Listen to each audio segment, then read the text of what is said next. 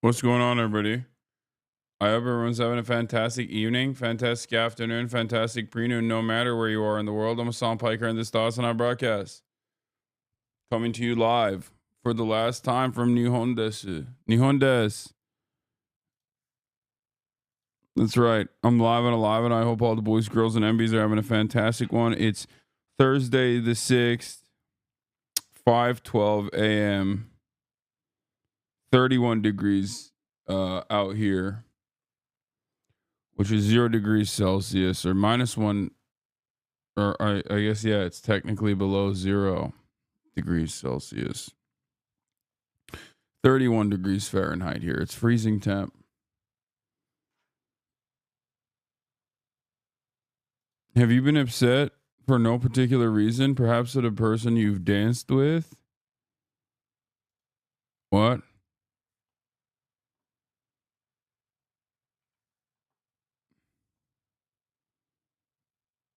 Thoughts on Kachi? What's happening? I don't know about any of these things.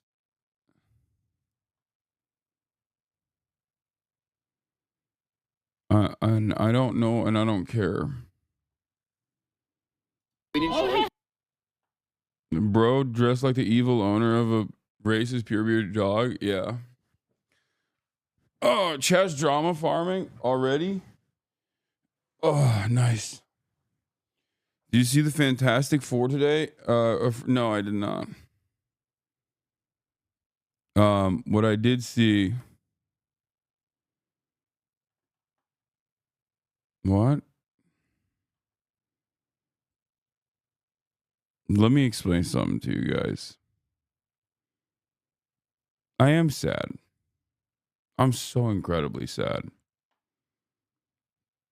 It's not because of, I don't know, drama or any number of different things. There's only one reason why I'm sad. It's because I'm about to fucking leave. I don't care about the Fantastic Four trailer, man. What the hell? What is going on right now? I just got started. And immediately there's like 11 different drama farms. Lock in, chat. Eyes on the prize, chat. I'm leaving Japan today.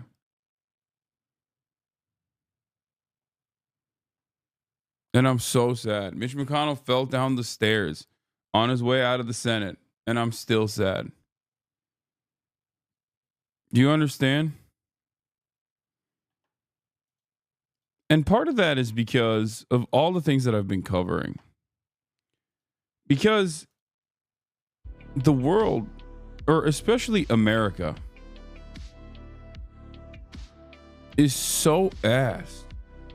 Like, things that are happening in the United States of A are so ass in general.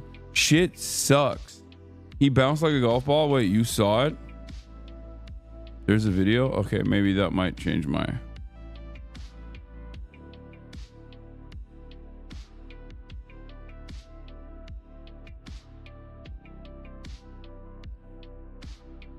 He fell because he saw you popping that thing?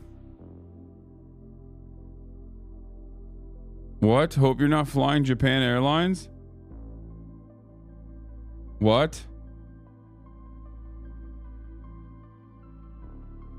Bro, shut the fuck up.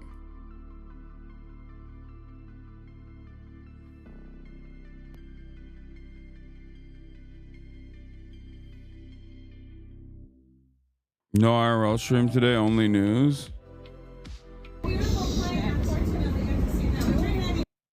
Japan airline plane collides with the Park Delta plane in Seattle, Tacoma.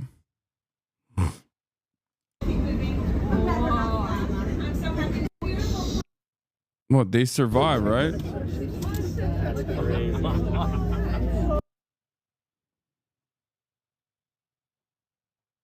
Did it actually F? What happened?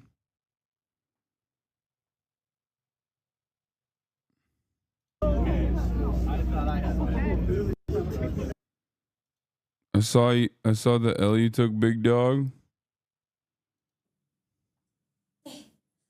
Okay, this Kirby has a really funny story.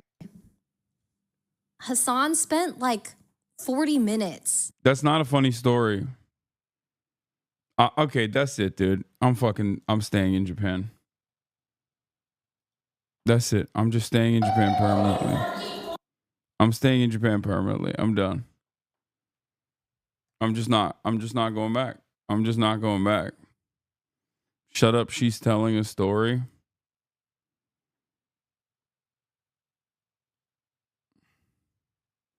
Dude, let me tell you something, okay? ICE raids. Elon Musk's completely illegal takeover over the federal government. Donald Trump literally gave Benjamin Netanyahu the sloppiest toppy of his goddamn life, came out in broad daylight in public and said, I want to suck it real good. I want to suck it real hard. Benjamin Netanyahu, please, sir, give me the whole thing, okay? Give me the whole penis. He also said he's going to own Gaza, right? The United States of America. Planes are falling out of the sky. So my method of travel back home might be compromised. Okay? There's so much awful nonsense happening. There's so much awful nonsense happening in the United States of America. Shit sucks. And let me tell you, maybe for a brief moment while I was in Japan, while I was watching this unfold in Japan, I kind of felt like those European pieces of shit that watch me. I was like, oh, very nice. Oh, look at the chaos in the America. Oh, it will never happen to us. Of course, yeah. And it's like the AFD is creeping. AFD is doing a power creep. Meanwhile, while you're just like watching and being like, oh, I love this social democracy. Oh, the Americanisch. You're so crazy. You're so crazy with your politics. That's how I felt. Mildly racist, but it's okay because they're Euros? Yes. Is that accent why you wore that shirt? Sure.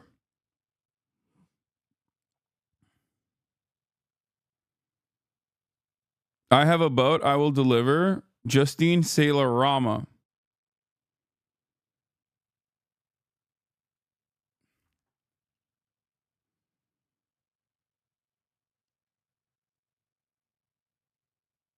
Anyway, meanwhile, SPD's banning Arabic protests. Exactly. There's a hog versus cop shootout in Maine if you haven't already heard. Story's right up your alley. Yeah, you know why I know this story already? Because MHUD literally covered it as soon as it was happening. Wasn't that 2 days ago? Am I crazy? My days and nights are kind of messed up. But isn't that what's going on here? I feel like MHUD sent that to me 2 days ago.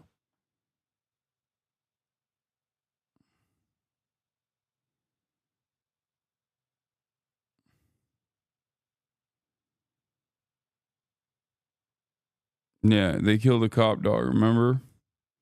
Is this your new place or is this a temporary setup? You ain't got no nights, you stream 16 hours a day? True.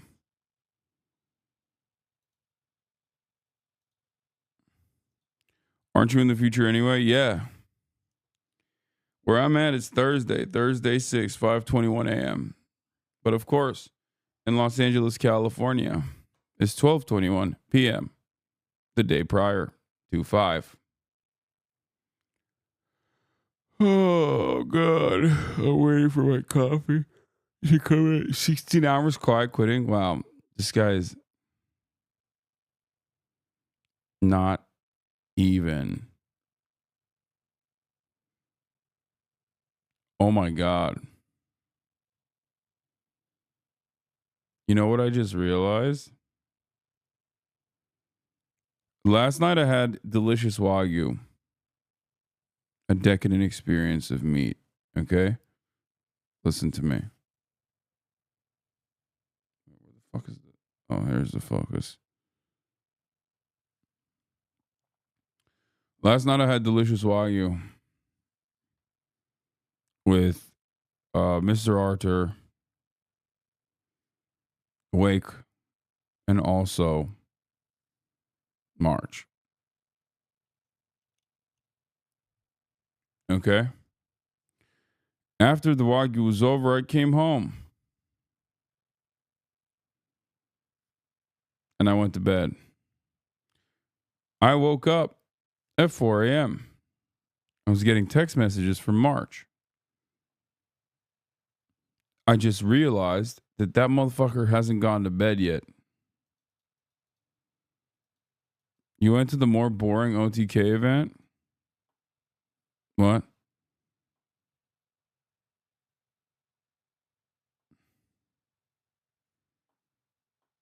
Cutie Cinderella, who asked? I will literally ban you. Dude, I'm so... Cutie Cinderella, are you alive? What's going on? Did you figure out how to travel without plane at a time when plane crashes are happening left and right? Meanwhile, you still managed to have a crash in your safe method of travel? I lived, I guess. Yeah, I would have been pissed if you died. Seriously. You still got a fucking podcast to shoot. Slacking. 2 episodes back to back, not on it. What is this nonsense, dude? The hell is going on? If my plane crashed in a ditch, I would have died. That's not true.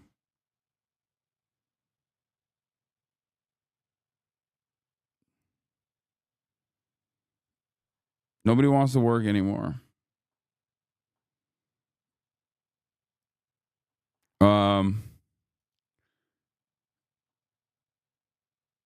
Sean O'Brien and Faiz Shakir Glazy on their podcast. My first guest in this podcast was Hasan Piker. Oh, yeah. Who everybody, knows, especially the demographics of 18 to 35-year-olds. Yes. My kids are like telling me, Dad, he's awesome. He's this, and, because they're on that Twitch or whatever it is. But what are the platforms like the Hasan Pikers of the world, and what influence are they going to have on elections moving forward? These voices, this debate over Joe Rogan of the left, Hasan, all you're seeing are people who want to engage honestly in a platform and have real conversation.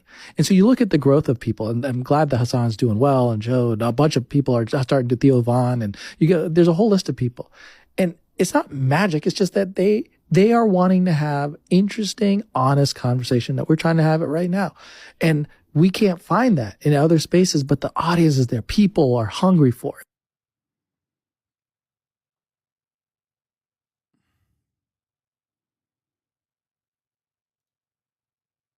My first guest. Hell yeah.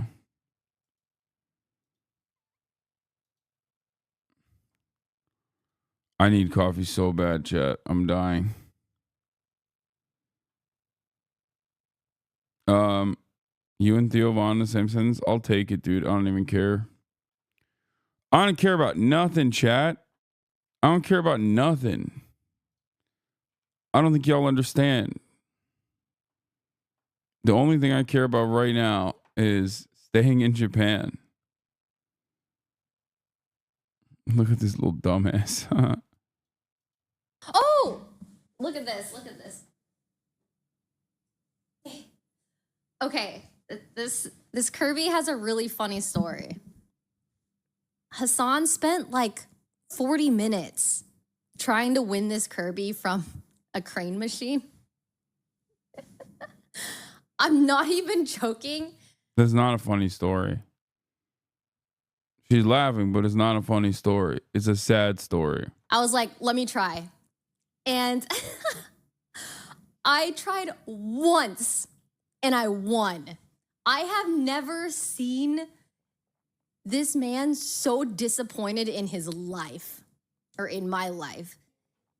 Isn't it cute?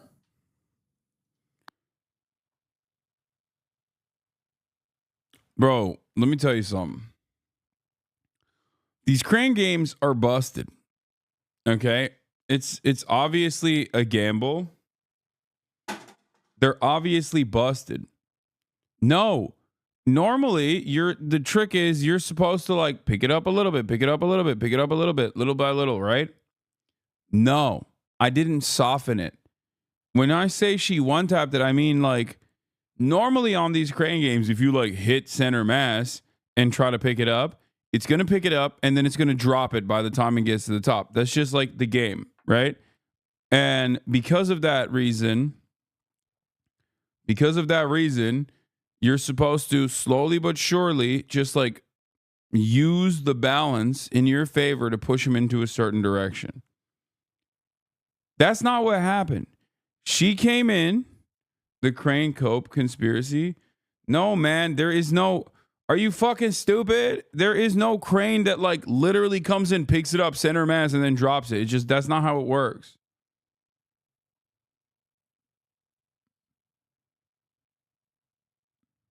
She came in, hit the crane, center mass, and it never dropped.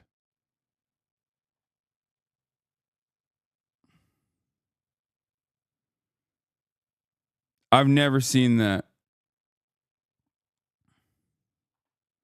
Crane games have a critical catch rate that determines their strength. You can get things on low tension grabs, but there's a critical rate. And she probably got a critical grab. This is quite literally how it works. Yeah, I mean, that's what makes it a gamba.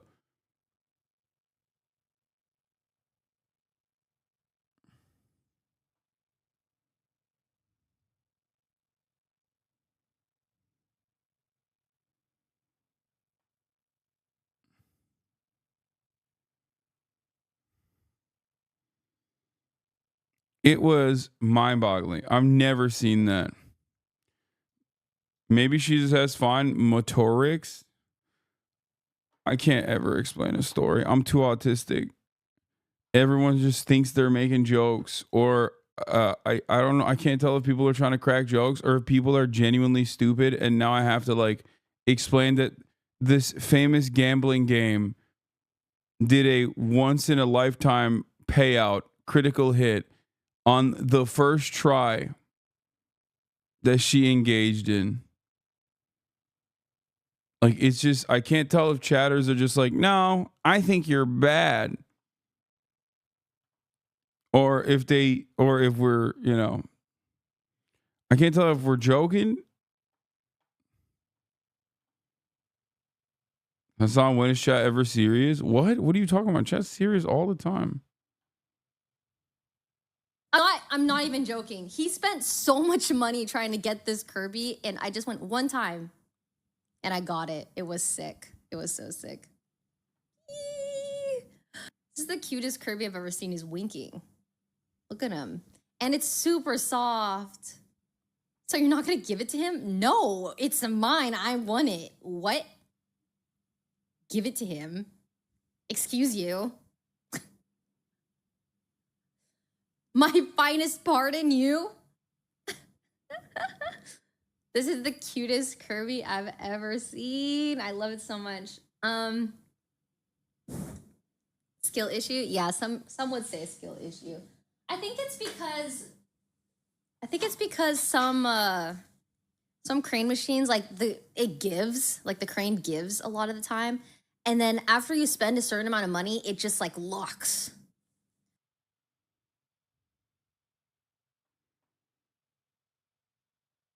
He looks so mad. I'm just sad. I'm staying in Japan. I'm becoming a crane god. You're dancing in the studio?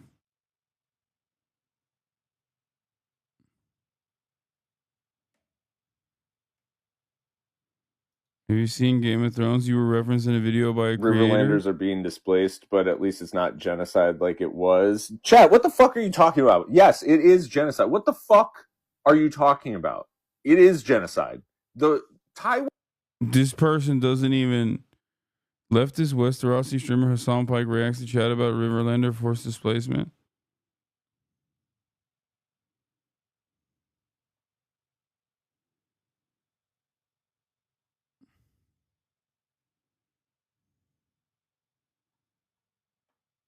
Dude, what is happening on your timelines, man? What's happening on your timelines? How about the United States or whatever? That's fucked up, global. I'm literally like at war with them.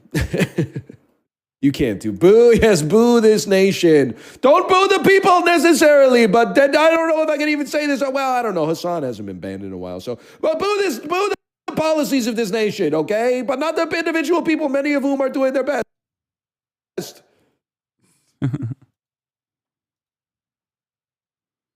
Yeah, I haven't been banned in a while, which means it's time for someone to get fucking banned. Okay?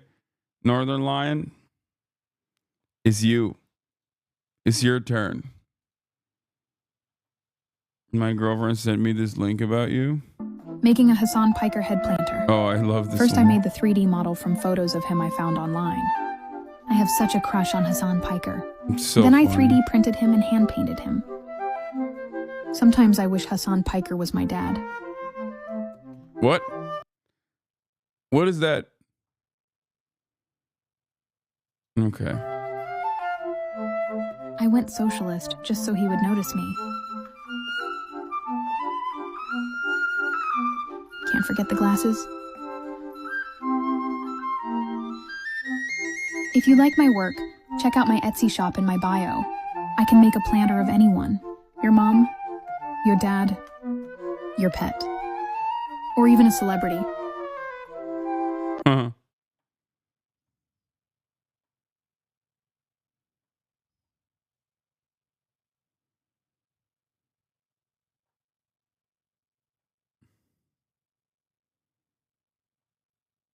Bro, why do we spend so much of the morning time rewatching yesterday's streamer videos? Just get some coffee and watch the news. All right, first ban of a 22-month subscriber. Haven't done that in a while, but there you go. Have your perma. Suck my cock. Okay? Get fucking smoked, bozo. L.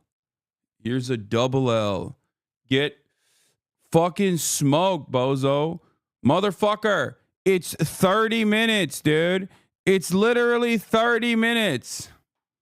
You can't sit through 30 minutes of normal shit. It's 5 a.m. right now. You're making me yell in the middle of the fucking hotel. I'm about to get evicted before I actually leave the goddamn place. God, I'm so annoyed. I fucking hate America so much. I hate coming back. Oh my God. Oh, I got so much hatred in my heart right now. Holy fuck. I'm on a hair trigger.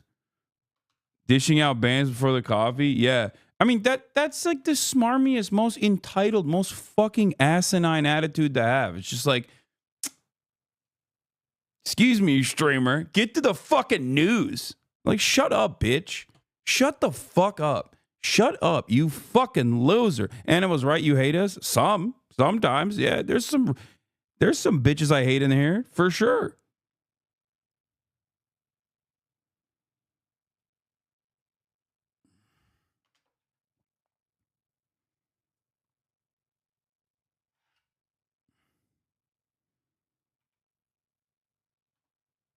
Like, Americans have this mentality where they literally think that they're servants over anyone that is serving them.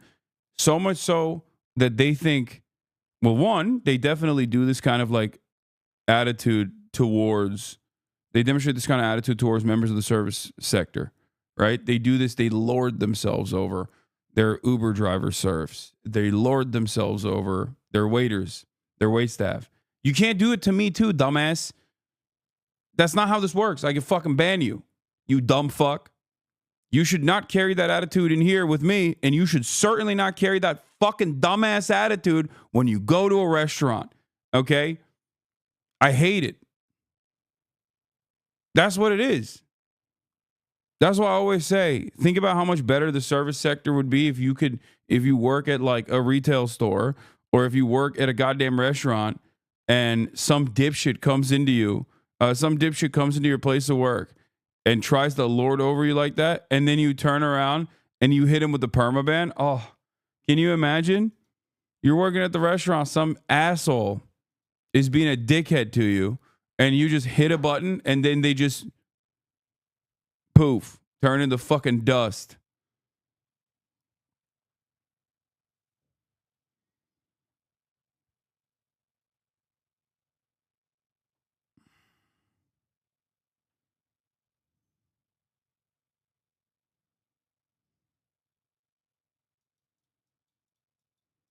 Please, are you going to touch on the sus ass 5501 protest going on right now? They were telling people to bring phones, live stream, and take pics. Wait, what? Bring phones, live stream, and take pics.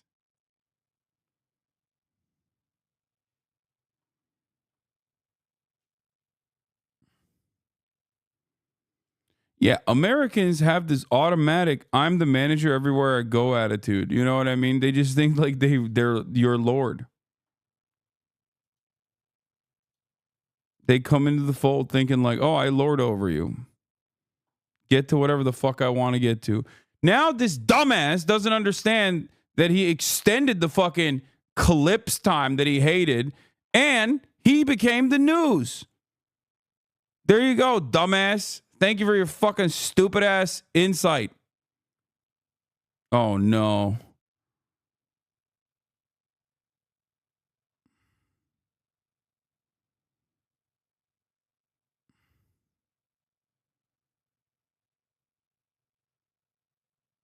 Stern Hasan automatically hotter. Oh, just the vibes are down, dude. I'll be honest. They're down. It's like when the waiter is reading the specials and you interrupt because you already know what you want. Just let the employee do their thing, law.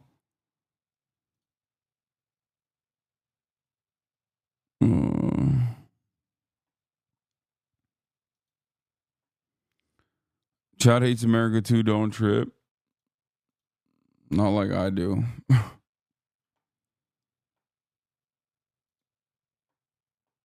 Dude, this is so insane.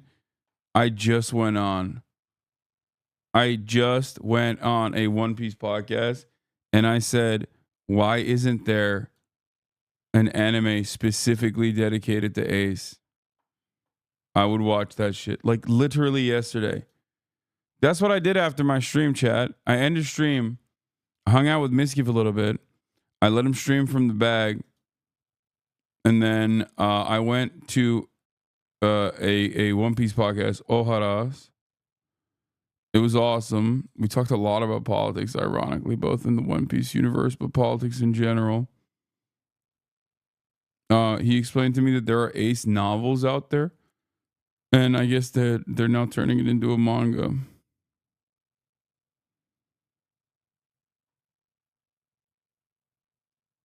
Anyway.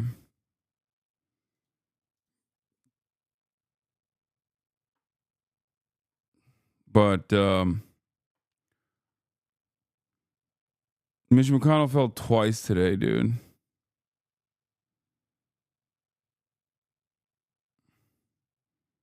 What is this? Propaganda?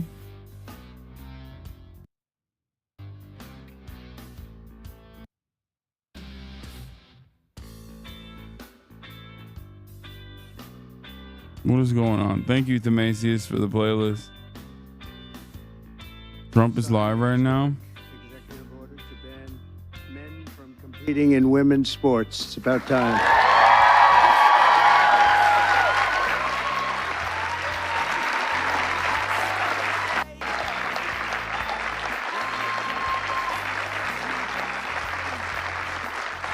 Under the Trump administration, we will defend the proud tradition of female athletes, and we will not allow men to beat up, injure, and cheat our women and our girls. From now on, women's sports will be only for women.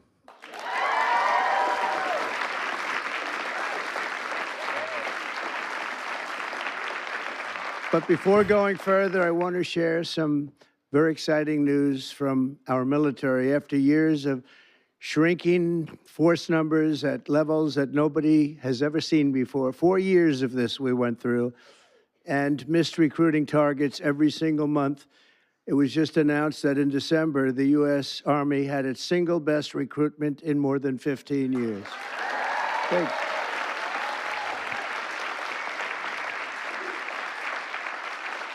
Every single day, nearly 350 new soldiers enlisted to defend our nation, and they're very, very happy to have done so. We've done lots of interviews, and we asked why this was taking place now, and they just said there's a spirit about our country that they haven't seen in many, many years, and I happen to agree with that.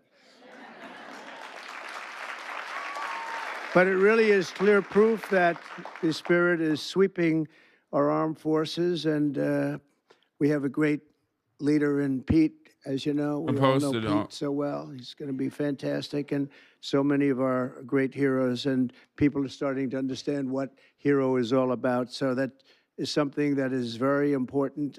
We've gotten the woke lunacy out of our military. And now we're very importantly getting it out of women's sports. That's taking place very strongly. So in recent years, the radical left has waged an all-out campaign to erase the very concept of biological sex and replace it with a militant transgender ideology.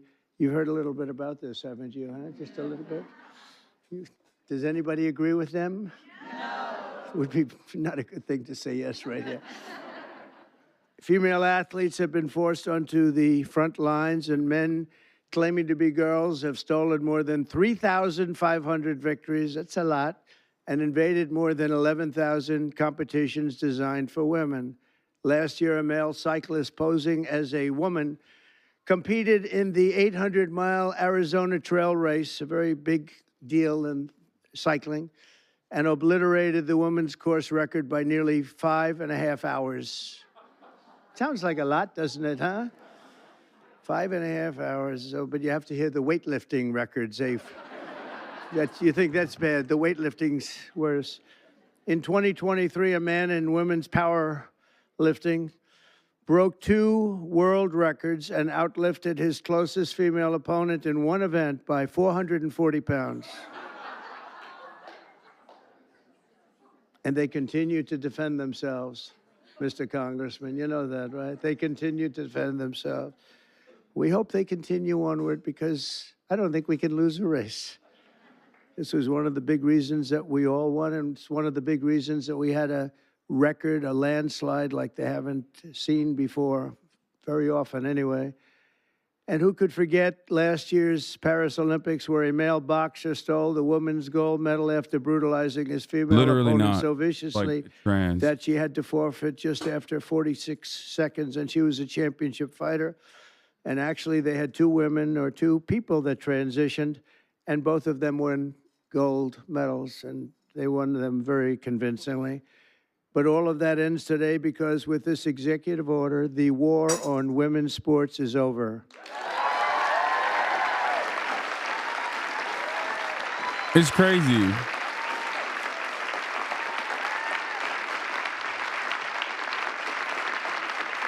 Also, I'm live.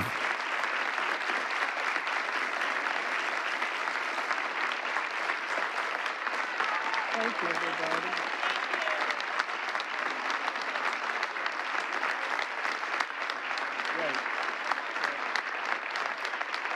Crash Out titled Dear Hasan Piker. What? I'm done, man. I'm done. I don't care about crash outs. I don't care about your favorite content creator saying I'm anti-Semitic and begging for people in positions of power to ban me. Okay, calling the fucking manager. I just want to live in Japan. I'm just going to quit my fucking job. I'm going to quit my job. Except I'm not going to quit my job because that would make some of the worst dumbasses so fucking happy. All right, let's get back to this awful reality of Donald Trump writing yet another executive order specifically designed to shit on 0.1% of the population, not even 0.1. It's just like the smallest subsect of the population, specifically being cruel for no reason other than the fact that, it's a great distraction for a bunch of dumbass Americans. So many people that have worked so hard in the political establishment, and they're before me largely, and I think I'm going to miss a few. It always happens when you do this, but it's just one of those things. But we have many senators here, many governors here, many state attorneys generals here. They're all over the place, actually. I see. Some of them went after me, but they failed.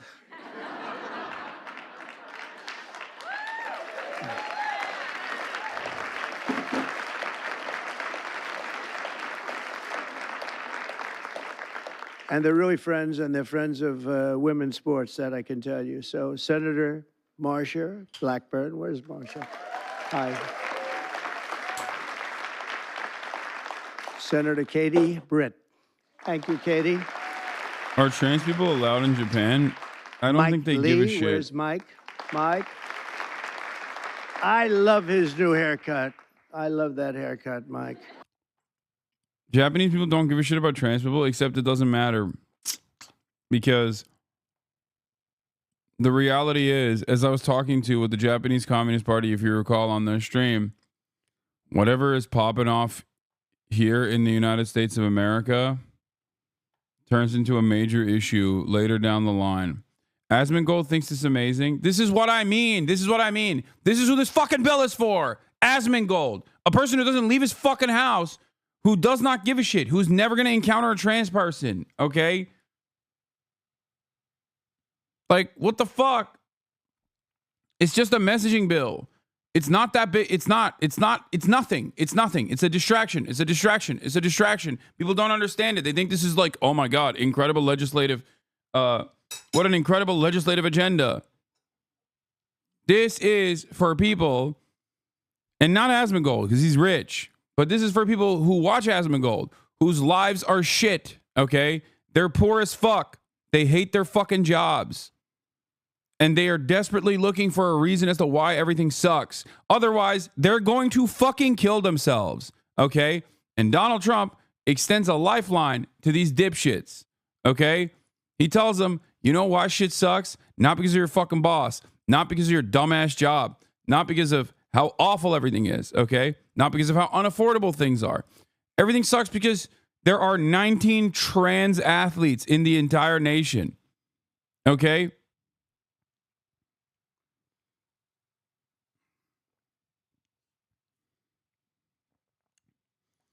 And this is all done to serve this distraction, to serve this purpose of distraction. But there are still thousands of people that will be harmed in this process. Not because they can't fucking enjoy high school athletics or whatever, okay? But because this agenda is straight up seeking out random people who are not harming anybody, okay? At the behest of making people like this happy. 19 mentally ill man pretending to be a woman. They're like, you don't understand it, and that's fine, okay? Here's where I draw the line, though. You don't understand it, but then you make it everybody else's problem.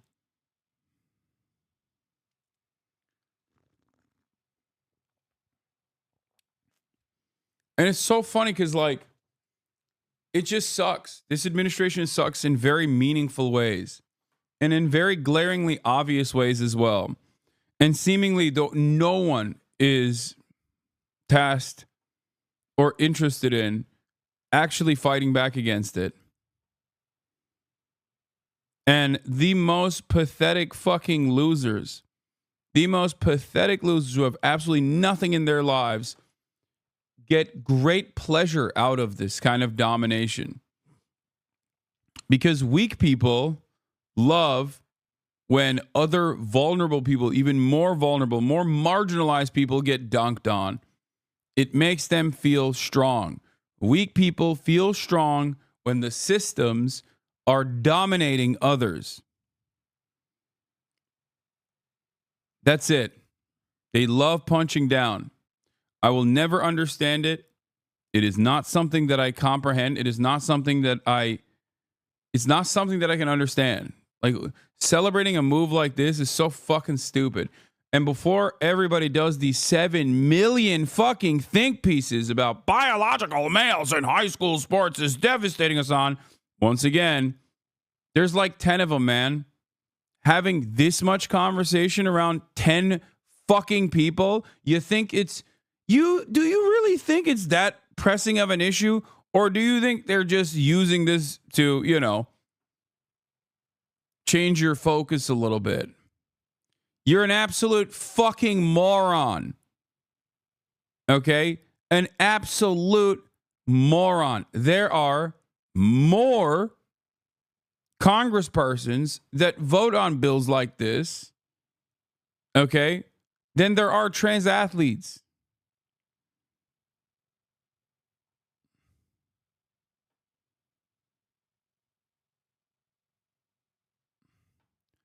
Like, they don't touch your shit at all. They're not a part of your life. They're not ruining your life. They're not doing anything. You know? They're not doing anything. And because we are a bunch of weak-willed men, because we're a bunch of fucking weak men, we love the prospect of dominating those who are less fortunate than we are. Okay? That's all we got. That's all we got in our hearts is hatred. Okay? Hatred born out of our own vulnerabilities, our own weaknesses. We're so fucking sad and pathetic. We recognize this shit sucks and we don't have any solutions for it. So we just sit around and cross our fingers and hope that the God King Donald Trump dominates our enemies. You know? Enemies that we've imagined. So fucking stupid.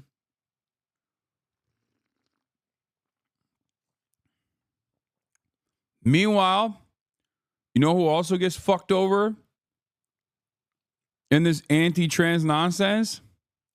All these ugly bitches sitting behind Donald Trump. Who the fuck do you think is gonna get fucking clocked, quote unquote, when everyone is suspected of being fucking trans?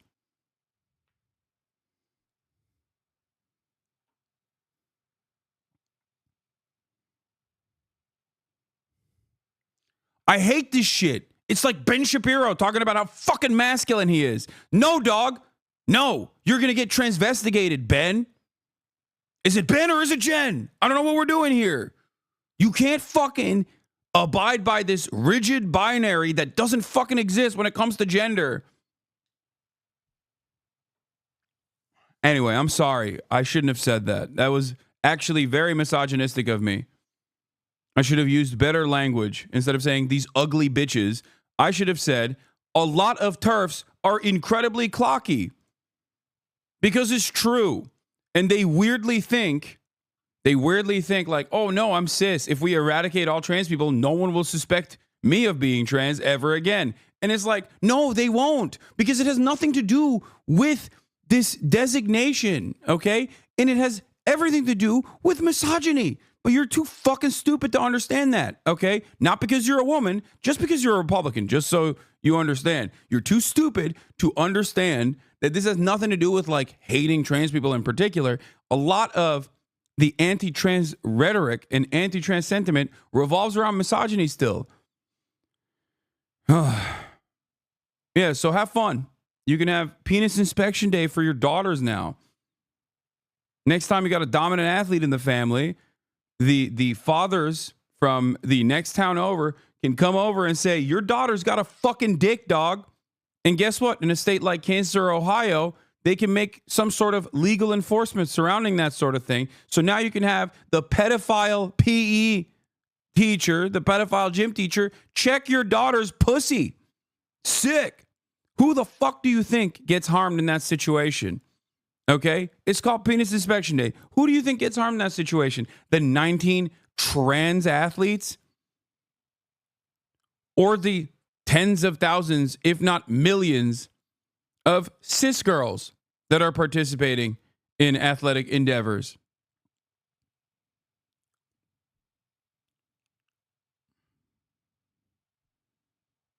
My point is, anti-trans shit is completely unnecessary, greatly overemphasized. People make it seem as though it's the most pressing issue on the fucking planet when it's not. And then they don't realize that like the mechanisms of enforcement are unnecessarily restrictive for all people. And considering that there are statistically less trans people, then yeah, you're most likely going to end up harming a bunch of cis women in the process of enforcement.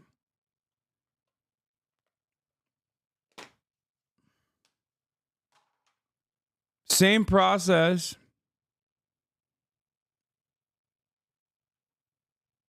What?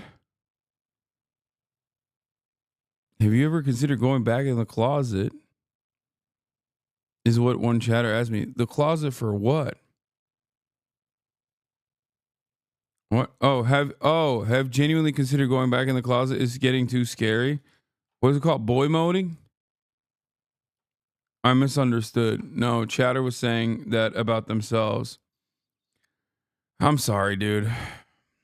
Or lady. Or the emperor. Listen. I don't know.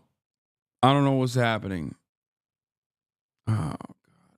I don't know what's going to happen. I don't know how to fix it. I don't know. We just got to take care of each other. But anyway.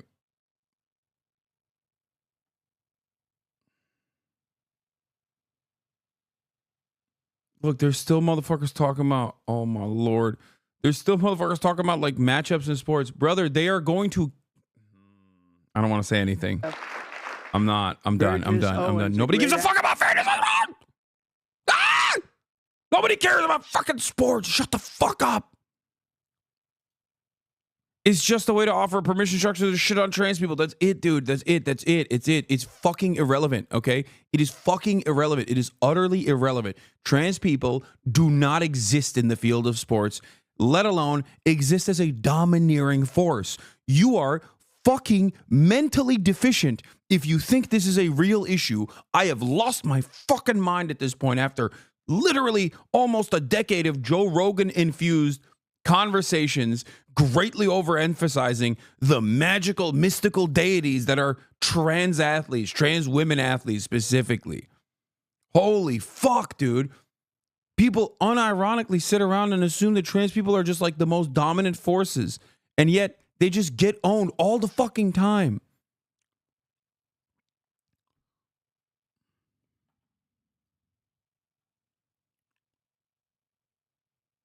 It's just ridiculous. And I've been fucking pushing this. It's ridiculous nonsense for the longest time. It don't matter.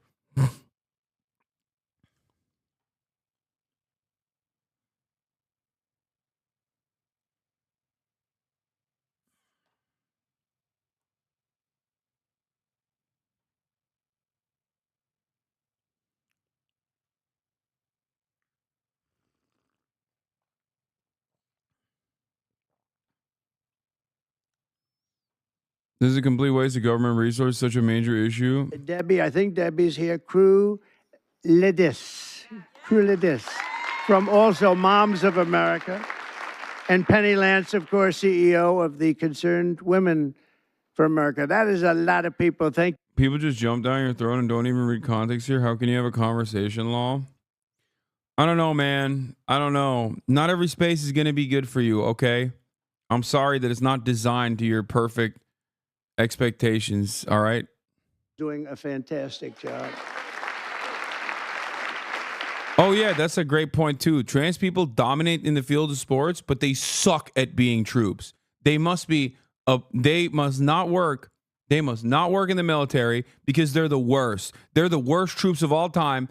And at a certain point, you have to realize they're just saying they want to fucking kill trans people, okay? They want to forcibly detransition trans people and maybe perhaps kill them, okay?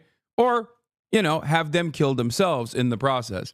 That's it. That's the fucking goal. The goal is to stop trans people from existing. Now, it doesn't matter if you don't understand it, okay? It doesn't matter if you don't know a single trans person that you care about.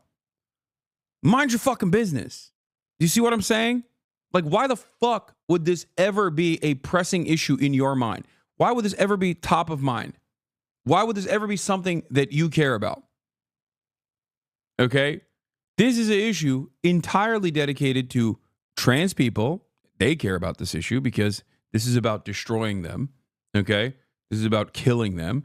And also, this is an issue dedicated entirely to the likes of the hyper-fixated transphobic weirdos.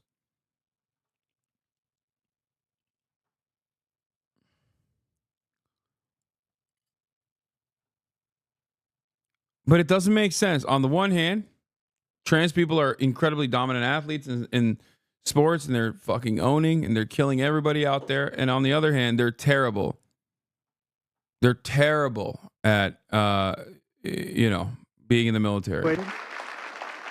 And we also have the World Cup coming, which is going to be fantastic. And we have, as you know, very importantly, 250 years coming. That's a big one next year. So that's a very big one. But in Los Angeles in 2028, my administration will not stand by and watch men beat and batter female athletes. And we're just not going to let it happen. And it's going to end, and it's ending right now. And nobody's going to be able to do a damn thing about it, because when I speak, we speak with authority. And for the same reason, just to make sure. The point always is, what does this got to do with the price of eggs? Okay?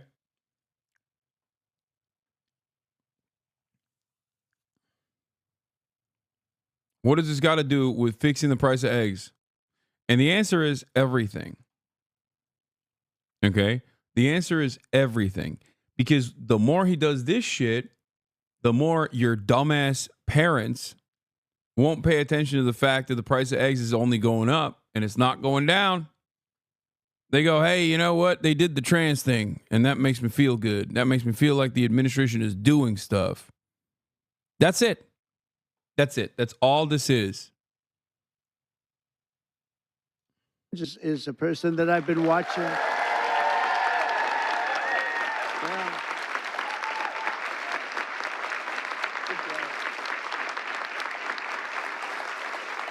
Fought hard.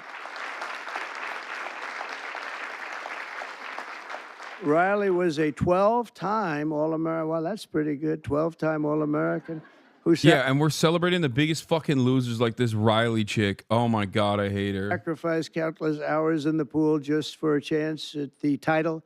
It's so important to her. She gave up everything and just gave everything she had. But then this fucking loser, this dumbass loser got she tied for 5th place 7 fucking years ago. Give it up. I swear to God. She would have literally killed herself if it wasn't for the goddamn Republican grift that is oh so sweet. Okay? Oh my God. Being a Republican is the most annoying thing you can be. I swear to God. You know why it's one of the most annoying things? This is exactly what liberals do that I fucking hate. Okay? Constantly cry in the smarmiest, most moralistic ways you can fucking imagine. Just constantly being like, I am so passionate about this issue because I'm a fucking loser. That's all this is. Bitch, you lost to 4 fucking cis women. What are you talking about? God damn. What a dickhead. I gotta stop using the word bitch in general. I hate this. I'm sorry. Once again. The fucking TERFs and the swerves are gonna come after my asshole. They're gonna literally dissect my asshole. It's normal to say the B word. I know, but I even though it is a gender non-specific term, using it towards women, especially when criticizing a bunch of fucking rabid TERFs, is not appropriate, because all those TERFs are going to turn around and be like, look at this fucking sexist pig man who needs to be killed. He just likes men so much. That's why he likes trans women too. Blah, blah, blah, blah, blah. It's just at worst, aside from aside from giving a pass to misogyny, which is not appropriate, and I shouldn't be doing that, it also literally allows my fucking dumbest enemies of all time an opportunity to act like they're actually on the progressive side of history for wanting to kill trans people.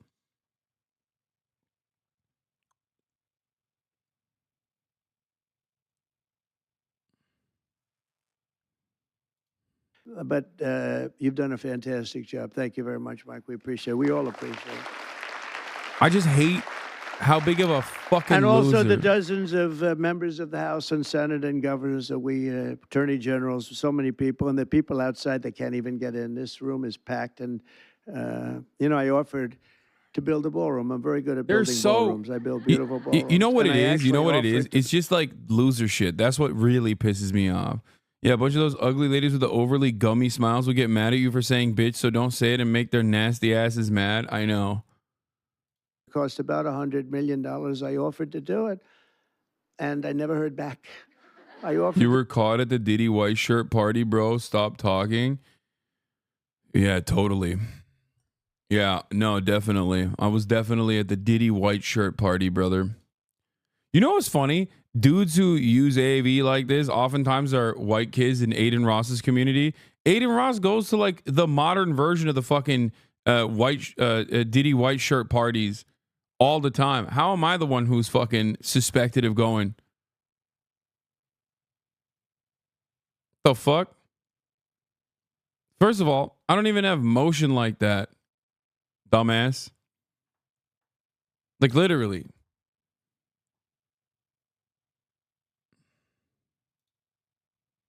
I have pics. Post the pics, bitch.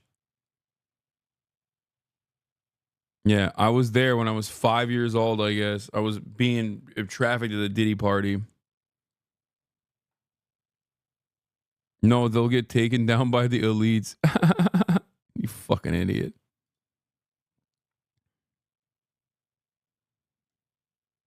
That there is, two genders. We have two genders. What might they be? He has the Man proof. He can't and post woman, it though. right? Male and female. Male and female. Can't think of too many others, but it's pretty amazing. I rescinded federal funds to, and this is so important, to any program that promotes transgender ideology using taxpayer dollars. We're not going to do it. We're not going to do it. And last week, I effectively banned the chemical castration and surgical mutilation of minor children.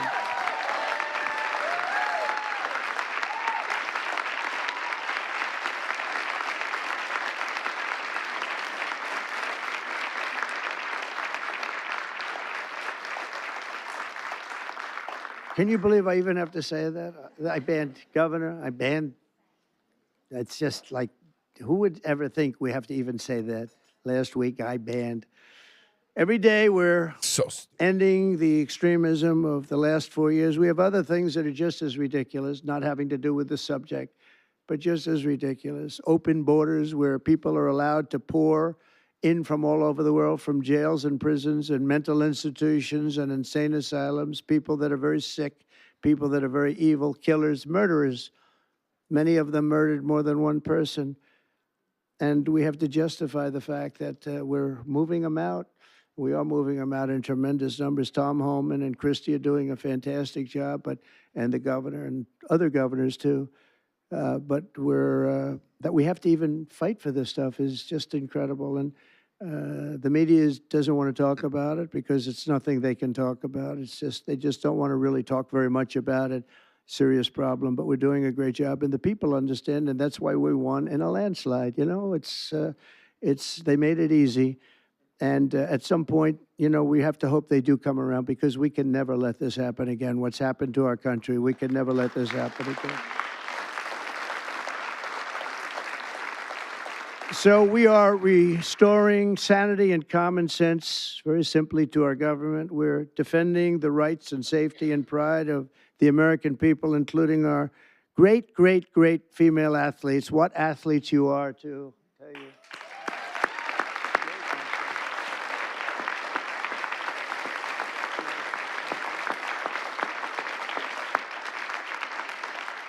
And, I'm not allowed to say this politically. It could end my career. They're really beautiful people. These are beautiful people. But like everything else, it's a little bit different today. You're not allowed to say that because if you call a woman or a girl beautiful, that's the end of your career. But let's take a chance on it, Mike. Let's take a chance. So I want to thank everybody for being here. It's fantastic. And this is sort of a big, big day. It shouldn't have even been necessary to take place. This started a long time ago, and we ended it today. And I'm going to sign the executive order right now, and everything I said will go into effect immediately, okay? Thank you.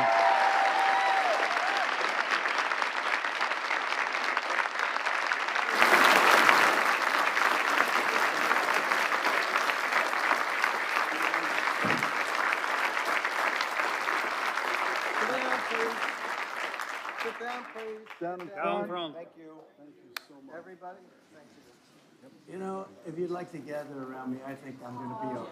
Come on. Come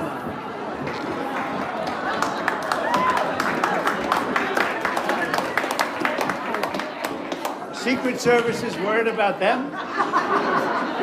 If we have to worry about them, we have big problems. Okay, do you want to do this? Watch what I do, and then I'm going to give you some pens, okay? You ready? What a nice picture this is, huh, Governor? You ready? We'll do a good job. Wait, let me press that. I want to make this a really good signature because this is a big one, right?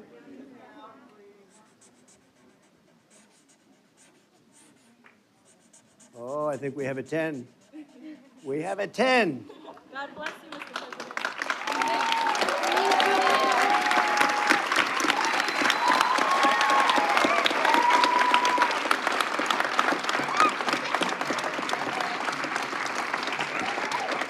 Pretty good, huh? I see that. Okay? Good. Now you're going to go out and win those events, right? Nice to see you all.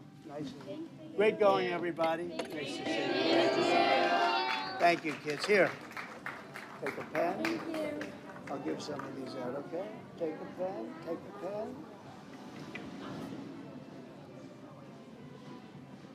Thank you so much. Where's Riley?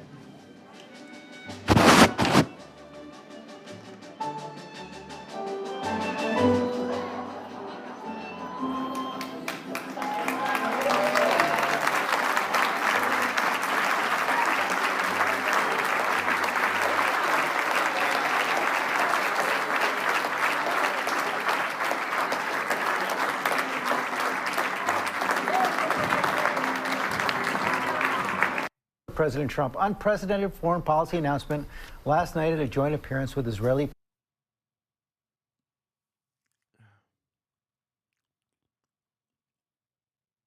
You just get a bunch of children Sharpies. Great.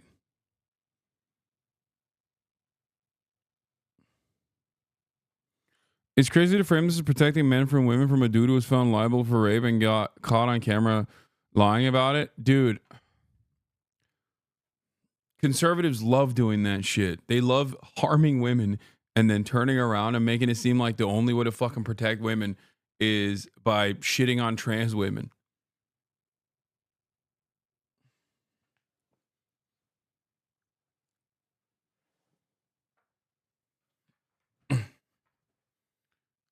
Anyway, let's get to the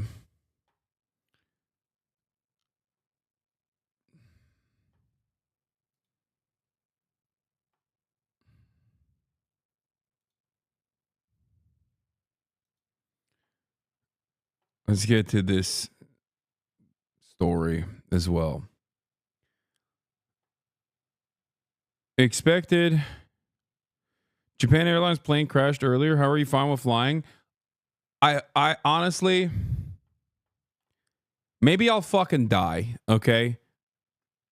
As I enter the United States of America's airspace. The only thing that'll piss me off in that process is how many of the fucking dumbest losers will be excited at the prospect. I'm in a shit ass mood because I'm leaving Japan and having to face the awful I fantasize about it, not gonna lie. Yeah, see? 6 foot, 190 pounds. Ay, ay, ay. Yeah, that's what keeps me alive is the spite.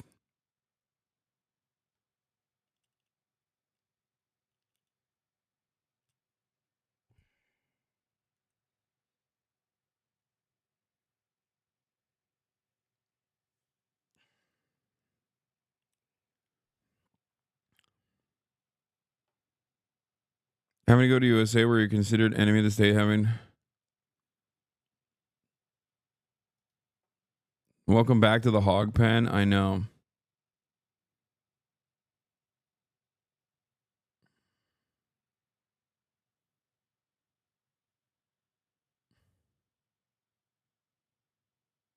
Robin Banks, thank you for the 10 gifted subs. Prime Minister Benjamin Netanyahu, he proposed that the U.S. actually take over the Gaza Strip, to even open up the possibility of sending troops. The Gaza's entire population of roughly 2 million people should move elsewhere, is what he said. Chief White House correspondent Mary Bruce has more on the president's comments and all of the fallout. Good morning, Mary. Good morning, George. This is a brazen proposal. President Trump claiming without authority rights to one of the most contested strips of land in the world, announcing plans to displace... I'm going to keep it $1.50. This is the first and last thing I'm going to say. While this is happening, if your number one goal here is to get a fucking dunk on what you have perceived as your true enemies, you are revealing that you do not care about the fucking awfulness that Palestinians are subjected to. We already knew that. If you were actively telling people to shut the fuck up about a genocide, okay? But if your goal here is to be like, see, I told you Trump would be worse. Yeah, I said that shit too, okay? Many fucking times over, 1,000,000 times over. That doesn't change the reality that Joe Biden still did this genocide, had all the power to end it, and refused to, okay? All you have done in this process is basically demonstrate that you didn't give a shit when Biden was doing it, and you certainly don't give a shit when Trump is doing it either. Okay? So you've already lost the opportunity to even, quote unquote, resist Trump from a hashtag liberal perspective. Okay? You mean how they're subjected to Hamas? What? Lightweight baby safe travels?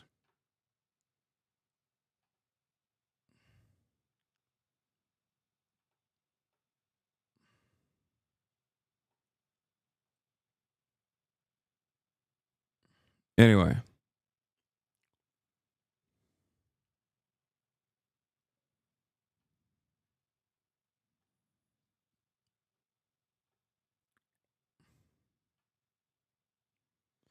He's also just being open about doing the same things Biden was doing quietly, except there's a lot less death actively happening. Yes, we went from Genocide Joe to Genocide Don. Okay? That's it. But for people that immediately run to, make it seem like they give a shit, they don't. Yeah, hope everyone's happy now that they got Genocide Joe out of the office. It's like, the fuck do you mean? Yeah, he was. What are we? Are we joking? Was he not doing it? Like all of a sudden? That's how you can tell who has a heart or not. I told you so is not fun to do when there's someone suffering and you were just right about it happening one way or another. Yeah. You're not going to hear me say, I told you so, even though I did say this, because I'm not a fucking piece of shit. Okay? Same goes for my former podcast co-host. I think it was Shonda Black who said, if you got a longer compilation of you saying the N-word with a hard R than the amount of times that you've spent on defending Palestinians, then we got a problem. Maybe you don't give a fuck about them. You know what I mean? Maybe you didn't care under any leadership. You can try to present yourself as caring, but if your ambitions and your motivation simply revolves around calling your former podcast co-host an anti-Semite and a radical terrorist over and over again, perhaps most people who do care about the issue understand that you don't.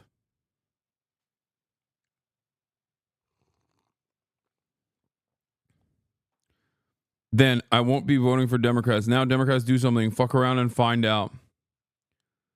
Like, what is this, man? The fuck is this?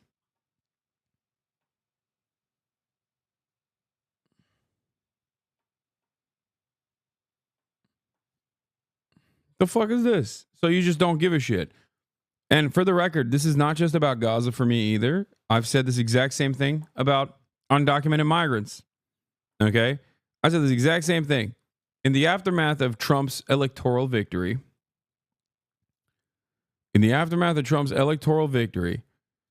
Democrats were talking about how they're going to call ICE on their neighbors. That if they have any immediate family members of undocumented neighbors that they have that have voted for Trump, they're going to call ICE on their neighbors. I was like, what the fuck are you doing? Then just, you are a piece of shit. You're not an ally. You're not a friend. Okay? Like, you're a ginormous piece of shit. You're a bad person. You are no different than the Republicans that I hate. And the same goes for this as well. Sean's other banger. Any creator for Kamala that refused the DNC access to speak up for Palestinian liberation can fuck right off. Okay. Biden absolutely paved the way for Trump to continue the genocide. Yeah. And ironically enough, Trump paved the way for October 7 to happen because American foreign policy is uniparty and they only go in one direction. Okay? That's it.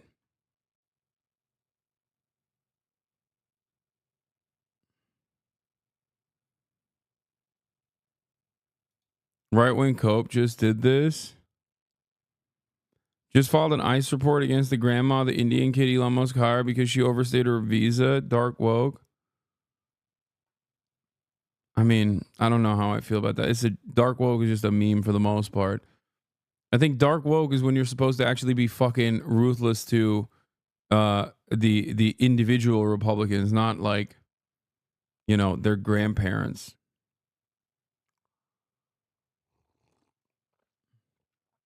But dark woke is a joke anyway. That person is joking. It's still a gross joke, but whatever.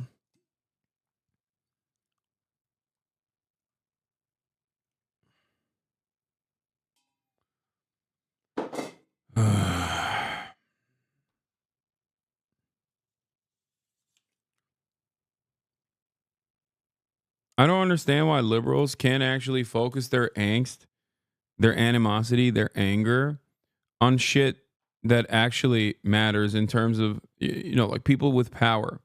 Why don't they do that? Why don't they fucking do that? Why do they focus on weak people? Why do they dunk on the people that are going to get fucked over under the Biden administration or under the Trump administration? Okay, sure. They're going to get fucked over worse under the Trump administration. Good. I knew that as well. I said it as well. What do you want? A cookie? You want a medal? You want a ribbon? Lock in.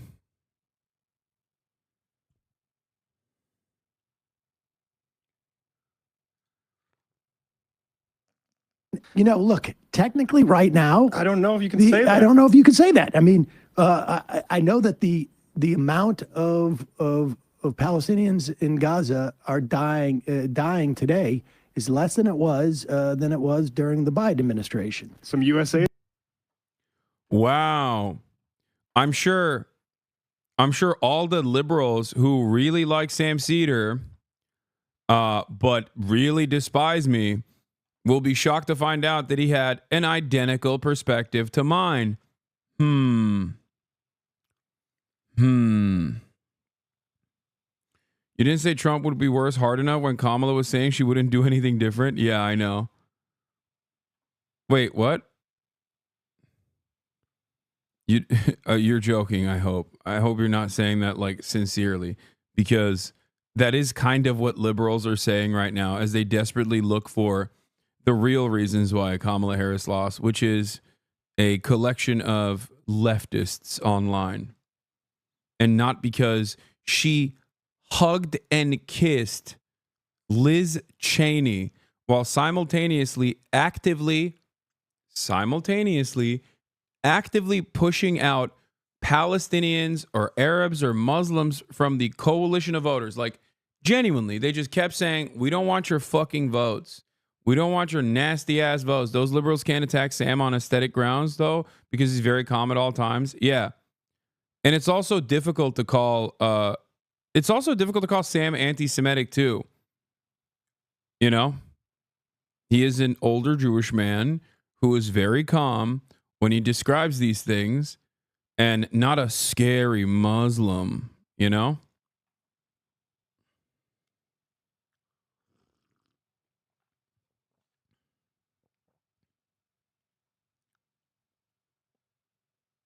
If only there were people who were yelling from the rooftops over and over again about how unimaginably dangerous the Trump administration would be for a multitude of different reasons, including but not limited to Gaza, and that the Democratic Party should launch the best possible defense against that, and that they were being pathetic and weak, not meeting the needs or the demands of the American population.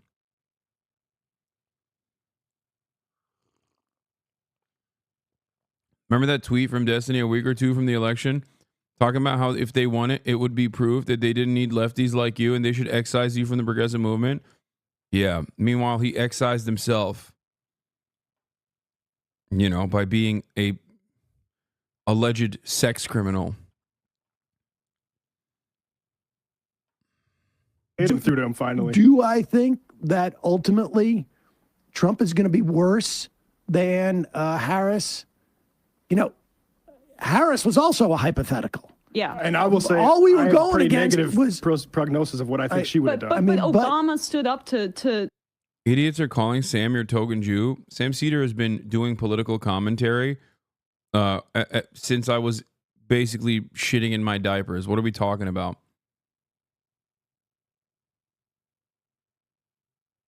What? I think you're mistaken it. Yeah, it's so weird. I guess Bernie Sanders, Felix Biederman, Alex, Gabor Mate, Noam Chomsky, Norm Finkelstein, like a million different Jewish Holocaust scholars that are anti-Israel, Noah Colwyn, every single person that I just mentioned here, Elon Pape, all Jewish, all anti-Zionist, okay? They just, you know, they're all my tokens, I guess.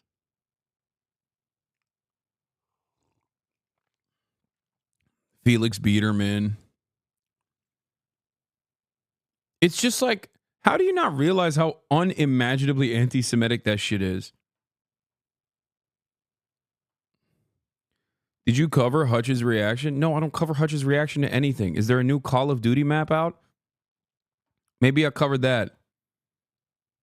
Considering how fucking consistently wrong he is, why in the ever-loving fuck would I ever cover Hutch's takes on anything political related? I already listen to enough morons be professionally wrong all the time on the Republican side. What do you want me to do? You want me to also listen to professionally wrong morons on the liberal side? I'm sorry. Has that man ever had a correct take? Maybe he should pay Michael from Pennsylvania the $500 or $1,000 that he had.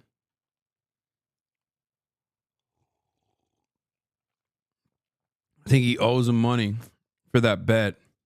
The Netanyahu with the Iran deal, like it's possible that Democrats would do it. It's not possible. But the circumstances have to align again. Like I agree, but I just want to say, like I think even I was saying it was worth voting for Harris over Trump, even if you said a null difference, because I think that's frankly the safest thing to credibly promise. Because I wouldn't predict any backbone from Harris on this. I don't even know if she would have secured the ceasefire, but who knows? But Scott from Detroit, it shouldn't be Sam's job to make the argument that Harris would be 1% better on Gaza. The Harris campaign was unwilling to directly say, we'll be 1% better on Gaza. Yes. Well, that's what I'm saying. It falls on them. The people that are blaming the voters on this, I mean, come on. Like, it's the same people right now, and I don't want to be too online about it, so it's a throwaway comment, but the same people that are saying, like, dunking. Yeah, I can't believe it. I can't believe the people did not respond to harm reduction arguments. Unironically, when on this issue at least, the Democrats didn't even do harm reduction arguments. It was actually Democratic Party boosters that were fantasizing about harm reduction arguments that the Democrats weren't even making themselves. The Democrats broadly communicated that they wanted to excise Muslims, Palestinians, anyone who's anti-war from their coalition. They openly did that, okay?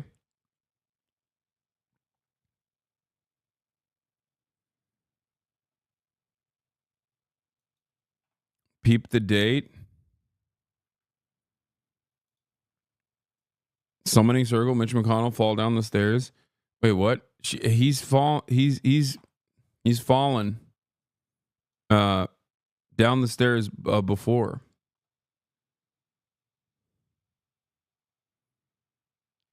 That's the craziest part. If Israel detested Biden slightly less and Blinken hadn't left work early every day to slather his face in shoe polish and commit musical crimes in his garage, you'd be defending the failed implementation of Bluesman's identical plan rather than pretending it didn't exist.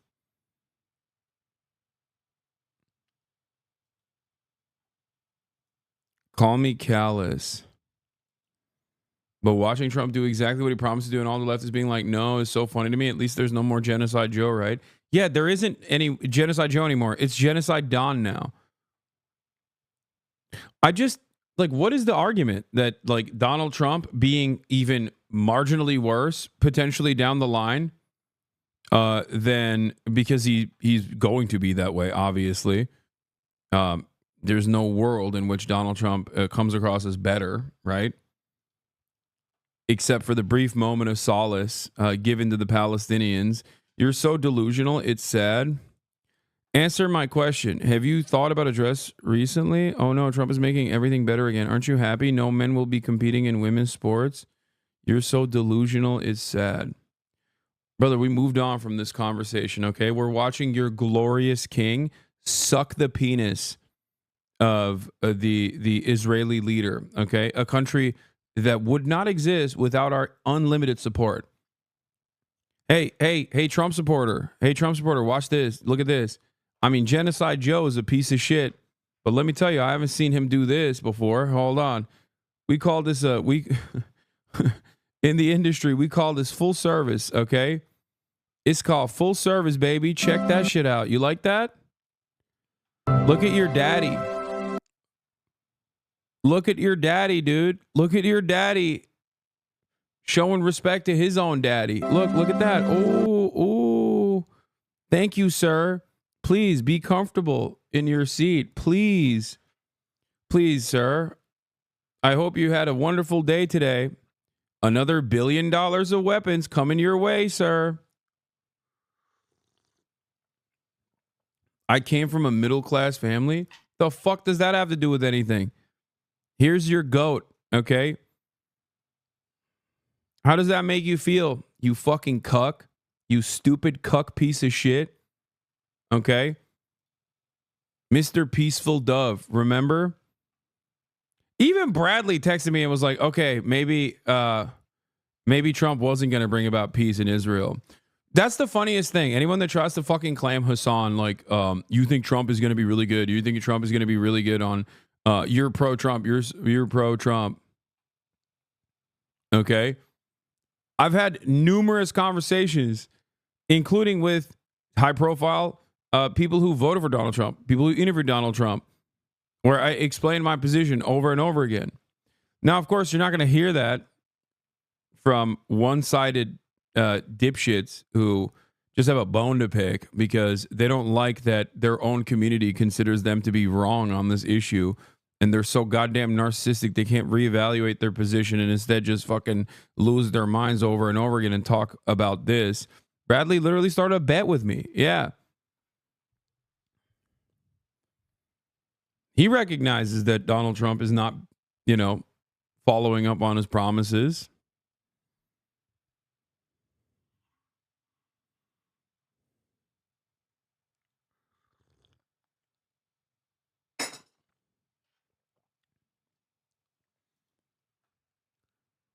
The American Communist Party is turning on Trump. Oh, wow. Real motion here.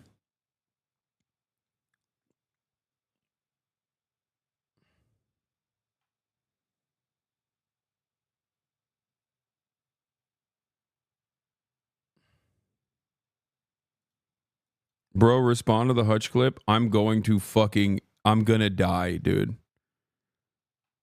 I'm actually gonna die. There is no way that, no. You can't be serious, right? There's no way.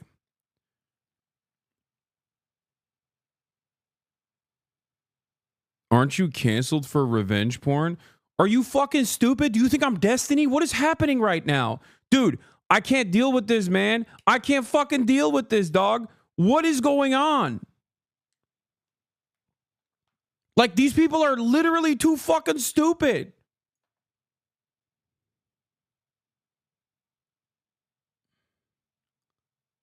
Do you know how many times I've seen motherfuckers be like, Hasan was on an anti-Semitic panel talking about how Sabra hummus is mid. Do you know how many times I have seen that online?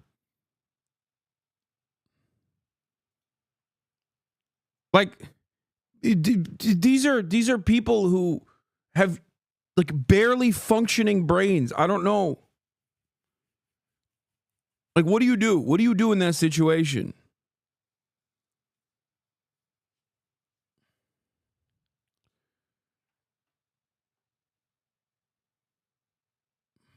I'm not going to lie, dude. It's weird how it chilled out in chat for so long.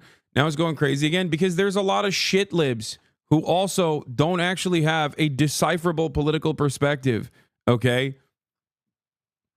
And they're just reacting to the whims. The clip is literally nothing. He reacts to you saying there's no evidence suggesting Kamala would be better on Palestine than Trump. That's it. And he stays quiet.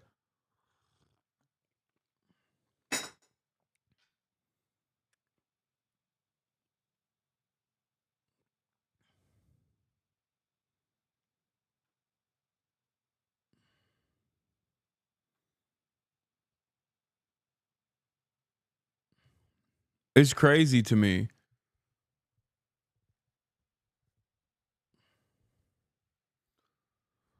At a time, it's another clip chimp version where you just finish saying Trump is unquestionably worse. Yeah, it's always the same shit, dude. Clip something in a 17-second increment, okay? And then act like you're fake mad about the clip that you clipped personally. I'm sure there was more to it. Nah, this is the end of it. This is the entirety of the argument here. The craziest part is there will be people that have been in here. There will be people that have been in here that have heard me unironically argue for months that Donald Trump is going to be awful. Okay? That Donald Trump is going to be awful on Gaza. I've debated people who have thought that Donald Trump is not going to be awful on Gaza. Okay? And people still go, oh, wow, Hasan surely thinks. Like, it just doesn't matter what my perspective is. You can just make it up.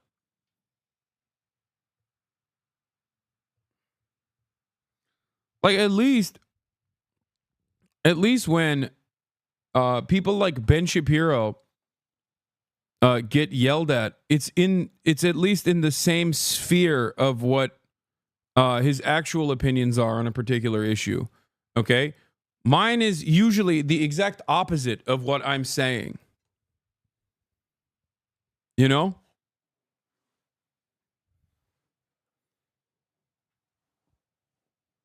I can't deal with this. I hate it.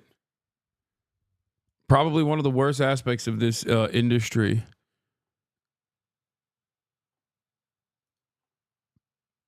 And then people go, Hasan is too afraid. The very same people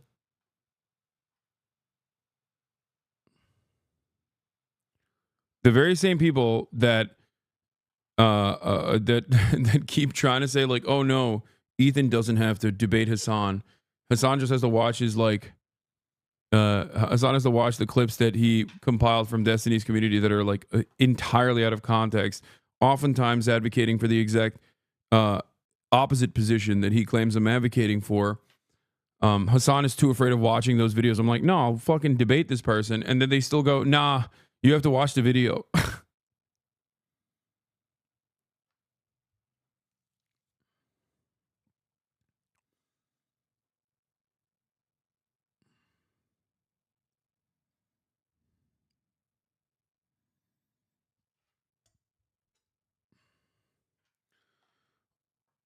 How are we debating whether Trump is bad on Gaza? Obviously, American politics is even way dumber than European. What a zero brain show this is.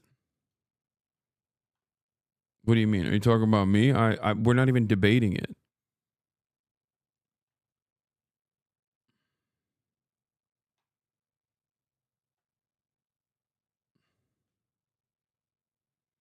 I tried to watch it by watching the pop up reaction, but it was too painful and could not believe how many people are saying you brainwashed them.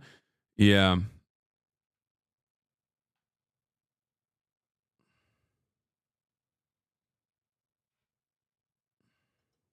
A TikToker who defended you rejected his invite to debate on a show recently. He's so scared of someone with a comparable size of audience. Oh, he wants to debate other people. He doesn't want to debate me. He wants to debate other people about me. That's weird. I'm the fucking subject matter. Just talk to me. Why are you so afraid? Why are you so afraid of having a conversation? Like, the number one reason why this is a idiotic point of contention is because I have already addressed all the fucking talking points and people still go, oh, can you address them? Can you watch the video? Can you address the video? It's like, I have. I addressed it 3 months before the video ever came out, dumb fuck. Because you won't watch the vid? No, that's an idiotic reason, dude. Then it should be that you should be able to destroy me now. Okay? You should be able to destroy me even easier if I don't watch the subject matter. You could just like sit there and show all of the clips out of context directly to my face. And if you want me to explain the context of the clips, we can do that. And perhaps that might be a little too scary for you. You know? That's the funniest part about this is that like me watching the video would be worse for you overall.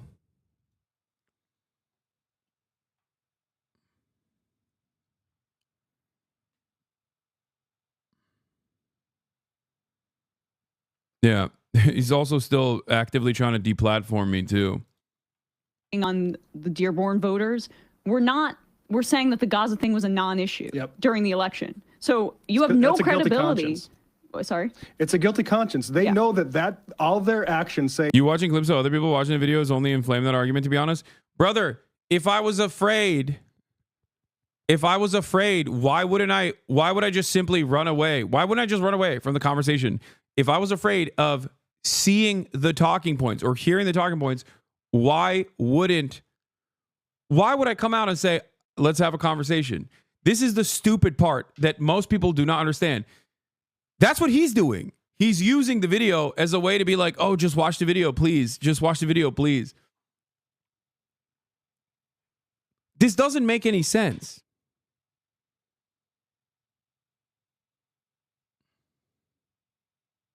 Just say you watched it and then leave it at that. No, I'm not going to fucking lie.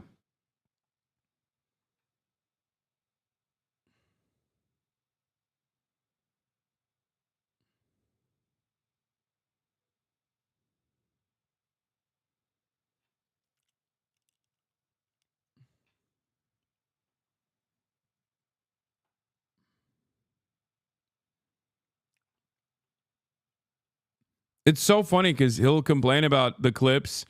He'll complain about me watching his clips out of context. Ironically enough, his entire video is out of context.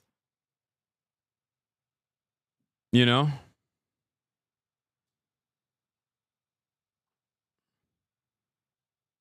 I'm in the video. What do you mean? Watch the video. I am the video. It's real. They're DMing smaller creators to debate. I just turned down an opportunity to go onto H3. They reached out to me because of my ELon video and they asked if I wanted to come onto the show. I said no because I have been watching recently and I can tell that Ethan is operating purely out of bad faith. It would just... Wait, this fucking coward is demanding that random TikTokers go and debate him on the video? I'm the subject matter. That's crazy, dude. That's crazy. We had a podcast. We had a podcast together. How fucking unimaginably bad faith is that? Dude, I'm sorry. This is Steven Crowder shit. How far the mighty have fallen. He is literally doing Steven Crowder. Oh my God. No, this is about the salute. Oh, it's not about the video? Just not be a discussion. It would just be him trying to like railroad me for the video. He can just freely talk about me as he wish. I don't really care. This is going to be the last thing I say about it. I just want to move on. And isn't the entire point of the video that you still hold these supposed opinions? So why would referencing the video even matter? Shouldn't Ethan want to expose your actual opinions on this? No, obviously the entire point is that it's fucking bad faith.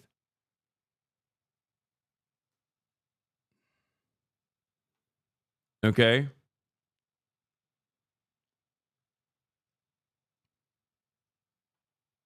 You should work with one of them to Sam Cedar him? No. Ease contradictions as well. What is this? Smart, very intelligent. Definitely not a fucking hack ass, failed ass, dumbass fucking comedian. Bro, I've never tried to be a comedian. A failed. What? You've never tried to be a comedian? What? Old comedian. What are you talking about? It's just not true, right? And I'm a comedian saying that. I'm a comedian. That's my job. I'm a comedian, right? I'm trying to make a joke. I know it looks crazy. I'm a comedian and people are laughing. Unlike you, I'm a comedian, not a journalist, so I have a little more leeway. I'm a comedian, you know what I mean? Thank you. Exactly. All of your content is hateful. How can you go on and brag about being more humility? I criticize people. I'm a comedian. First of all, I'm a comedian, so anything I say being considered defamation is almost like impossible. I had an idea, you know what I mean? That's what I'm saying. I'm a comedian, you know, I'm out here, I'm in different lanes. It's not even a sore spot for me or anything, because I'm not a comedian. I've never tried to be a professional comedian. He's not. I'm a professional comedian. Are any of them? I'm a professional comedian. You know what I mean? I'm the last line of defense, okay? I'm a professional comedian. Do you know that? I'm a comedian. I don't know. Am I a comedian? You're a clown. You're a funny guy.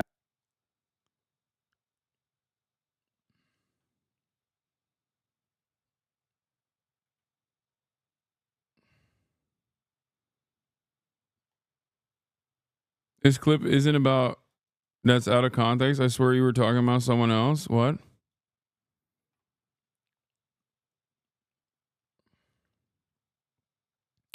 No, you missed the end. I don't care.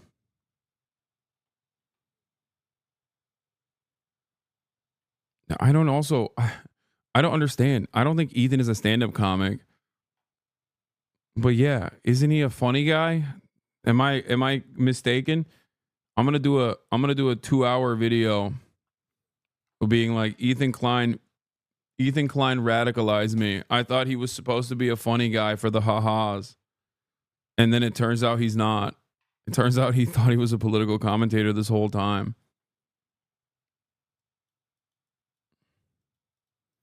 What? Even if you were to join him live, he would just flood you with all these insane sources like the Saudi state propaganda or the Turkish state propaganda. Great.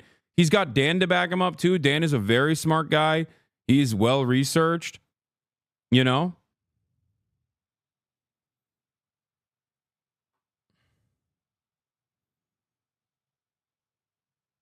What are we talking about here? Dan, I believe, is a socialist, but not sure.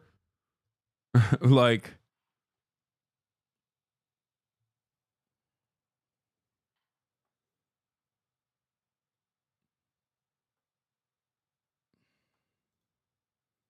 Palestinian anyway, let's get to the real and turn story. Gaza into, quote, the Riviera of the Middle East.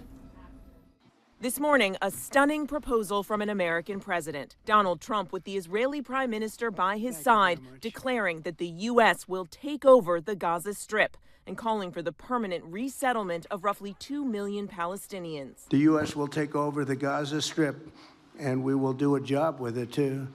We'll own it and be responsible for dismantling all of the dangerous unexploded bombs and other weapons on the site. And he says he's willing to use the U.S. military to do it. We'll do what is necessary. If it's necessary, we'll do that. We're going to take over that piece, and we're going to develop it, create thousands and thousands of jobs. Benjamin Netanyahu seemingly on board with the plan. I think it's something that could change history, and it's worthwhile really pursuing this avenue. The real estate mogul turned president touting the potential opportunity. I don't want to be cute. I don't want to be a wise guy, but the Riviera of the Middle East, this could be something that could be so bad. This could be so magnificent. But Trump provided no details on how he could do this or on what authority he could take over the sovereign territory. His proposal likely a violation of international law. I do see a long-term ownership position, and I see it bringing great stability to that part of the Middle East and maybe the entire Middle East.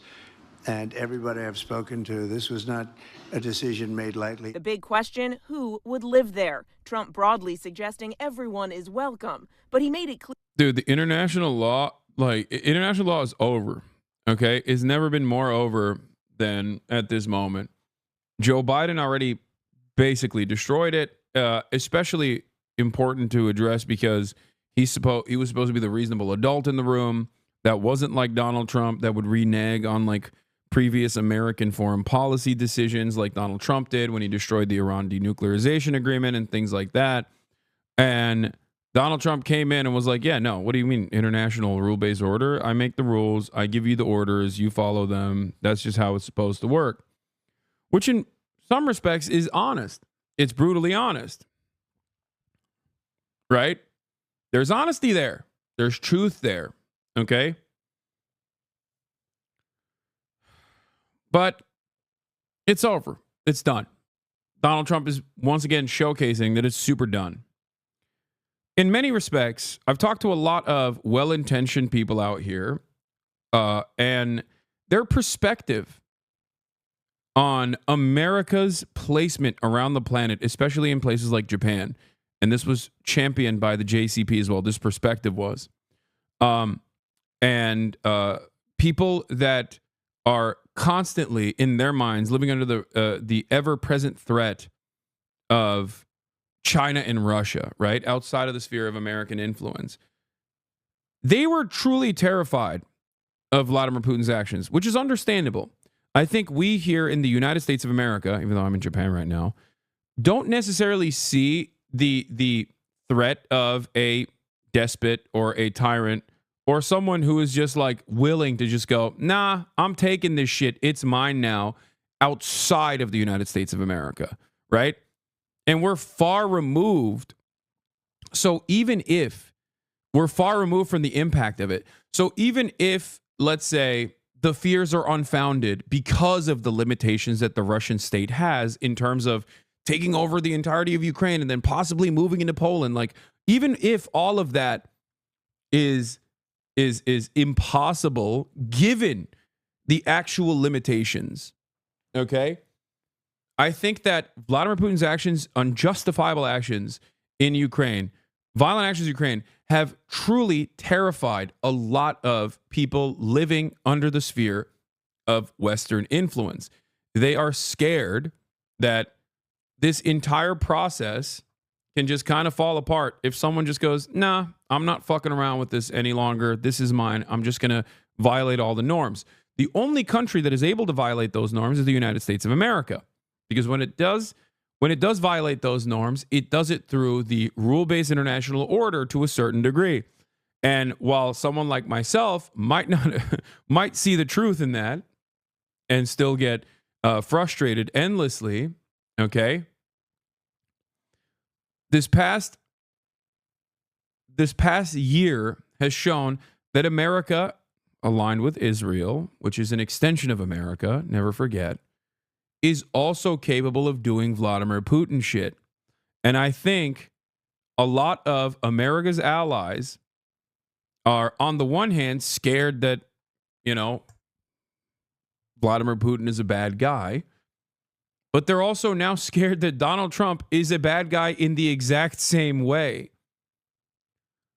The collapse of the belief that America's allies have in the rule-based international order is going to lead to real consequences of diminished soft power for America. And in that process, America will no longer be the hegemonic superpower. And as I repeat over and over again, those 800 military bases will now look like 800 military occupations.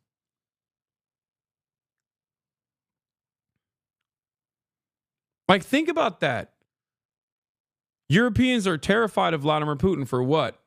What's the reason? Well, because he's a madman and he has shown his proclivity for land grabs. Okay? And we're talking about new land grabs.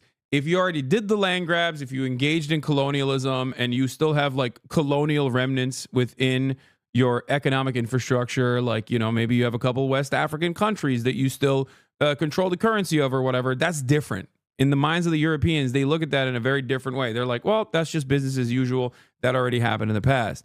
But when you got a fucking dude who's going, I'm taking a piece of a country on the European continent, they're like, whoa, what the fuck is going on? Hold on. But now you got Donald Trump saying he also wants a piece. You got Donald Trump straight up being like, I'm taking Greenland. Fuck you gonna do about it? I'm taking Canada. What are you gonna do about it? I'm taking the Panama Canal. Also, I'm taking Gaza. I'm taking all of it. So this like overt, like pro-empire attitude with not even a lot of massaging of the narrative is something that I think a lot of people are understandably afraid of. Okay? It makes sense because in some ways it is very Adolf Hitler, especially considering that he also wants to do internal concentration camps for the undesirables that live on U.S. soil. Okay?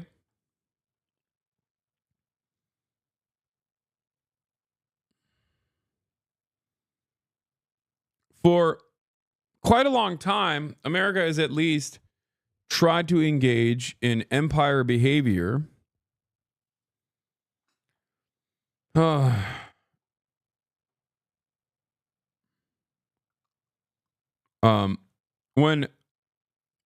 America used to engage in empire behavior, they would at least like masquerade it as a positive. And we've completely dropped that notion. We're not even saying it's a positive. We're like, no, we're the bad guys and we're going to take your shit. Okay? God damn, this autofocus and the auto lighting is killing me right now.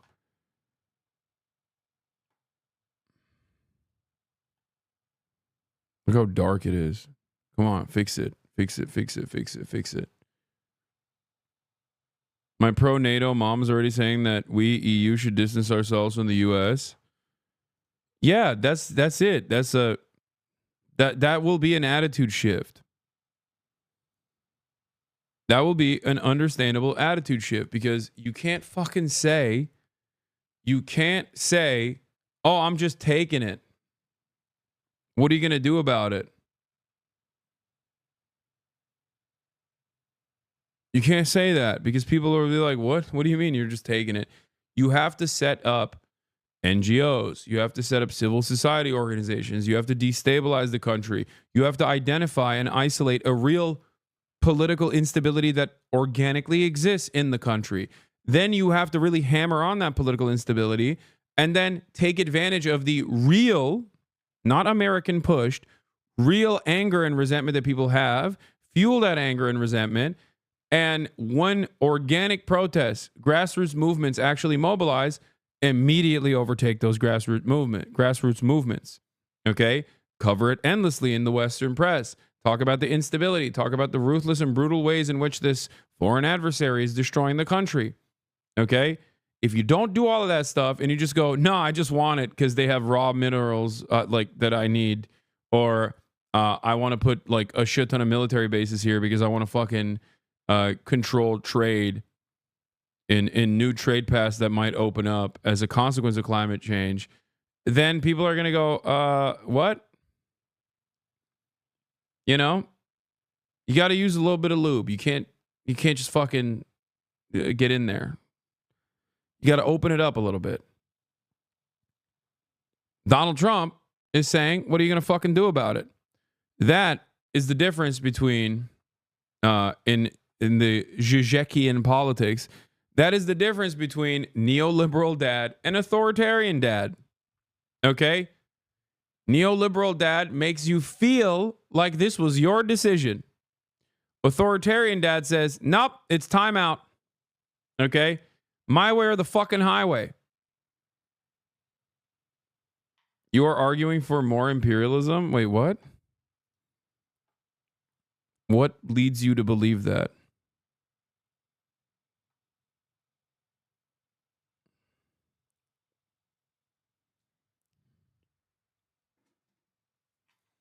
I was protesting in Egypt in 2011 through grassroots movements. We got duped, took less than 2 years for a coup.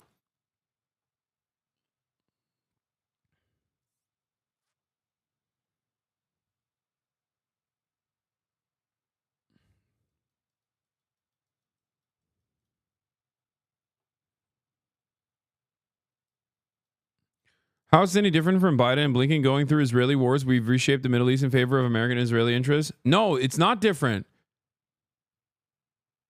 Wait, what? No, that's what I'm saying. I'm saying that Biden ironically came into office saying that he was going to restore global order and America at its top.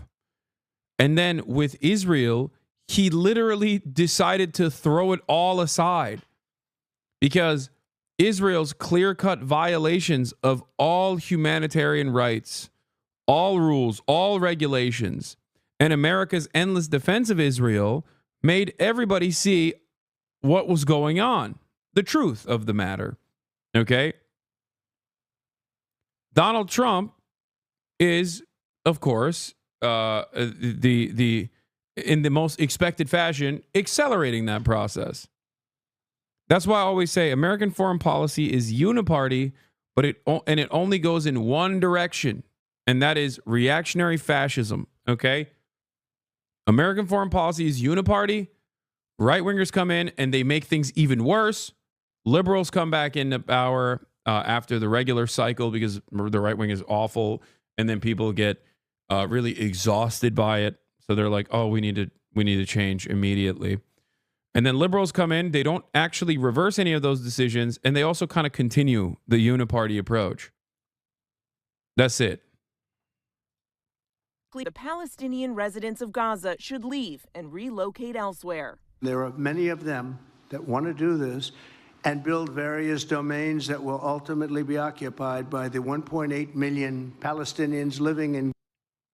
And what have you done? I don't know. I try to do my very best with the limited amount of power that I have and the limited amount of influence that I have. I try to use that for good, try to educate people, help them understand the situation on the ground, help them recognize that in domestic politics, who is actually responsible for the pain that they experience, where American priorities are.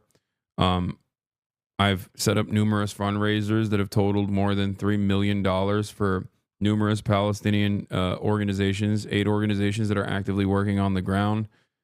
You know, I try my best, and it's simply not enough. Okay, it's simply not enough. Wait, what? Lemafeo, in your $1 million home, educate equals encourage people to not vote. Good job, bro. Was there ever a moment?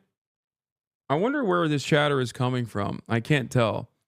Considering that I spent 45 minutes publicly voting on camera and have very consistently talked about the importance of voting in general, I'm going to go ahead and say that you're probably watching YouTube videos where people are telling you that is my perspective.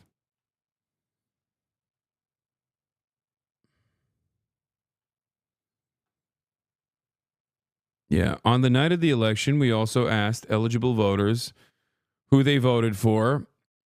And apparently this screenshot, Kamala Harris, Donald Trump, other. Almost 80% of the community voted for Kamala Harris, understandably. And there were Trump supporters in there as well. Not every single person in this community is a Democrat, remember, especially on election night.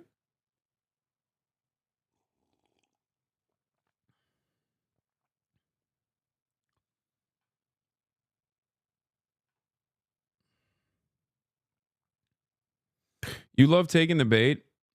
I try to correct the record to the best of my ability because I always know that there's new people in here and I don't want them to also be duped by outright lies.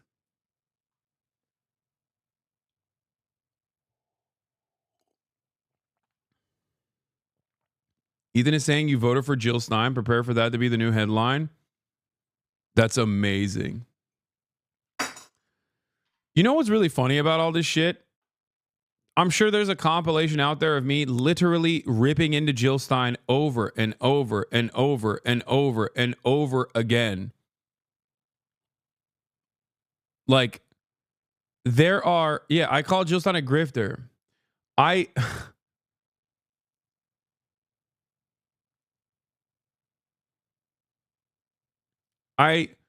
debated chatters who kept yelling at me because I wouldn't advocate to vote for Jill Stein.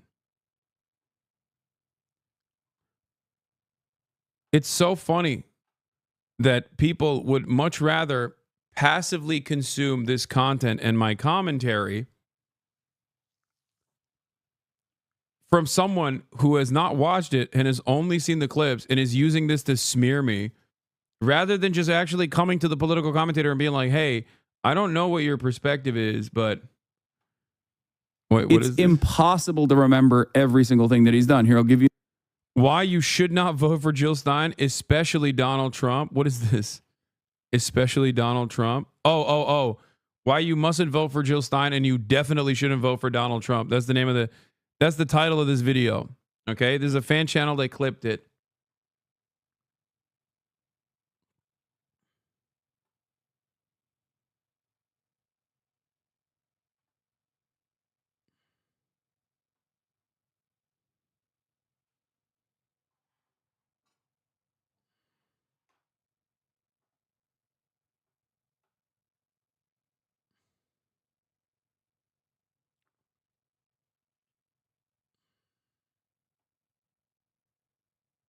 Yeah, he's framing this Trump Gaza news around you and how it's your fault. I feel like you can absolutely say that this is the fault of people like Hasan.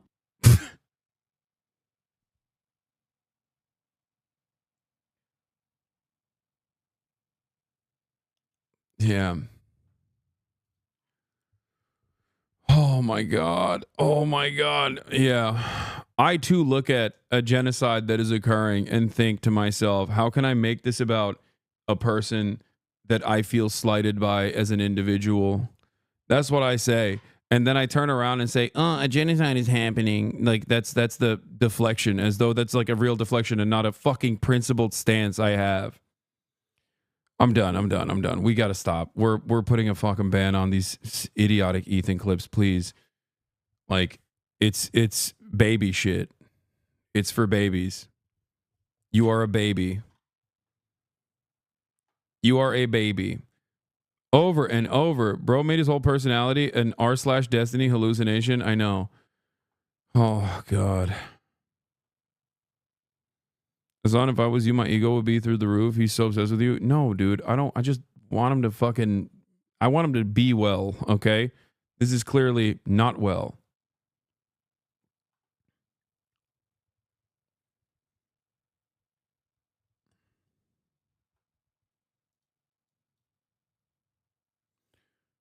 The difference between you and Ethan is that he doesn't allow dissidents on his podcast unless you pay for it, whereas your chat is open to the public. You are constantly on the defense from people who don't have to give up anything to comment on your live stream.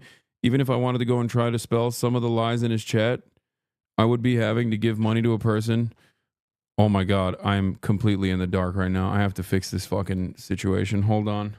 I'm going to put the curtains up. this over. It's like a joke. Liberals are so fucking spineless. Hold on. Gaza, ending the death and destruction and, frankly, bad luck. This can be paid for by neighboring countries of great wealth. Hours earlier in the Oval Office, the president argued Palestinians have no choice but to leave Gaza. It's a pure demolition site. If we could find the right piece of land or numerous pieces of land and build them some really nice places with plenty of money in the area, that's for sure, I think that would be a lot better than going back to Gaza. Shortly after welcoming Netanyahu to the White House, Trump digging in, asked point blank if he believes Palestinians have a right to return. It would be my hope that we could do something really nice, really good, where they wouldn't want to return. Why would they want to return? The place has been hell. It's been one of the meanest, toughest places on earth. And then just hours later, that shocking declaration that he envisions the U.S. taking over Gaza entirely. After 16 months of war, the devastation is massive. But even amid the destruction, since the ceasefire was announced last month, Palestinians returning to their homes. Those images, hundreds of thousands determined to get back. In Gaza this morning, Palestinians strongly rejecting Trump's proposal.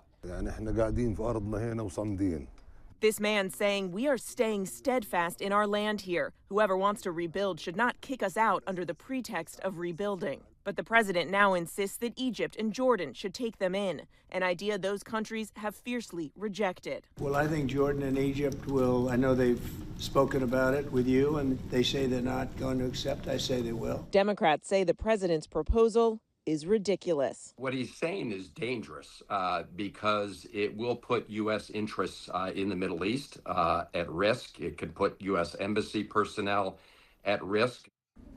Now, President Trump is making this proposal even as the U.S. has been working to secure the second phase of this ceasefire deal, which intends to bring about the release of the remaining hostages and a permanent end to fighting. Negotiations that were incredibly difficult even before President Trump made this new announcement. What comes next, George, is unclear. Well, yeah, Mary, there's so many questions there, including this simply flies in the face of everything President Trump has said in the past about pulling back the American military from overseas commitments.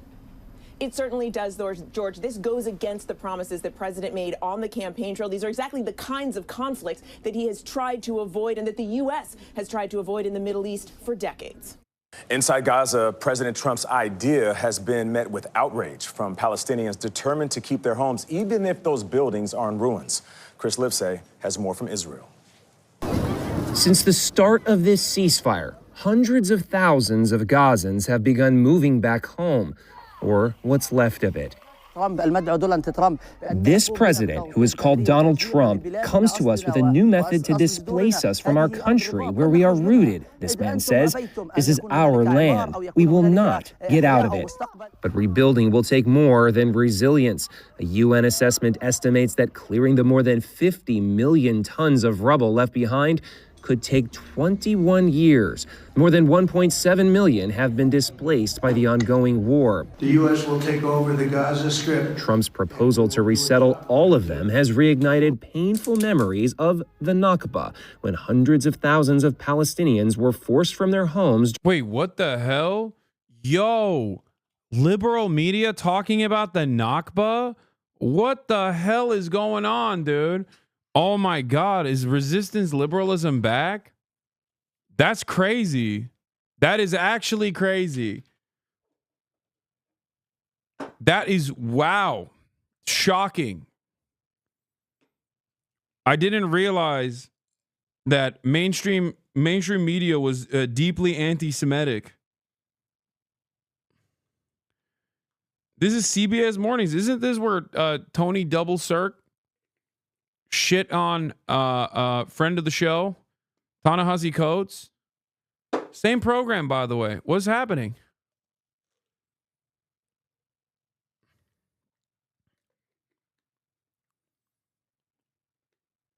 That's crazy.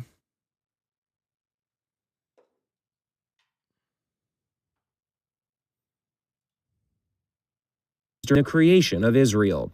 What about infuriating the people who remember the Nakba, who talk about displacement? It's a very visceral pain for the 2 million people in Gaza. What I think President Trump is saying here is that Gazans, you have a choice. You do not need to continue to live under a radical jihadist regime.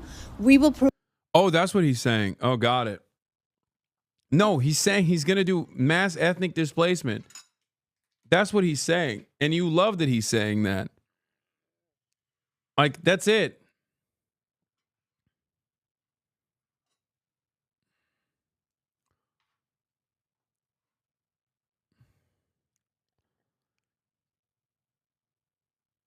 God damn, dude.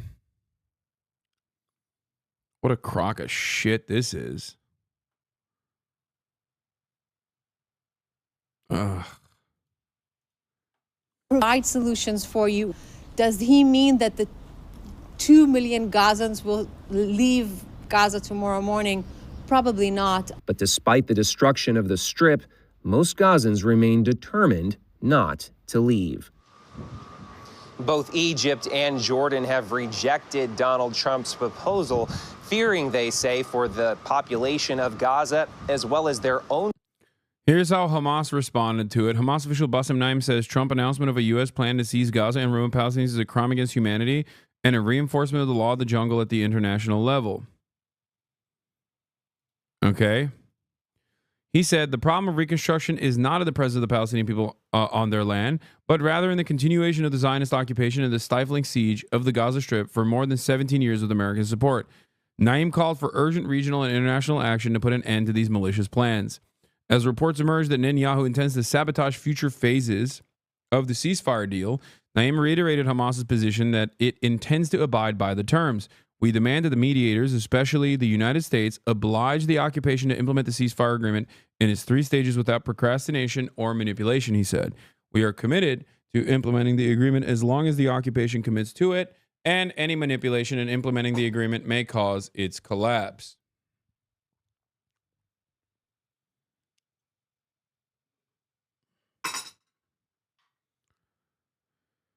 How does it feel to be coming back to the great US of A tomorrow? It feels awful, just genuinely awful. Because there are so many issues. There are so many insane issues in the United States of America. It sucks so bad. Over 1,000 people chanting, "Do your job" as Democrats speak at a rally defending U.S. aid. Environment seems to be agitated with Democrats, as with Trump/Musk's effort to seize the agencies. Yells of "What are you going to do about it?" in response to Democrats talking about the situation. Do your job. Do your job. Do your job. Do your job. Do your job. Do your job. Do your job. Do your job.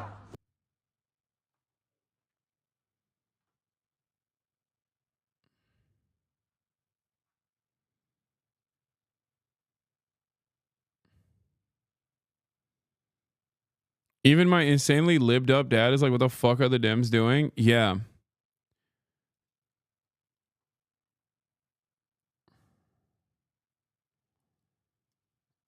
Palestinians refuse to relive 1948 as Trump suggests leaving Gaza when you're indigenous to the land. Amir Karaja told CNN he would rather eat the rubble than be forced to leave his homeland. "We are steadfast here," Karaja told CNN on Wednesday, as he was working on what remained of his home in the Nuseirat camp in central Gaza.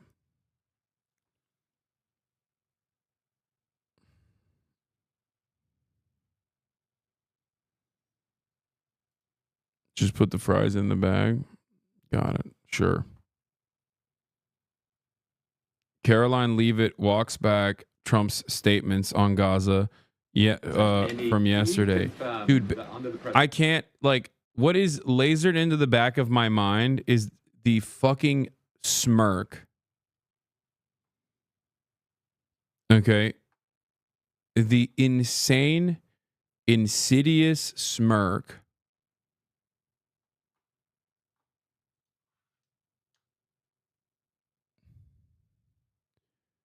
on Benjamin Netanyahu's face as Donald Trump talked about ethnically cleansing the Gaza Strip. He just sat there and he just smiled. Just so awful. Insanely awful. Plans for Gaza. Any and all Palestinians who want to stay in Gaza on their land. Like, dudes didn't leave their homes when they were getting bombed, man. Why would they ever leave during the rebuilding process, especially when so much of the Palestinian collective identity revolves around being displaced?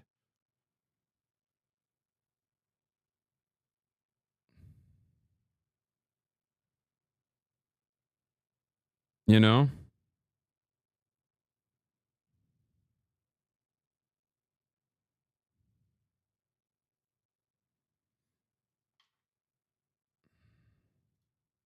Will be allowed to do so. I can confirm that the president is committed to rebuilding Gaza and to temporarily relocating those who are there because, as I've showed you repeatedly, it is a demolition site. There is no running water. There is no electricity. The president wants these individuals to live in peace. He is committed to doing that with this very bold new plan, and we will continue to keep you apprised of updates as we receive them.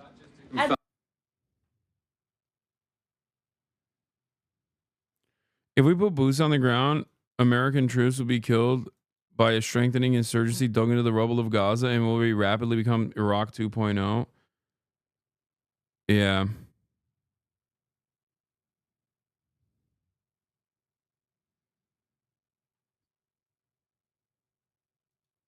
It's just...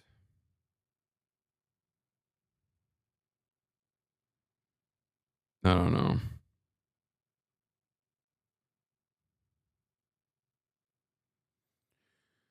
Oh.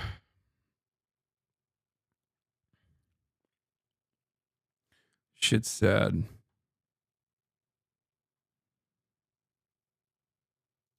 Even Lindsey Graham is like, sir, I don't know about that. Yeah, this doesn't mean anything, man.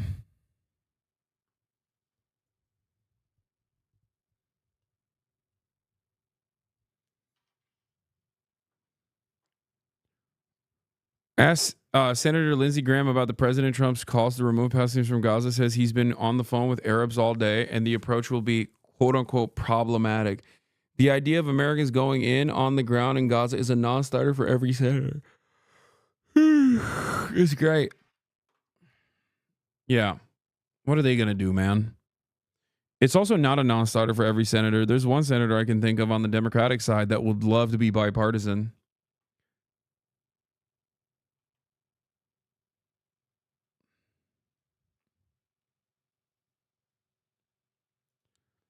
All I can say is I want to destroy Hamas, but I've been on the phone with Arabs all day. That approach, I think, will be very problematic.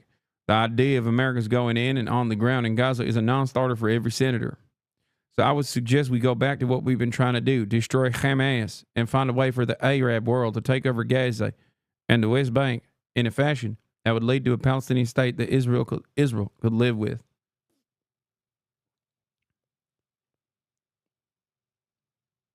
Fetterman already said he's down. Man, I was joking, dude. What the fuck?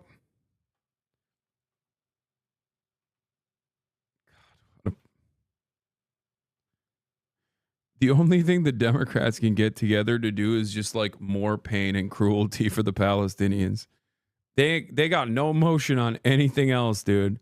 No motion whatsoever. Trump is just crippling the federal state. All of the regulatory bodies. Democrats are like, we're just going to wait until he fucks up on his own. Okay? The only fucking time they got any smoke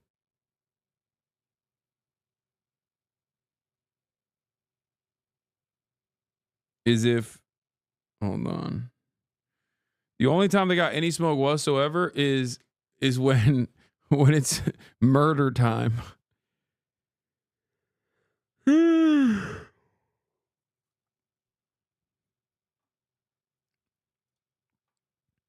Populations and what that mass influx of people would do. To that, Donald Trump said those countries would play tough, but in the end, they would take the deal. They always do. Nate? Donald Trump described Gaza as a demolition site, as hell. Well, this is what it looks like today, after 15 and a half months of war. But for Gazans, it is home, however hellish, and they want to rebuild here, not be forced to move elsewhere. This is our country. If they want two states, fine. If not, we remain here. Where else would we go? We won't go anywhere. This is our land, the land of our ancestors. They are the ones who came from the other side of the world, bringing killing, destruction and displacement. We reject Trump's decisions and those of his aides and supporters who push for displacement. Why should we be forced into displacement? We remain here, even if it means living on the rubble of our homes. Better that than living in humiliation elsewhere. Benjamin Netanyahu sat by Donald Trump last night, barely able to contain his own surprise, and with a hint of a smile. Gaza is not a place for people to be living. And the only reason they want to go back, and I believe this strongly, is because they have no alternative. What's the alternative? Go where? There's no other alternative. If they had an alternative, they'd much rather not go back to Gaza and live in a beautiful alternative that's safe. Trump's proposal has stunned the Middle East, and the Palestinian representative to the UK was defiant. It took Israel that ethnic cleansing in 1948, the military occupation of 1967, the colonization and the theft of land, and the system of oppression and apartheid, and all the way to the genocide. I guarantee this was part of the ceasefire deal. I mean, I told you that they had designs for at least doing a permanent military installation in northern Gaza, and that their designs for the West Bank was the permanent annexation. Like,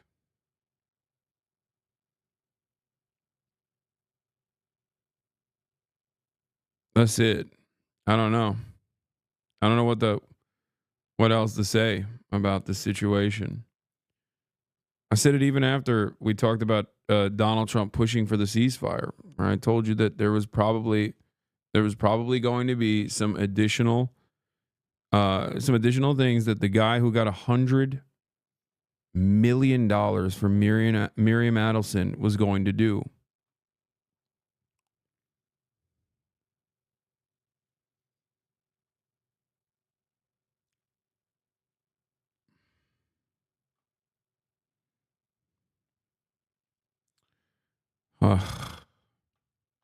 Gaza, yet the people of Gaza and the people of Palestine, our people, did not leave their homes. Netanyahu is still in Washington for a few more days. Back home, he has been under pressure from the extreme right to resume the war in Gaza. The US president's proposal has come at a perfect moment for him. It is a political lifeline for the Israeli prime minister. I think that it is crucial today to consider and examine ideas that are out of the box. After all, Gaza is a failed experiment. It certainly failed under Hamas rule. Anyone with their eyes open understands that Gaza in its current state has no future. The forced removal of Palestinians from Gaza would be ethnic cleansing. Trump has given no detail how it would work, and it has no backing from Western allies. And with negotiations just starting to extend the Gaza ceasefire, it is a very risky and possibly dangerous move. Alistair Bunkle, Sky News, in Jerusalem.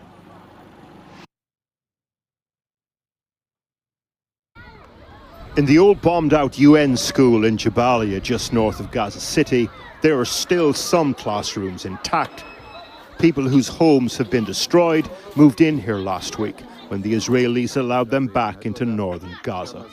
Mahfoud Hassan's room here has a nickname now, Orphan Class. Her two sons were killed during the war. She's surrounded by their children. Yesterday, Donald Trump called for Mahfoud and every Gazan to be supplanted. But no army in the world could move her out of Gaza now because it's where her sons are buried.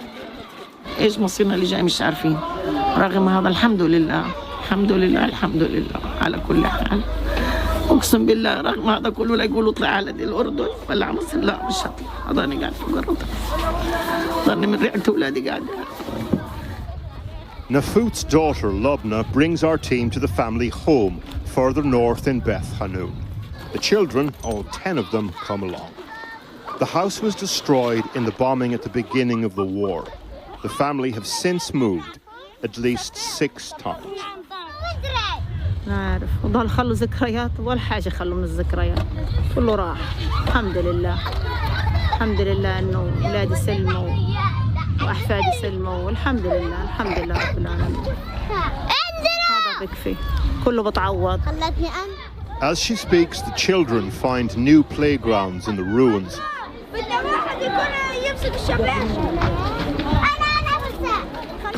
Adults see collapsed homes, they see slides. And thus begins the business of putting down delicate roots again. This family travelled back to the north of the Strip and home.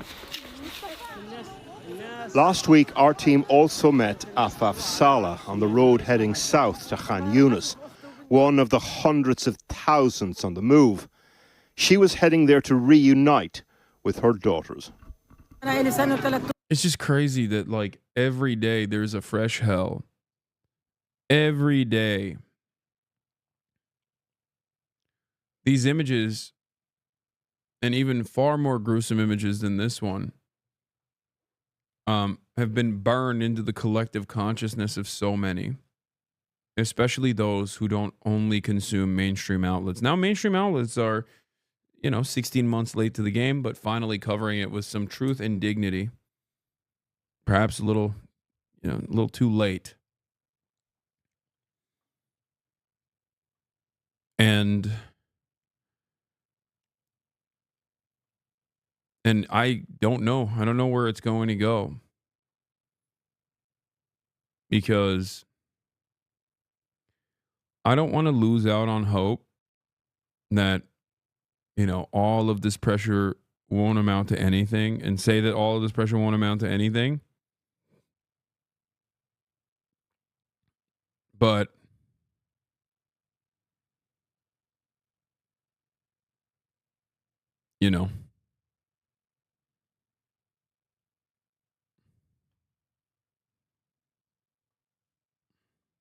I am worried. ما شفتش بنتي من ايام الحرب ولدت ما شفتهاش رايحه اشوف اختي وبنتي. You just can't give up. These people are not giving up, so you can't either. That's my point, okay? Their existence is resistance. Their existence is perseverance. We live in the lap of luxury in the Western world, in the heart of empire. If they can continue living and surviving in spite of the odds, then you can keep advocating for them as well. ولادي 3 استشهدوا وجوزي استشهد و3 محبسين. حسبي الله ونعم الوكيل، حسبي الله ونعم الوكيل. يا رب ينتقم منهم يا رب اللي صار فينا يصير في كل إسرائيل. Afaf arrives at where her daughter, sister and extended family are staying. A grandchild sees her first, then inside to her daughter. لا حول ولا قوة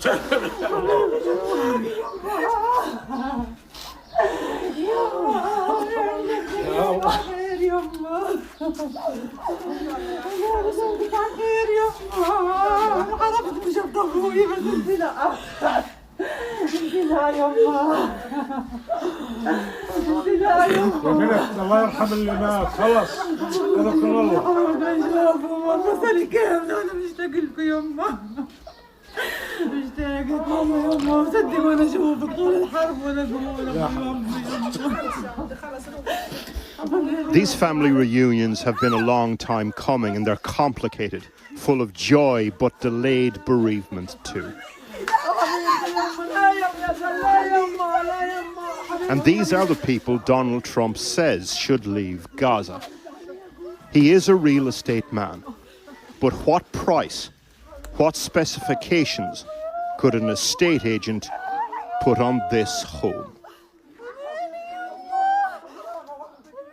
After the horrific October 7th attack on Israel, when about 1,200 people were killed and 250 others were taken hostage, Israel launched a war to destroy Hamas. Tens of thousands of people were killed in the process, and much of that territory is in ruins today.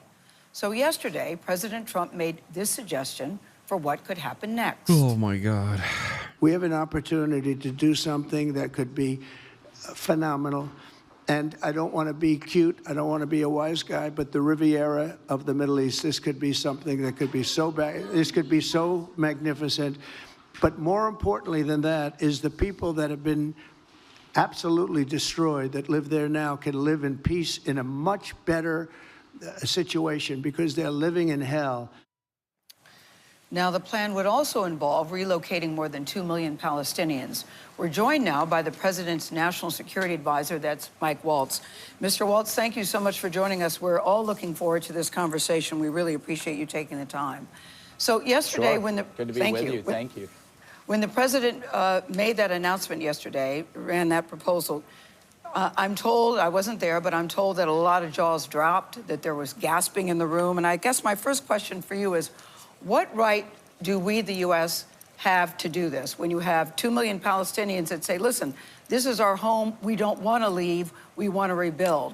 Like, considering that the overwhelming majority of liberals on at least social media apps saw this as yet another opportunity to fucking dunk on the genocided people's immediate family members living in the United States of America,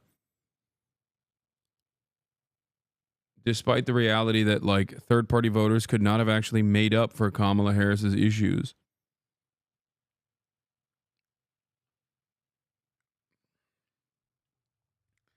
I don't know if liberals will look at the situation and go, even with all of their hatred of Donald Trump, I don't know if liberals will look at this issue and go, okay, maybe we are the bad guys. Like, this should be a wake-up moment.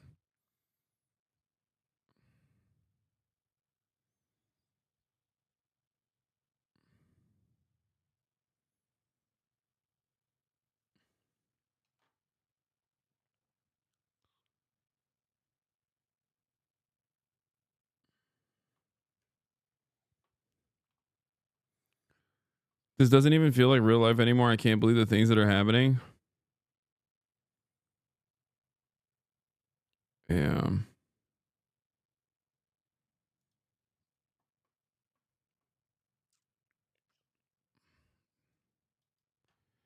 Again, these absolutely smug, nasty people who had nothing to say when Biden and Harris were slaughtering, starving, and displacing Palestinians for 15 months.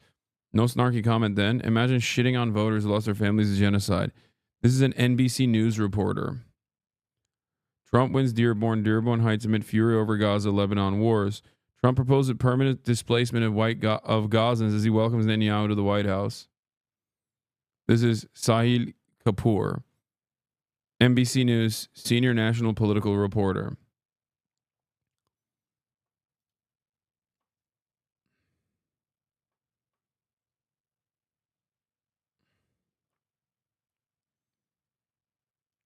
Like, I know that lesser evil voting is in theory correct, but in practice leads to liberals basically engaging in the most insane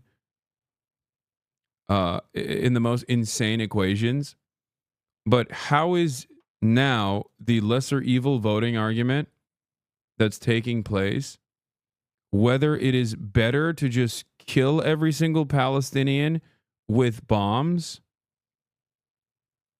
right now, as it took place under the Biden administration, or whether it's better to forcibly remove them from this land at gunpoint and ship them off into camps elsewhere.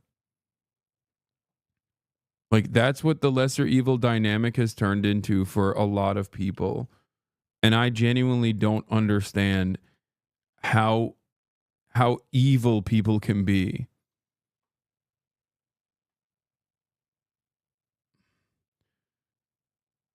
He had wife on stream where she said, I hope Hasan is happy with Trump now. They should name a street in Gaza after him. It's all a game to them.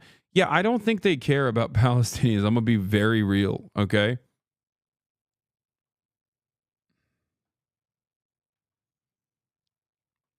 That's such a gross fucking statement.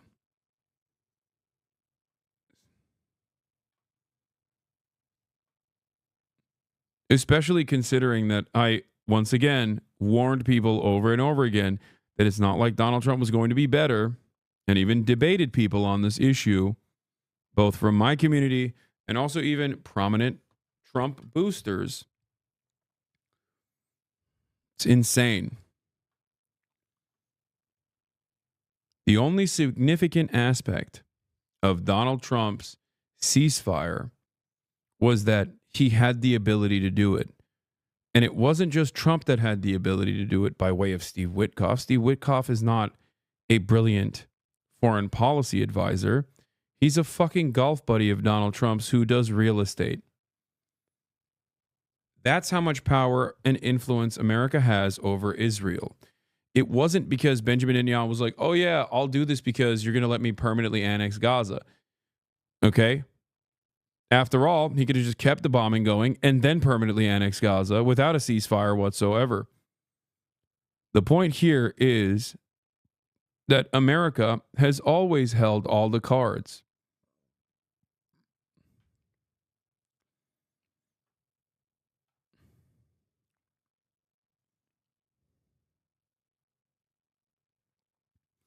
You really seem to like the sound of your own voice. I am a professional political commentator by trade. This is God, you're such a cornball. How can you take yourself seriously in that turtleneck? Your opinions are worthless. Your small percentage of stands that follow what you say don't matter in the real world. You are a fucking cornflake, Hasan. Your views are so out of touch with reality. It is scary. I feel bad for everybody that listens to this puke. Law professional.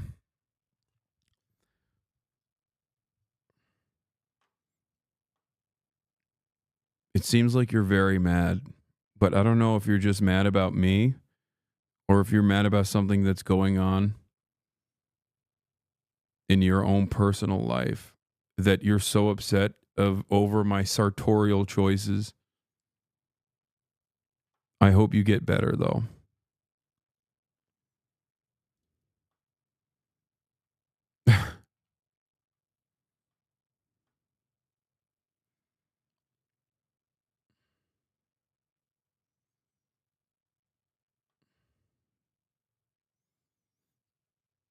Like,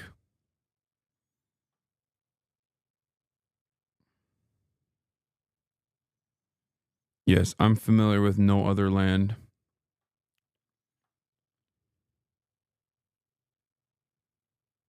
The people deserve to be mad at you. What the fuck? You had big influence and chose to go against Kamala. You made people vote for Jill Stein. You kept shitting on Kamala. I like that the new talking points have been ordered by the people. Let's see. This is from a fan channel from November 4th, 2024.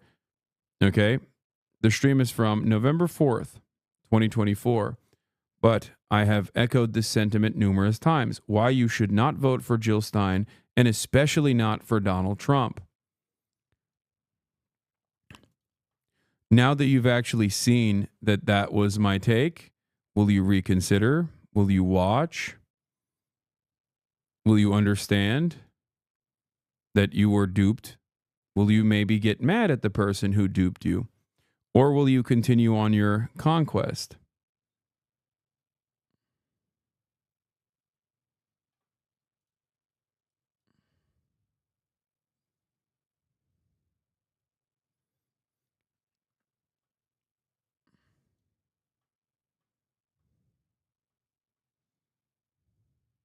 It is legitimately ridiculous that you just rally every 4 years instead of campaigning all of the other times when you should be campaigning. And yes, I do think that she is a grifter. That's it. That's how I feel about it. That's why I don't usually talk about it. It's fine if you want to vote for her. You know, she went to the Palestine protest. It was like one of the few instances where she actually was like even before this election cycle. DSA working for.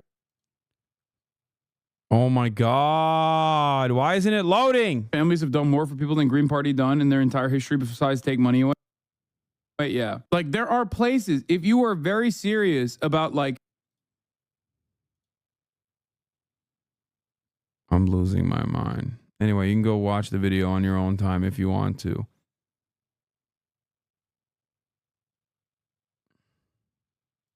Building a resilient movement as a third party. That person's comment earlier was pure cinema.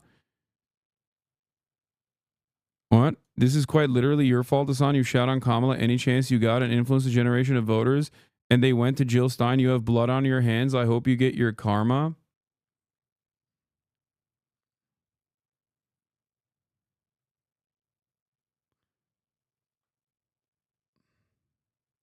I think they do sit around and wait and lurk in the corners and the shadows.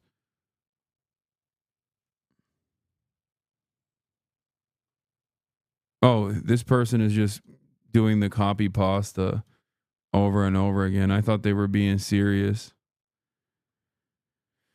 No, that person is repeating Lucario Times message. The people deserve to be mad at you. What's really weird about it is like my views on this stuff are not sheltered or hidden. It's pretty, it's, you know, out there in the open for those who choose to seek it out. Like, it's not something that I hide, you know, it's something that I have talked about quite a bit. So if you're coming from, you know, if you're coming from a particular community that is like told you, that has mischaracterized my position,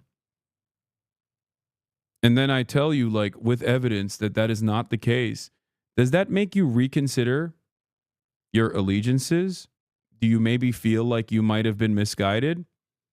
Or are you simply angry in this instance and looking for an appropriate vector to let out your anger, and you have found me to be that appropriate vector, even if you are misguided?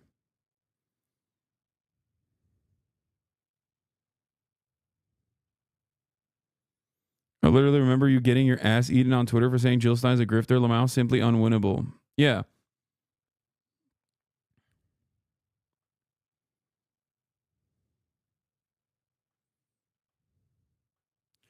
It's particularly funny since if you actually had those views and beliefs people say you have, people wouldn't go after you so much.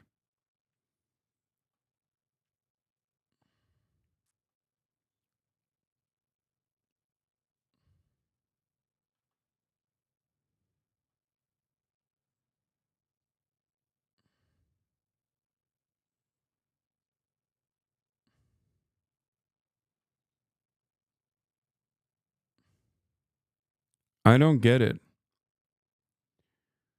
I especially don't get it because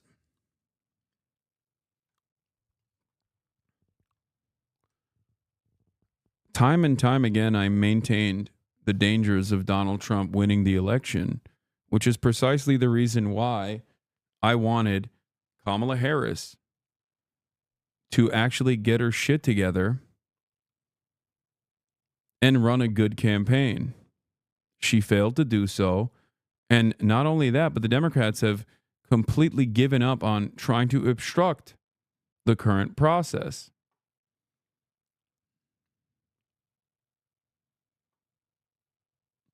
I was annoyed at your commentary on it because I didn't find it particularly helpful, but it's not incorrect, and you're not a you are a political commentator, not a party lackey.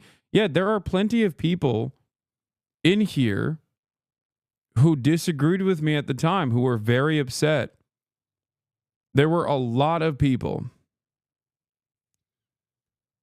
in my community that were very upset, that thought, like, you don't understand, Kamala Harris is actually great. She's going to be great for Palestinians. Like, they tried to outflank the Democrats over and over again. They tried to outflank the Democrats over and over again and try to make arguments that the Democrats themselves were not presenting. And I kept repeating to them, if Kamala Harris does not actually come out with these messages that you're claiming she's coming out with in this chat, she's going to lose. And lo and behold, that's what happened. And I think plenty of people understood that. Plenty of people in this community understood that. They were like, all right, you know what? I didn't agree with you at the time, but I admit that you were right.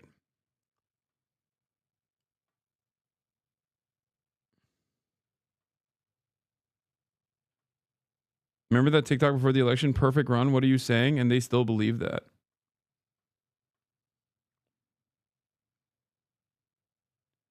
I just don't understand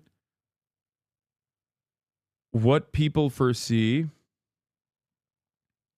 But let's not act like you would have been in the moral wrong if you had actually shot on Harris and praised Stein. No, I think Jill Stein is not like a competent nor serious political actor. It wasn't because I wanted to subtly defend Kamala Harris. It's just my opinion.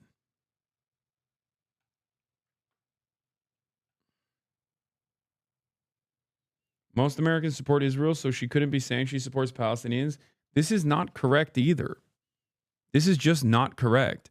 There were numerous studies, numerous polls that were conducted throughout this entire process. The overwhelming majority of Americans wanted a ceasefire. The overwhelming majority of Democrats wanted it, more than 80%. More than 70% of independents wanted it. And even more than 50%, the majority of Republicans wanted a ceasefire. Okay? There were plenty of polls that also showed that the weapons embargo would help Kamala Harris win. But Gaza is not the singular reason why she lost. It was majorly consequential, especially in a state like Michigan. Okay?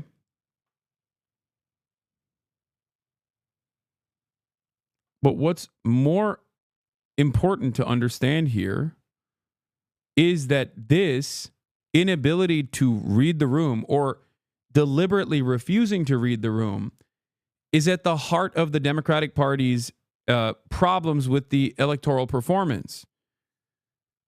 Even when people were ringing the alarm bells as best as they could with mass mobilization, protests, they just turned a blind eye to it because they were beholden to their donors.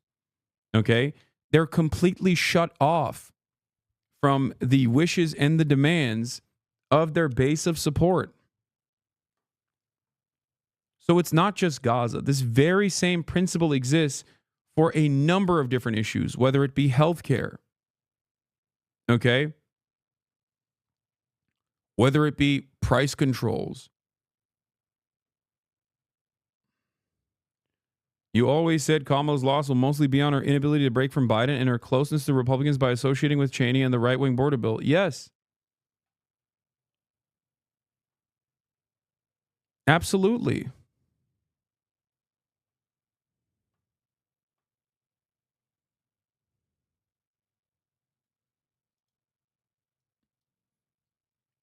It's crazy how everyone is spamming and shitting on liberals right now. This was genuinely the one space we had. You guys are no better than the MAGA tards. People are about to get ethnic cleanse, and the reaction all you gave is Dem's fault. Biden tried everything he could to save Palestine. No, that's not true. Biden did not try everything he could to save Palestine. You're just objectively wrong.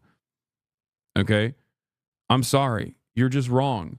Biden is the reason why Gaza looks the way it does, because all it would have taken for Biden to stop this was one singular phone call and a weapons embargo. He did not want to do it. It was such an easy thing to do that Donald Trump was able to do it without even going into the office. Okay? Donald Trump did this before he assumed the role of president by sending an envoy as his representative that was a fucking real estate developer who plays golf with him. Okay?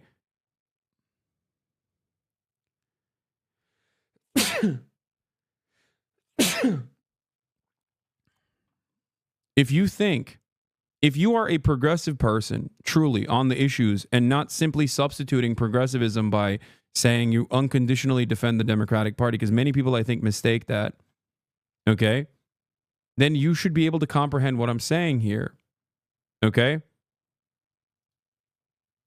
Especially if you think I am your enemy, okay? And to be fair, if you do think that like Biden did everything he can to save the Palestinians by dropping like 5 nuclear bombs worth of munitions on top of the captive civilian population of Gaza. If you think that that was doing everything you can, then maybe we're not aligned. But if you truly are a progressive person and you think in this moment, this community that will always defend trans people, women's rights, and all marginalized people, and criticize American foreign policy if American foreign policy is responsible for the death and destruction of civilian populations globally. If you think that this community is your enemy and not the much larger, much louder right-wing content creators, I don't know what to tell you. This entire space online is dominated by the right. Completely dominated by the right. So when people say like Hasan has no dissent, Hasan has no competition or dissenting opinions on Twitch, you're delusional. You're just wrong. Asmongold is the largest political content creator on this platform. It's not me. It's Asmongold.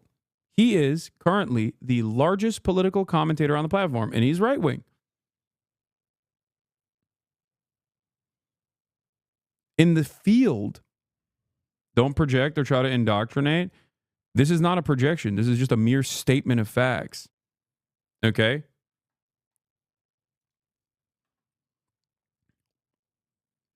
There were a lot of people that tried to get me deplatformed right before the election. Okay? I'm going to unban this person. There were a lot of people that tried to get me deplatformed right before the election. And they specifically did it because, you know, they had some petty grievances that their content creators had with me that they wanted to, you know, get a good dunk on. I'm talking about the sex pastini community. And what's really interesting about this is that in spite of that, even though Twitch did actually respond by blacklisting my stream, there was still 314,000 people in here watching on the night of the election coverage, with 7.5 million viewers over the VOD.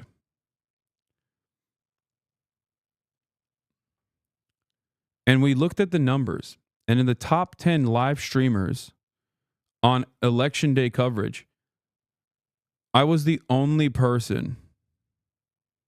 I was the only progressive voice in the top 10. Really reconsider if I'm your enemy, or if someone has basically tried to present things completely out of context to make you feel like I'm your enemy.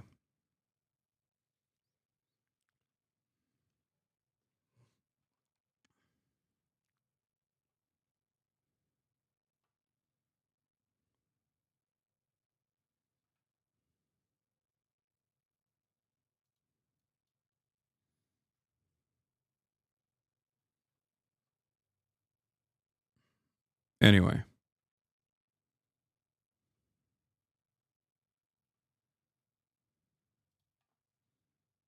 Now let's get back to this fresh hell. We love where we live, and we want to stay here. What right does the U.S. have to do this? Well, I think anyone asking that question, frankly, doesn't have a realistic view of the... What's up with Sex Pestiny fans saying you're a company about the Philip DeFranco? What company?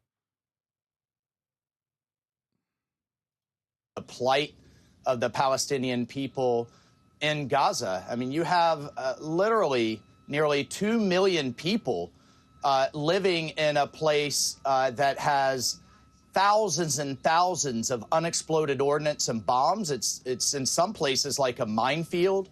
You have buildings that are collapsing and unsafe. You have no sewage, no running water. It has become completely unlivable with this war that Hamas started on October 7th. And I, as a veteran, can tell you it is despicable and sad that groups like Hamas, Al-Qaeda, ISIS literally sacrifice the lives and the livelihoods of their own people to achieve some type of ideological gain. But I think what the Yeah. That's what they're doing. They're sacrificing the lives of their people in the way of American munitions that Israel is dropping on them. president is just acknowledging as we've been looking at this over the last weeks and months, and frankly, he's been thinking about it since October 7th and that war is, you know, everybody's heart breaks for the Palestinian people across the region, and rightly so, but he's not seeing any realistic solutions on how those miles and miles and miles of debris are going to be cleared, how those, you know, essentially unexploded bombs are going to be removed, how these people are physically going to live for the at least a decade, if not longer, it's going to take to do this. So the fact that nobody has a realistic solution, and he puts some very bold, fresh, new ideas out on the table, I don't think should be criticized in any way. I think it's going to bring the entire region to come with their own solutions if they don't like Mr. Trump's solution. So that's what we saw, and I think that is just living in the common sense, practical reality of this awful situation that's going on in Gaza and has been going on for quite some time. We all agree that it's a terrible, awful situation, but Colonel, and I know you're... But I don't hear a lot of solutions. No, I hear a lot of... But how about this? This how about is this? awful. This is terrible. Yeah, there's only one final solution, according to these guys. You know, it's the best solution, the final solution. Don't you like that? There is a finality to it. Come on, guys. I don't understand. Yeah, if you were serious about rebuilding Gaza and leaving it to the Palestinians, you would move the Palestinians into Israel proper, okay? That's it. Not push them into the fucking Sinai Peninsula so they can live in a concentration camp in the desert controlled by an American vassal state.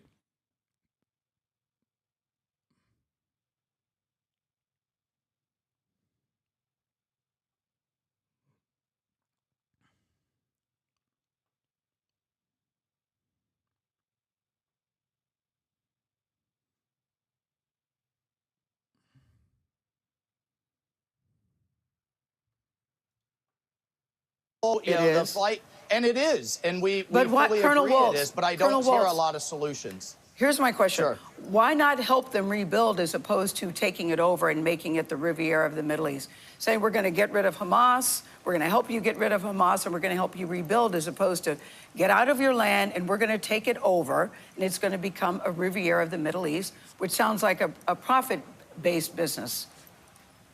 Well, look, I mean, again, it's just back to the kind of common sense of it.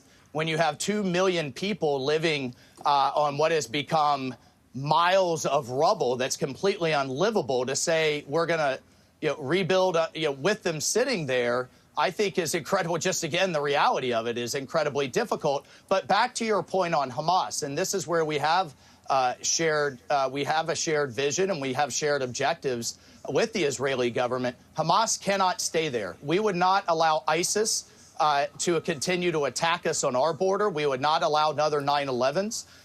The Israeli government and people deserve to never have another October 7th. But what is the Hamas leadership saying right now as we speak?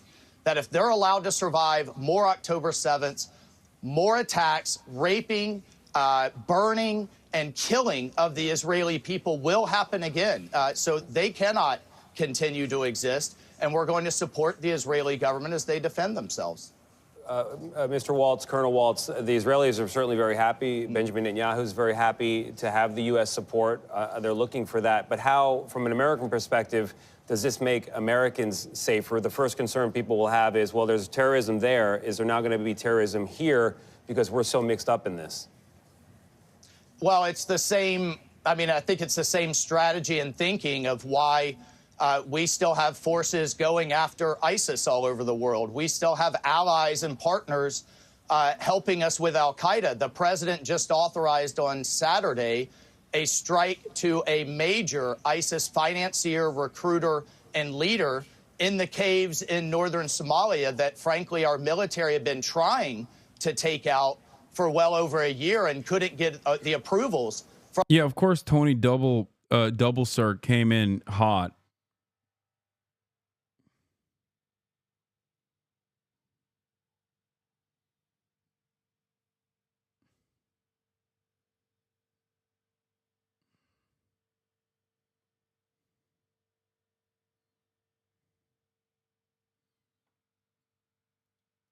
Like,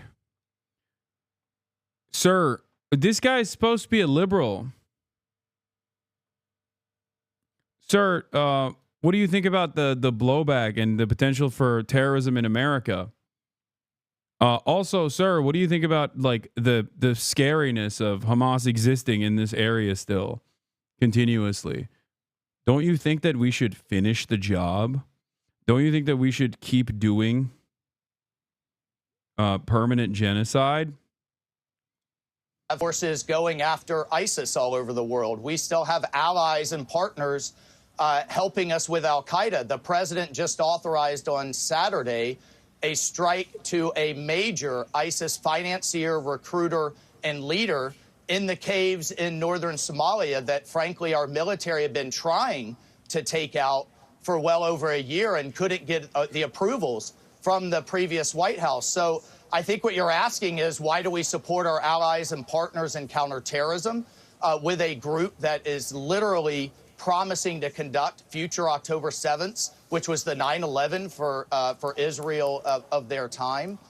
So absolutely, we're going to continue to help. And when we have terrorism defeated and degraded abroad, it helps the homeland here. I hear you there, Mr. Waltz. The broader war on terror, that makes sense. Circling back to what Gail was talking about, you know, for generations now, American policy has been in support of a two-state solution there, stability in the Middle East. There'll be Israel, and then there'll be a future Palestinian state. Yesterday's comments seem to mean the end of that policy. I just want to clarify, is it the end of the two-state policy? And is it a denial for the future by this government of the wish, the dream of Palestinian? It is pretty crazy because I thought the exit ramp for the Democrats would have always been liberal Zionism, which they didn't even revert to at all. And then they lost. And now it's just like straight up ultra Zionism is the position. Now, liberal Zionism and ultra Zionism still obviously has aesthetic differences, but ultimately it still wants a timeline where the Palestinian state is completely and utterly eradicated. Okay? Much like the Democrats who openly say, oh, well, you know, you voted for Trump, you get what you deserve. I'm calling my neighbors, I'm calling ICE on my neighbors who have undocumented immigrants who voted for Trump and their immediate family members that are undocumented. Liberals basically want to maintain the moral high ground while simultaneously enjoying the cruelty that Donald Trump is presenting. Because if you truly had a moral position on the matter of deportations being unjustifiable and cruel and unique methods of punishment for people who actually didn't really do any serious crimes whatsoever and are simply existing in American society and producing and you know, giving significantly more into our tax structure than they actually end up taking out. If you're not remotely interested in the morality of deportations and simply care about partisanship and team sports on the basis of your team winning and the other team losing because you owned the Republicans, then you are, by my standards at least, not that different than Republicans. I mean, maybe you're gay or, you know, have immediate queer family members and you're scared and that's why you wanted the Democrats to win, even though they made really no assurances that they would defend trans people, and as a matter of fact, very quickly turned around and threw trans people under the bus, or even threw trans people under the bus during the election cycle. And maybe that's like your marginal difference or disagreement with the Trump side. But overall, pure partisanship for the sake of partisanship alone is idiotic, is an idiotic way to do politics in general. Politics is supposed to be about extracting concessions from your elected representatives. If the Democratic Party is closer in ideology to the way you see the world, you're supposed to go to them and demand things from them. in exchange for your vote, not vice versa, right? It's not the other way around. Votes are earned. They are not entitled to your votes. And no matter how much people do harm reduction arguments, and plenty did, and the harm reduction conversation is in theory correct, right? Because marginal differences between either party still yield, at least put a stay of execution on many people's lives. If it's the Democratic Party pushing for the same agenda 4 years later, that still means that for the next 4 years, that stay of execution holds, right? But that's not how people vote. That's not how people operate. Even the dumbest person on the planet still understands, even the dumbest voter in America still understands, like, well, okay, I want some things. I want some things from my representatives. Okay? Even the dumbest person, even the dumbest American voter is still self-interested. Okay?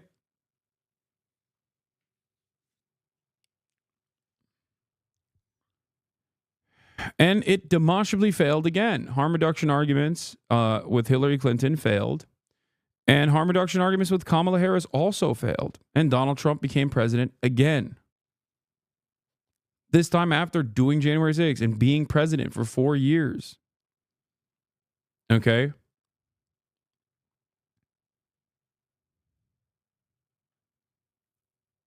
So I don't understand why people are so open about their disdain, open about their lack of interest in the humanity of people that were victim to the Biden administration's cruel measures. You know? CNN had Democrats on like a week after the election saying the Democrats have gone too woke. It's fucking ridiculous. Here, I'll tell you another thing that I think tells me at least that people are still looking for some form of obstructionist and resistance against this administration, no matter how hopeless people feel. Okay? Wired Magazine did an article. Wired Magazine did an article exposing the Doge people that Elon Musk had hired. These are, servants of the public working for the federal government that are going to have access to all of your data. These are profoundly important individuals, and unmasking who they are is definitely for the public good. The notion that these guys should remain hidden and anonymous is ridiculous. But the broader point that I want to make here is that at a time when New York Times is losing subscriptions, that at a time when the Washington Post has unironically lost basically became a tenth of their previous circulation, going from 21 million subscribers to 3 million. When the Wired magazine came out with that investigative reporting piece, you know what they noticed? A shit ton of subscriptions. 10 times more subscriptions than they had in that same time frame previously. That to me shows that there is still interest in the public for good journalism, okay? That means that there is still a lot of appetite for people to say, this is wrong. Can someone please confirm my suspicion? Because it feels like this is very wrong, okay? So there are still a lot of people out there who are looking for answers, who are looking for someone to guide them. They just don't know where to go. So especially at a time like this, when people are just trying to fight amongst others instead of fighting against the Trump administration, at a time of unity and solidarity where protecting your neighbors are going to be more important than ever before. And I say this as someone who is not an anarchist. I say this as someone who has never been a major fan of like decentralized resistance movements at all. As a matter of fact, I spent most of my career criticizing this stuff. Okay? I recognize that,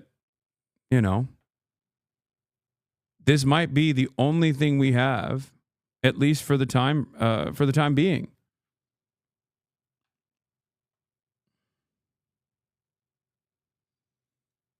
Isn't it kind of easy to see why people are mad at their neighbors? They are fucking mad. They spent years defending illegal immigrants only for a large sum to help them vote for Trump. They feel betrayed. What do you mean? That's not allyship in that sort is not transactional. First of all, undocumented migrants can't vote. That's number one. And even if here's what you guys don't understand. This is a fundamental principle that I have, and I hope you guys get this, and I hope you abide by the standard as well. Okay? You do not advocate for other people's well-being because it's transactional. You do it because it's right. Okay? You do it because you want to improve everyone's lives.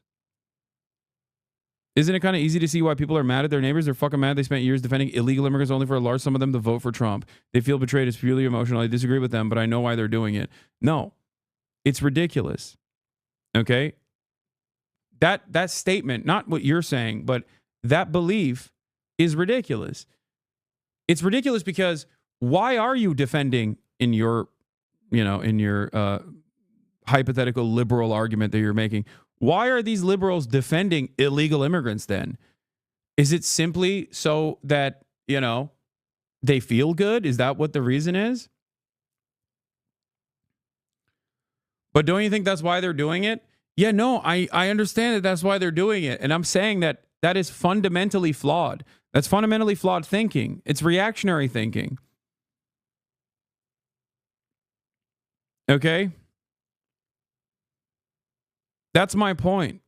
And obviously, undocumented immigrants can't vote anyway. But even if their immediate family members did vote for Donald Trump, it is ridiculous to say, okay, well then, fuck them.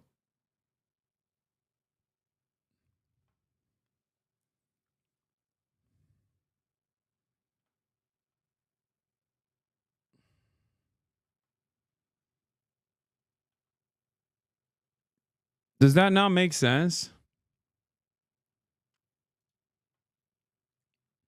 Especially because it betrays the argument that you would be presenting in that situation where it's like, well, I defended you for years. Why did you still go and vote for this person? And it's like, if you defended them for years because of an interest in helping these people, then why would you cast them aside when they've made the wrong choice in this circumstance and brought about their own cruelty? What you're supposed to do is still, okay? What you are supposed to do is still unconditionally try and protect as many people as you possibly can. Not go, fuck it. Does that not make sense? Democrats are simply nothing but a name, and so are Republicans. Okay? They're a collection of values that they demonstrate and a legislative agenda that they follow. It's the policies that matter, not the name of the party. Okay?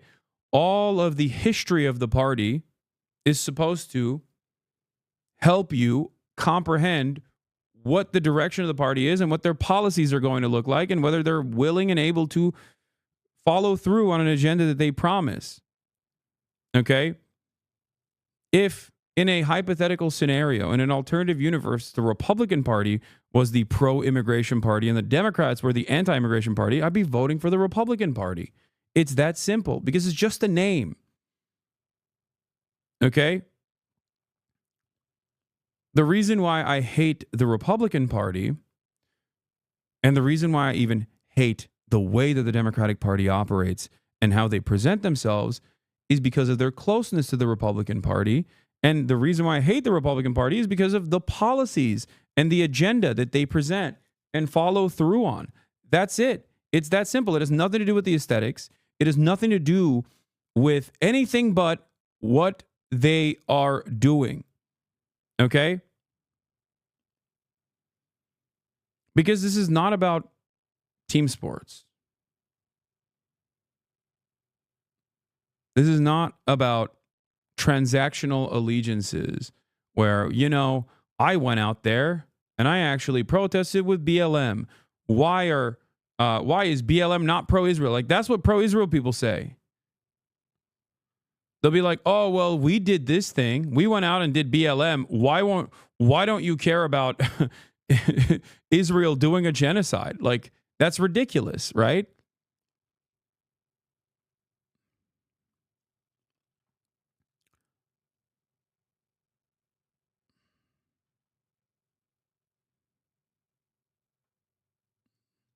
I mean, what did y'all expect? Over the last 8 years, progressives have alienated and pushed vast amounts of young, predominantly white men towards the arms of conservatives. They're angry about a great many things, and conservatives have given them a tangible, visible target for that hate. I mean, I don't think this is progressives and leftists in general. I think you are looking at liberal institutions in general and how they communicate, and you're looking at liberals in general and what they care about, and then saying this is the entirety of the left. My community is mostly comprised of white men, chatter. What the fuck are you talking about? You're literally in it. And this is the most visibly leftist community online. And people, by the way, those very same people still yell at me all the fucking time. But because there are a lot of key issues that I agree with those radfems on, for example, or radlibs on, for example, I don't mind if they fucking call me like a misogynistic piece of shit, okay? Because at the end of the day, I still understand. I still welcome you, okay? You might have disagreements with me. You might think that I am doing the wrong thing or whatever. But at the end of the day, when push comes to shove, are you going to defend your neighbors? Are you going to defend people that you don't know, that and in spite of not knowing them at all, you understand that there needs to be an expression of solidarity. There needs to be a collective understanding that these people have the same exact class interests as you. Are you going to be able to show empathy to those who have wronged you? I will. It does not matter what their political ideology is, as long as they recognize right from wrong, as long as they understand that we must do right by others and choose to fight that fight, I will be there by your side. That's it. That is what is important. And that is what is necessary right now more than ever, because our institutions have failed us and they're collapsing in real time. And they're not even necessarily collapsing necessarily. They're being destroyed in real time. They're being picked apart for scraps in real time, in broad daylight. Okay? It's a highway robbery. And you're just sitting there and you're watching it every day. And the Democratic Party that is supposed to be the counterbalance to this kind of reactionary movement, this kind of reactionary profiteering and endless bloodshed is woefully incompetent. They are not up to the task. So it's up to all of you to do what's right in this moment. It's up to all of us. Okay? Nationhood? I don't think, certainly didn't hear the president say it was the end of the two-state solution. You have the Palestinian Authority, you have the West Bank, and when he was asked directly who is going to live there in the future, he said the Palestinians and perhaps many others. I mean, those are the... I disagree with a metric shit ton of what you say, especially by showing empathy to the opposition, but I still recognize the fact that you're biased. And though, in my opinion, wrong on your way of trying to make a difference, I do acknowledge the fact that you're a liberal reactionary who has my same goals in mind with just different ways to get to the solution. A liberal reactionary. Conversations that we're having, the president has talked to President Sisi of Egypt. He's talked to Mohammed bin Salman, the Crown Prince of... Every liberal on the internet currently is screaming about how much of a radical terrorist lover I am for being pro-Palestine uncompromisingly. And there's still people in here that are like, well, you are a reactionary liberal. No, you can be, liberals are reactionary in many instances. That person is just like far too, that person is max left, okay? Saudi Arabia. He has spoken, of course, to King Abdullah, who's coming here next week. We have Prime Minister Netanyahu here now. So the president is engaging with our key allies in the region and asking for their input, asking for their ideas, and is personally engaged on this issue. Colonel Waltz, last question and we'll let you go. Does it matter that the Palestinian people may not want this? They want their land and they do not want to move. Does it matter to President Trump? Does it matter to this administration? Oh, well, of course it does. But, you know, that's the difference in logistics. It does, because if they don't want to leave, then we're going to have to apply more pressure. It's about how many guns we use in the process of ethnic cleansing and mass displacement. Do you understand?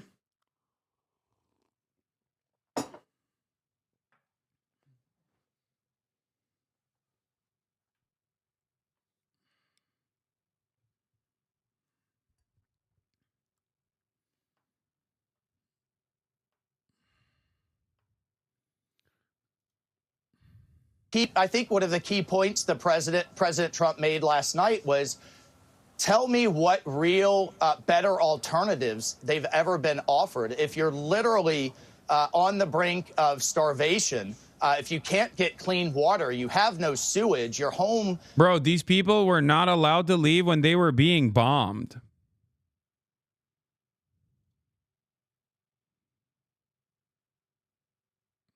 Okay? These people were not allowed to leave when they were being bombed. So it wasn't dangerous enough when it was raining munitions on them, but it's dangerous in the rebuilding process? Give me a fucking break. It's just bullshit. What's left of it is about to collapse on your family, and you're offered some type of viable solution to live in peace and have a better future, to not have bombs and bullets flying, to not have Hamas, you know, lining the windows and... Yeah, this is a joke, but this basically is a summarization of a lot of what liberals are saying right now. Like, way to go, leftists. Now Trump is going to level this place. You know? Walls with human shields as they fire on Israeli soldiers. How about negotiating peace and then building on their own land? That seems like a better... Well, that's absolutely... The president's Middle East envoy, despite a lot of people saying it couldn't be done, actually helped negotiate, the previous administration negotiate the current ceasefire that we're in.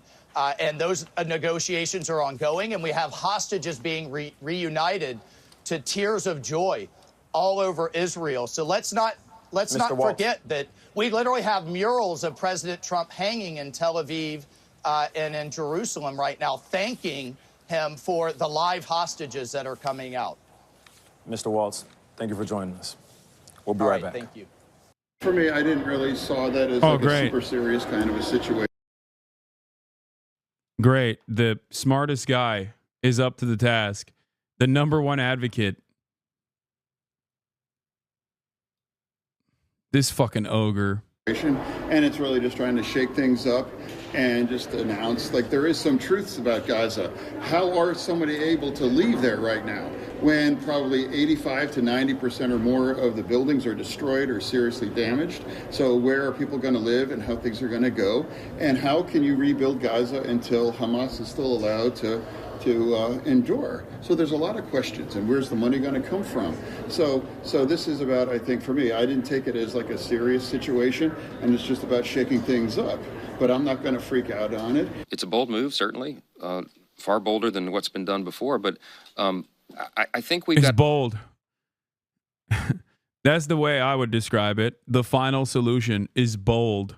To stand unequivocally in an unwavering manner, as the whip said, with Israel, our closest ally and friend in the Middle East. And I think if we could bring control of that situation and bring about a lasting peace there, it would do well for everybody, not just in the region, but around the world. It's a volatile place. And I think the strong and decisive move is an important step in that regard. As was noted earlier, Prime Minister Netanyahu being the first international leader to meet with the president in the White House is more than symbolism, but it is a symbol. And it shows the world that we're not going to equivocate. The previous administration did that. They tried to appease Iran and by extension its proxies, terrorists, and they frankly encumbered Israel in so many times. You're seeing a reversal of that now. That is very important development. I think our allies around the world appreciate that. I know because I talked to lots of leaders around the world, and they've been very nervous about the instability there. I think this could be a bold step in that regard. So let's withhold judgment on all of it. This is an extraordinarily dangerous approach for the president to take and not consistent with American values. The president has simply been treating Gaza as if it were one more real estate development opportunity. It is the homeland of many people. The official policy of the United States continues to be 2 states where 2 peoples can live side by side with security, dignity, and in peace. I hope the President of the United States aligns himself with longstanding U.S. policy. The President talked about an idea last night. I listened to it very carefully. He talked about an idea. He hasn't fleshed out that idea yet. I feel the silly part about all of this is that like these policy decisions are being made by an abject dumbass who just says whatever comes to his mind in that immediate moment and is very malleable too. So every single person has to turn around and play catch up after Trump comes out, and we'll just be like, yeah, we're going to do the final solution on the Palestinians, like, and it's going to be beautiful. We're going to build a beautiful parking lot over the graves of hundreds of thousands of Palestinians that were slaughtered. And everyone's going to be like, no, he doesn't mean that actually. Here's what he actually means. That would be crazy. You know? That'd be crazy if he said that. I mean, come on, that's not what it is. I mean, it's a bold move. It's a bold agenda. He's right, but this is what he actually means. This is literally the redo of the first admin, okay? That's it.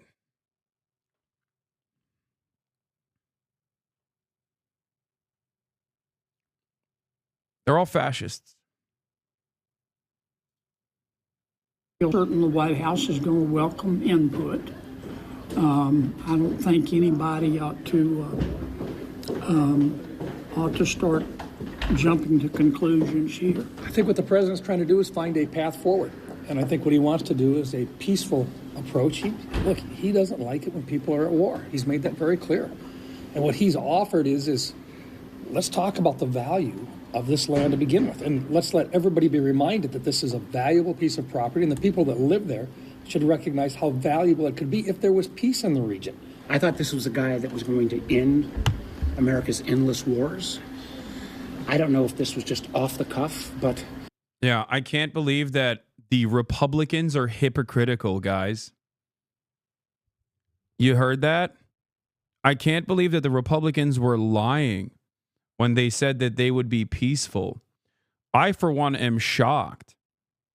As a MAGA communist myself, I was firmly committed to Donald Trump's peaceful dove attitudes, despite the obvious reality that his previous dealings with Israel unironically set the stage for October 7, as I repeated 1 million times throughout this entire process. How could that guy be? How could that peaceful dove, who was president for 4 years and was not peaceful at all, be not peaceful again?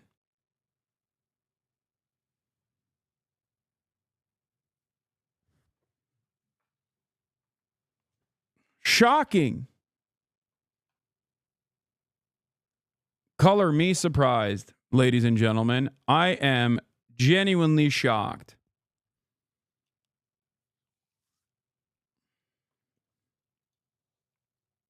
When you're president of the United States, your words matter. Have you thanked Trump for his content farming, allowing you to shine? I hate this, okay? The idea that, oh man, Donald Trump is really great for content. This is not fucking content. This is ethnic cleansing, dude. What are we talking about? The craziest part about this, once again, is that a lot of people in the Western world will look at this and go, well, I'm not fucking Palestinian. It's just content, right? Oh, it's just content. Who cares? It's content from the way that we're viewing it because we're far removed from the danger. Except you're not far removed from the danger when it's Donald Trump. Okay? It's not. It's not just content. And you yourself are not sheltered from the worst impact. I promise you. You're not sheltered at all from the impact of this. This is going to be consequential regardless. Maybe not the Palestine issue, even though the Palestine issue I can present to you as being consequential for your immediate experiences in the United States of America, because we're just going to keep giving billions and billions of dollars in weapons to Israel rather than fixing some of these fucking problems, right?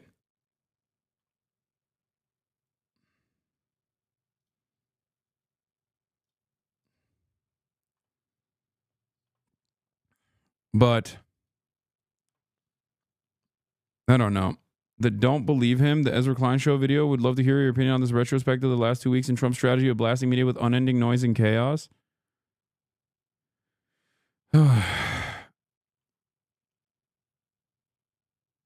Yeah. This is truly making me reconsider literally flying back home. Even a Japanese flight had a collision at the Seattle airport. I really do hope it's just a matter of people hyper-focusing. It was a ground collision. I know, like a fender bender. I really hope it's just the media hyper-focusing on like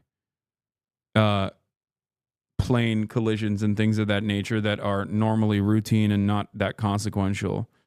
Also, they're calling it DEI, which is so funny. Yeah.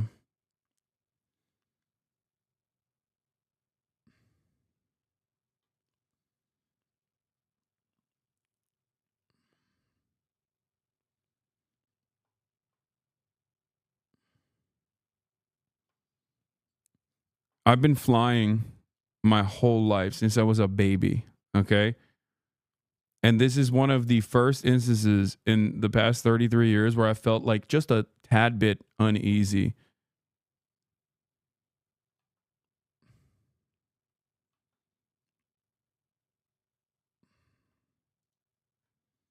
And the notion that he's asking the American taxpayer to take on the whole role of funding this or deploying troops, I find it, I'm not sure whether this was off the cuff or a strategy, but in either case, I think it actually sets back the cause of peace in that region. I believe that what the president's really trying to say is we've got to do things differently in Gaza. And one thing we can't have for a long-term safe Gaza is Hamas. So I think he's right in suggesting that we need to have a clean slate. The reason I said a kink in the slinky, it may not work out the way he envisioned it or the way he discussed it at a press conference, but I think directionally he's on the right track. Well, there's taking over Gaza, there's helping rebuild Gaza. Probably need some clarification on what exactly that means. He's a developer of resorts. I think he sees a good opportunity. But we need to, obviously Gaza's not ours, it's sovereign, it's part of another country, right? And all that needs to be worked out, probably among them, perhaps with a little bit of facilitation from the United States, but clearly Gaza doesn't belong to the United States. Trump's position on Gaza is absolutely dumb, stupid, and illegal. And the United States will not be invading Gaza. We will not be occupying Gaza. And for the Republican Party and Trump to run as the anti-war candidates to suddenly ask for war, shows you the level of hypocrisy and/or lack of leadership that is occurring at the White House. Host breakdown and laughed over media's reaction to Trump's Gaza plan. Oh my God. Dude, what is going on, dude? It's just the cruelty is the point, I guess, right? That's what's happening. Where people are just like receiving this as like a cruel situation, and it's indefensible on its own.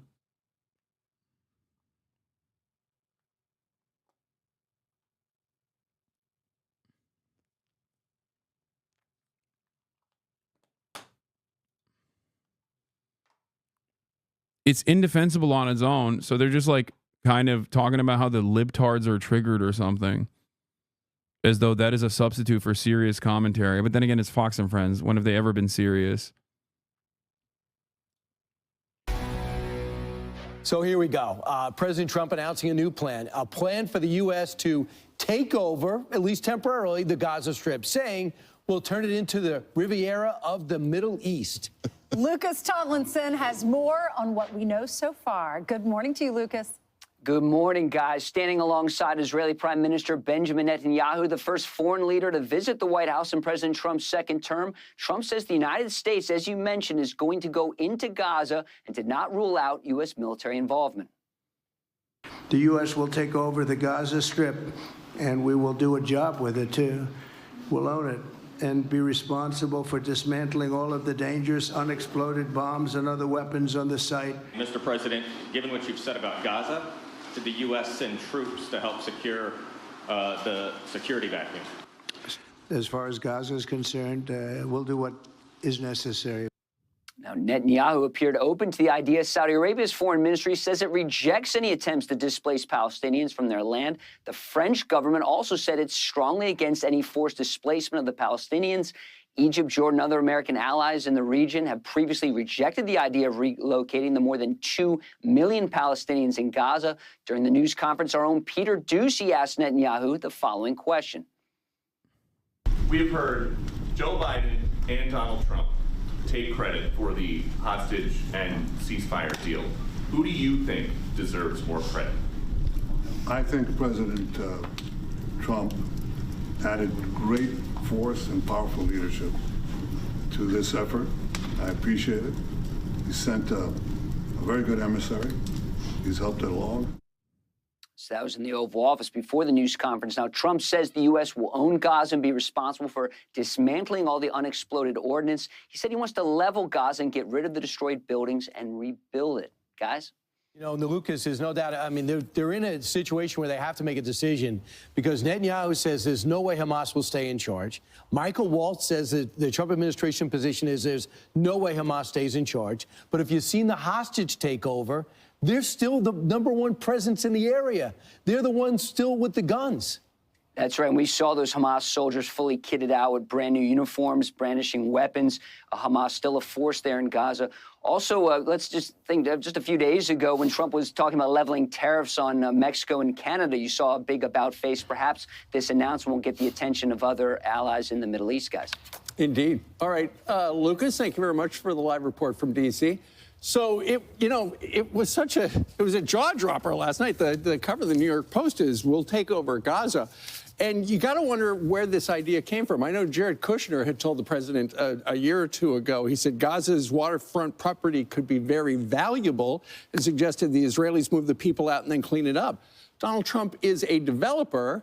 He sees the potential, but then again, we're talking about land that people have fought over for decades, and it would involve moving the Palestinians out. It looks like Trump and Netanyahu discussed it, but they didn't really talk to the other side because, as Lucas detailed, some of the other sides involved, like Hamas, has said no.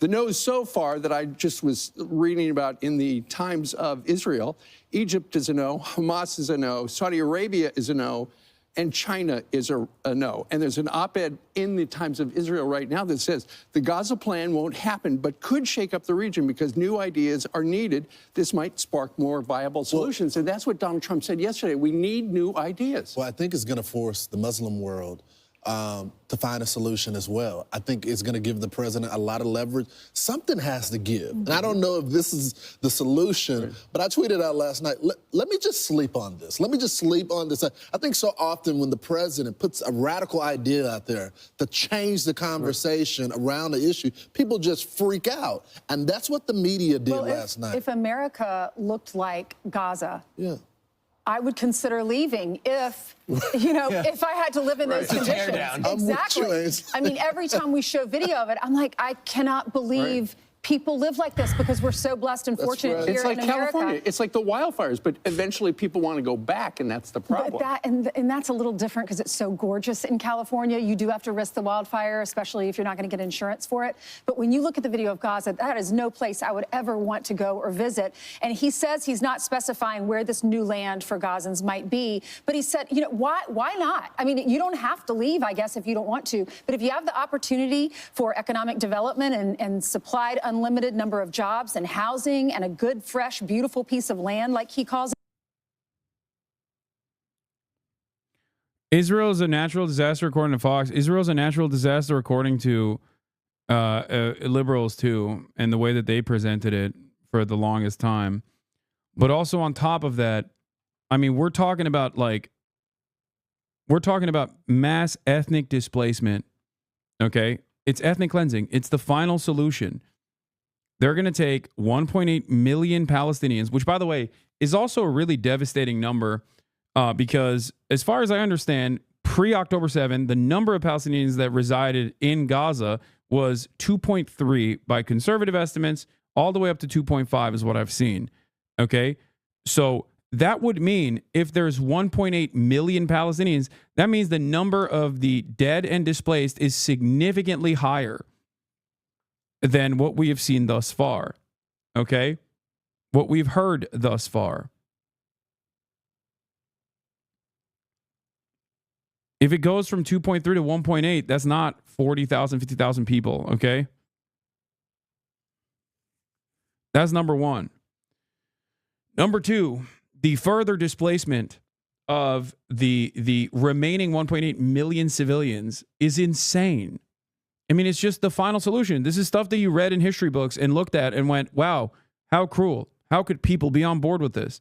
And here you are watching exactly how people can be on board with it.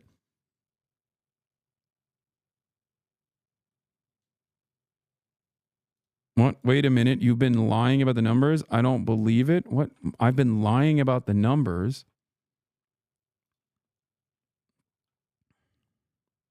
What? All right, let's just keep going. Why wouldn't you consider it? Why wouldn't they say thanks for doing this? Netanyahu said one thing that I thought was interesting. He said, you say things others refuse to say, talking about Donald Trump. And after the jaws drop, people scratch their heads and they say, you know, true. He's right. Just knowing a little bit of the history, you had the Palestinians in Jordan. And they that chatter added me, but he was, I think, talking about the mainstream narrative, like that they've been lying about it. said they created havoc. They threw him out. They were in Lebanon. They were creating havoc. They tossed him out. They were in Egypt in the 1920s, and they basically gave birth to what we now know as Al-Qaeda. That's Hamas is a division of that. They got tossed out. So they became Israel's problem, and we know about the Balfour Agreement. So now they had in the Oslo situation, they said, what if we gave you Gaza and West Bank? And Clinton said, we build a bridge, both of them. That'll be your state. Yasser Arafat essentially said, yeah, if I do that, they'll kill me because we basically want all of Israel. So if you want all of Israel, that's not and you how say that there's going to be many more October 7th. I didn't really think that there would be. I did not think that there would be an even more wrong approach to this. Okay. And here we are.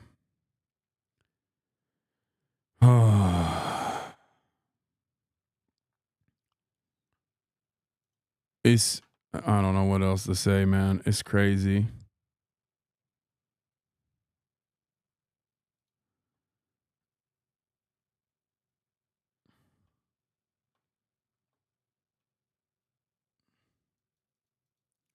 Why do you repeat the 40K so many times when it come out in last December and medical orgs estimated since then 200K? At this point, repeating that number is genocide denialism akin to doing so with the Holocaust? No. The 40,000 number, as I have stated time and time again, is and it's larger than that. I think it's like 50,000 now, is the number that the Palestinian Health Ministry has given, okay? And that number in and of itself is not even the total number of death. A lot of people, I think, 60,000. Okay. It's 61,000 from the health ministry now. Okay. Understand something. That number, that 61,000 number, is not the total number of the dead. That 61,000 number is the total number that was killed by direct Israeli gunfire or direct Israeli bombs. There are still thousands of people that are under the rubble and no one has been identified. There are still a 10x number most likely that will die as a direct consequence of and has died as a direct consequence of the medical infrastructure being destroyed, as a direct consequence of other issues such as famine, cholera, and the spread of diseases that happen because, one, there is no medical infrastructure because it's been deliberately destroyed by Israel, and two, because people have no access to medicine in general, okay, because their aid is being limited. So the Lancet study estimations that came out last year that said the number currently, the official number at the time was, I think, 40,000, but the number of dead by the end of this process will be far larger than that, was an estimation judging by previous instances of sieges, war, and ethnic cleansing campaigns. Okay? There are plenty of people who die not on a hospital bed by direct gunfire from Israeli soldiers that are not recovered by the Palestinian Health Ministry. So the number that they're offering is incredibly conservative and far from the actual number of the Palestinians that have been killed. Okay? They can only count the bodies that are brought to the hospitals, and those figures are simply the numbers of people that have died due to direct Israeli munitions, gunfires, or bombs.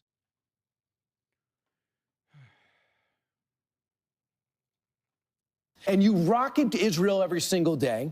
Israel just had 1,100 innocent people, including babies, killed in the most horrific way imaginable.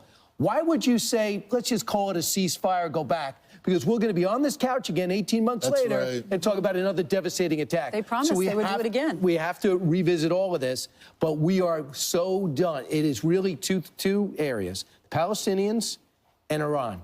Everybody else, and we're going to talk to Qatari foreign minister and special advisor shortly, everybody else is on the page. And you can't say it's anti-Muslim. President Trump says, listen, I love the Middle East. I'm going to be going to Saudi Arabia. I'm going to go visit all these countries. It's not anti-Palestinian. It's anti-terrorist. The rocketing every day has to stop. But the Democrats don't seem to understand that. Listen. He's got his eye on some real estate deal because he thinks that the coastline of Gaza is going to be great for some new hotel. It's preposterous, and it's illegal by any understanding of international law. This is not anything of a plan. This is a complete American imperialism at its roots, at its core. Donald Trump suggesting that this land in the Middle East would be better occupied and overseen by America. I just don't think we can really begin to even comprehend what we're hearing 2 weeks in from this administration. Clearly, America is now, expressing clearly that they want to occupy permanently, probably, Gaza. They want the ethnic cleansing of Palestinians. So one of the big That's not what he said. And of course, the Palestinians, if you interview them, which many of these left organizations have, they're going to say, we don't want to leave. But they have to say that. They don't have any other options. They're landlocked. No one wants to take them right now unless President Trump comes up with a deal. And they're scared of Hamas. Well, and so far they say they're not going to leave. And that's the problem right there.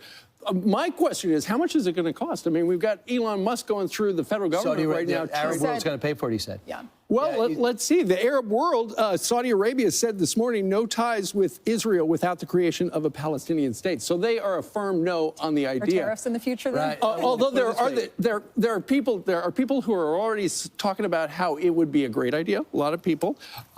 David Friedman, the ambassador for Israel during the Trump years, he suggested, so will we call it Mara Gaza or Gaza Lago? And then Marco Rubio said the United States.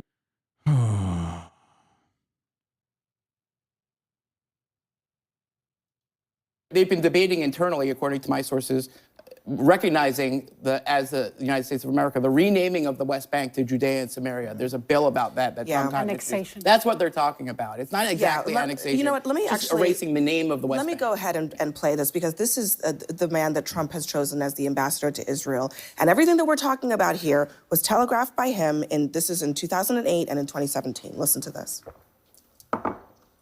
Basically, I mean, there really is no such thing as, and I have to be careful in saying this because people will really get upset, there's really no such thing as a Palestinian. There's not. My feelings personally, and I'm speaking only as a person, I think Israel would only be acting on the property it already owns. I think Israel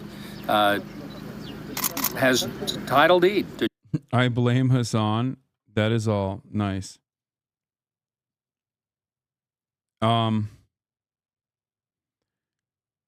Yeah, that's Mike Fuckabee, by the way. A rabid sociopath. If you want to know the true insane people,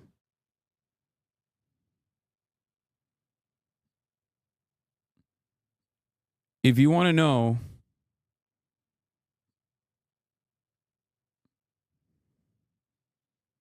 want to know the real rabid pro-Israel crowd, more so than the like Zionist Jewish population in America, it's the ultra Zionist far right evangelical Christians. Okay, they are completely and utterly psychotic.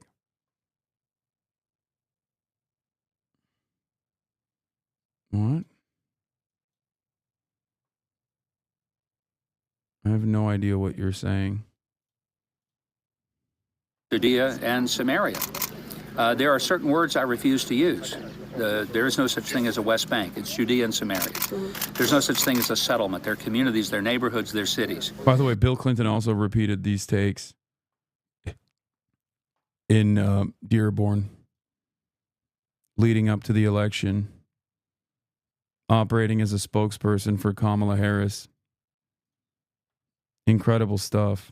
There's no such thing as an occupation. This is illegal. I didn't mean this to is interrupt. illegal. This is what he just said, that is a violation of every international law. It's a violation of every convention that the United States, by the way, was part of. It's a violation of Human every decency. but also every UN resolution. It's a violation of International Court of Justice and International Criminal Court resolutions. What they are saying tonight to the world and to the international community, international law is dead. It's Scott, dead. is international law dead? Because I think Rula is right in suggesting that that's basically what Trump is suggesting. Forcibly removing Palestinians from their land is against international law. I think we're being a little dramatic, and we're on our jump to conclusions, Matt, here a little bit. He muses occasionally. Take him at his word. He muses occasionally. Look, Scott, and just to be clear, it's because provocative. you're suggesting that we are making this up or No, I'm not suggesting exaggerating anything. it. No, you're putting words in my mouth. Well, I'm I'm just saying saying you Trump and I both know said he it. muses occasionally, and he's aspirational, and he not- says provocative things Scott, occasionally. I don't look. I really don't want to interrupt you, but I just You for my don't? own, I think I have to come to my own defense here in saying Donald Trump, with his own words, said this is what he wants to do. He wasn't musing. He was looking down at a piece of paper. I've been in a room with him, just like that, with foreign leaders, looking down at a piece of paper. He is reading a statement that was prepared for him. Those are not musings. Well, also, Scott, what happened to America first? So I this think- is the guy who was supposed to take us out of the endless wars, said he's against nation building. You're stealing my He talking railed points. against I am. I know. Playing the role of Catherine tonight. Brad. I do want Scott. Are you for the ethnic cleansing I or do want against Scott it? to finish his point. Look, Go ahead, I don't You're know not that for it, I don't you're know not that I against agree it? with the terminology you're Go using. ahead, Scott. Here's what I think. It's provocative. It's an interesting conversation point. Donald Trump, he's the only person in the world speaking positively about this particular geography right now. And I will just say that That's called in the first term, he did something rather audacious with the Abraham Accords, highly successful. He's always thought positively and aspirationally about the Middle East. And I would just ask all of you all who are enraged about this, how's it going right now? How's the current management doing? Not really all that well. To answer you, and that's Terrible. because that's Terrible. because of Americans' weapons and American inability to enforce. You're blaming United- us for the management Well, problems Hamas in wasn't- Gaza? Come on. Wasn't doing a great job before. Okay, let's be honest. We have a 58-year-old occupation that is illegal, that decimated people's hopes and lives, and I am the only Palestinian here. And I must say that it honestly, the fact that we are not able to put in perspective that's the history of that region. Before October 7th, hundreds of people were killed. After October 7th, still thousands and thousands of people are getting killed. And what happened on that day? For 58 years. What happened on that day? You know what? What happened on that day, actually, Secret Service of Israel had been predicted what happened on that day. What happened on that day is we had basically, a border that was, breached because we have a government in Israel, and as I am an Israeli-Palestinian government, we had a government in Israel that favored annexation and pogroms in the West Bank. I'm just asking Not you what only happened that day. I want to tell you something. We had a government, we had the prime minister who said Hamas is an asset. We need to finance Hamas. He's the one that sent to Doha the head of the Secret Service 3 weeks before October 7 to ask the Qataris to finance Hamas. But you don't want to They say what happened. considered- You don't want to say what happened that day. It's an atrocity that happened that day. Yeah, But and that where, and from atrocity where did is it a by- emanate? That atrocity is it doesn't justify the atrocities and the war crimes and the genocidal campaign that happened after I totally Scott. reject everything you just said about genocide, war Of course, but crimes. the International Israel has every Criminal right Court to defend does itself. not. I don't not, want us to get not by I don't committing wanna- war crimes. I don't want us to get off course because I think that it is easy to redirect this conversation about October 7th when what we're talking about right now is what happens today and tomorrow and what comes next. And I want to ask you just a follow-up to what you said. Hold on. A follow-up to what you said.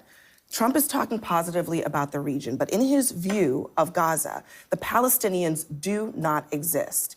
How is that something that is positive for Palestinians, 2 million people that live there right now? Yeah, I mean, he didn't give a lot of details about how he envisions the future for that population, and I certainly am not in a position to flesh it out either, because I don't know what he means by that. Here's what I do know. Current management failing, a president of the United States who's speaking positively about what could be happening in that region, and you all talk about the Middle East being on fire, and nobody seems to want to acknowledge on whose watch it was set ablaze. And so, I just want to be clear that when you say talking he positively, tosses you're things talking out, about and it's to start a conversation and we'll see where it goes. Displacing millions of people from their sending U.S. troops I think it's also to the Gaza necessary, Strip and I said this earlier, but the fact that we still Hold on, the fact we still have hostages, the fact that we still have hostages that aren't brought back yet, the fact that that seems to be somewhat of an overlooked portion of this we have entire... we have a deal, not a great not one, only but a that, deal in not only place. that, I'm interested to see, and there are people smarter than me about this, but what effect does this have on any ceasefire deal? What effect does it... There's no ceasefire. He suggested that it might actually affect it, and he So that's my point. I mean, if there are people who have, you know, the innocent men, women, and children of Palestinian babies and innocent women and children in their heart and minds at the forefront, then they want a ceasefire. We want a ceasefire. If there are individuals who want the hostages brought home, then they want a ceasefire so those hostages can be brought home. Today makes no sense in actually moving that ball down the field. And what about the American families who don't want their loved ones who serve in our service to go fight another war overseas in the Middle East that he has no clear vision for, but he talked about U.S. boots on the ground. That's a slap in the face to MAGA voters who specifically rejected the old neoconservative ideology. But not only that, he sounds like Liz Cheney. But not only that, This is exactly what Russia and China have been saying. It's all about the land. And basically, nobody watched what the Chinese said tonight. They said, we know exactly what they want, the Americans. Gaza, outside the Gaza shores, they discovered oil and gas. So it's not only But this that isn't it will be a real estate. this isn't a new concept. I mean, in March. One second. It's about colonialism. Donald Trump today, he proposed a new vision for America, and it's colonialism, and he's been proposing this for other areas, Panama and other places. But tonight he went further. He said, Palestinians, we will send them, you know, left and right, whatever. And Palestinians, by the way, the millions of Palestinians, they have families in the West Bank. They have families in Jerusalem. I have families in Gaza, and my family lives both in Haifa, in Jaffa, and in the West Bank. We can move them there. Why not allow the women and children to move actually to where they have relatives? Why not allow the orphans? There's 38,000 orphans in Gaza. We have orphanages that are empty in Jerusalem, in the West Bank, in Ramallah, in Jenin, and elsewhere. But you see that the vision is actually bypassing the Palestinians and ethnically cleansing them. I reject one portion of your statement, which is to say that there was a new vision of colonialism for the United States of America. I think that's as old as the United States of America. That's not necessarily... Yeah, we would never do such a thing.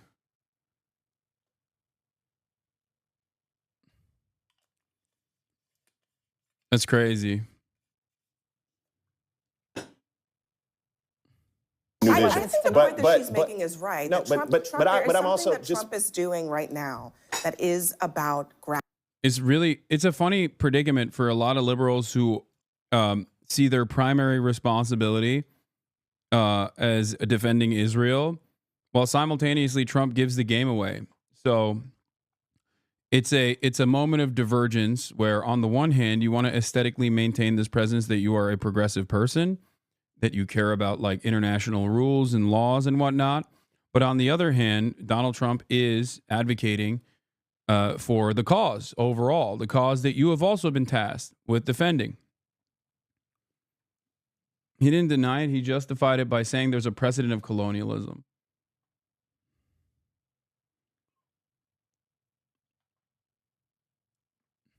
Oh, he said American colonialism is as old as America. Did I misunderstand it? Oh, my bad. My mistake, Bakari. I misunderstood. I thought he was saying it's not a new vision as in like it's not a thing that exists. I thought it was in defense. Libs didn't agree with international rules. They rejected the ICC warrants and even threatened the ICC. No, I know.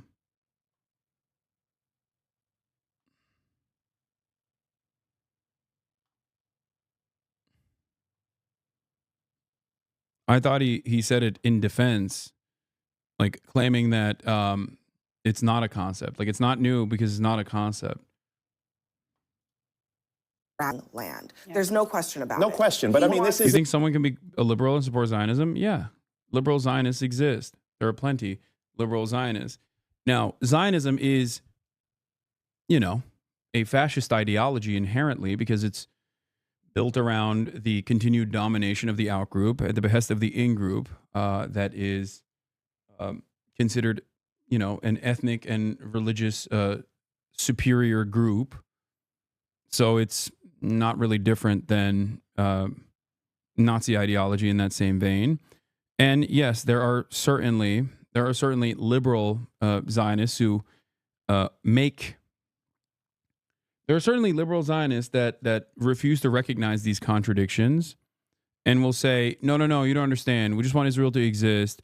67 boundaries, while also simultaneously,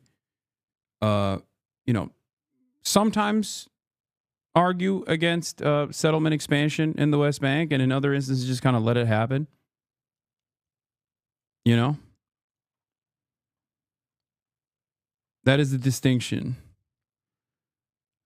Ultra-Zionists, rabid settlers, they are the pioneers. They are the first line of defense. They will enact the agenda through and through.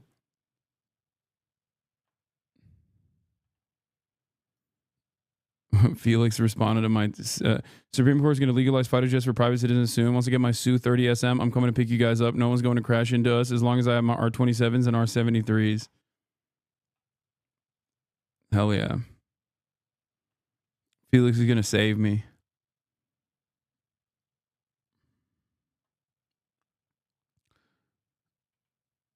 When push comes to shove and contradictions reach a boiling point, okay? Liberals that actually cave and capitulate and concede to fascists are still doing the bidding of fascists. Liberal Zionists in this stage in Israel are doing exactly that. It is no different than Nazi Germany in that regard, where you did have plenty of liberals who initially were against the Nazi party that inevitably made way for the Nazi party. They too were complicit in the actions of the Nazi party.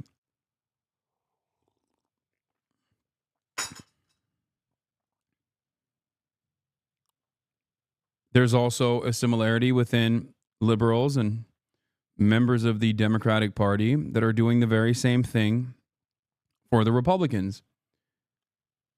I sometimes like using examples, even if I'm talking about Palestine, I like using examples that are not about Palestine, because I think that there's always this underlying suspicion for people who are just coming in that my criticism almost entirely revolves around Gaza, specifically because of, you know, my Muslim background, right? That I'm simply too biased to see a more moderate, more reasonable approach. But this principle is universal and exists for virtually every single issue that the Democrats cave and capitulate to the right on. This is precisely the reason why I regularly talked about immigration, undocumented immigration in this country, and the Democratic Party's apprehension towards presenting a counter message to the Republican reactionary framing on the matter that justifies a white nativist anti-immigrant agenda.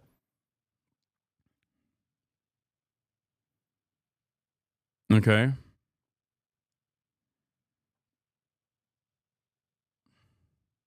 Hasan, what do you expect from Israel to do when hundreds of innocent civilians get kidnapped and killed in their homes?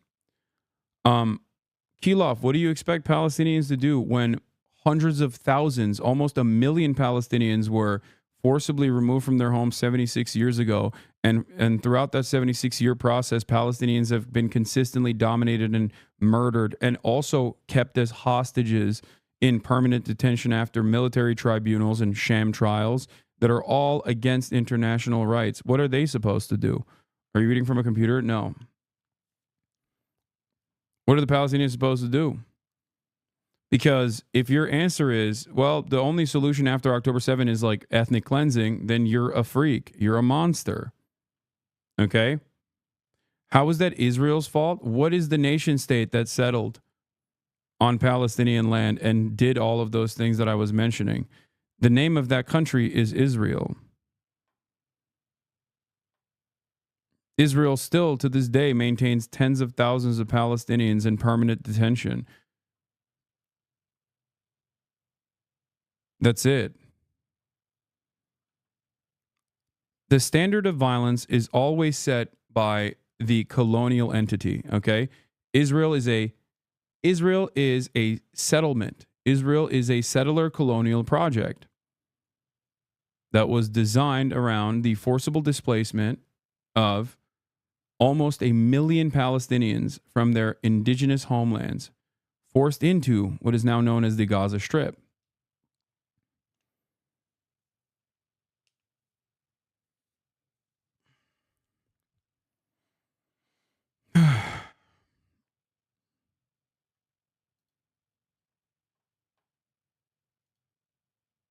Anyway. United for Israel are not keeping silent. My help comes from the Lord. Amongst Israel's most fervent allies, American evangelicals. He who defends Israel neither slumbers. Do you consider yourself a Christian Zionist? Senator, I'm a Christian and I robustly support the state of Israel. Ultra-conservative Christians now serving in key roles under President. What? How can you blame Jewish Israel when they are kidnapped by us? What are you saying? I feel like, yes, I have watched Israelism on stream. One of the comments on Fox News today was that for the people who had ever wondered what they would do during the Trail of Tears, the relocation of Asian population on the West Coast will have their chance now. I mean, yeah, we've been saying that.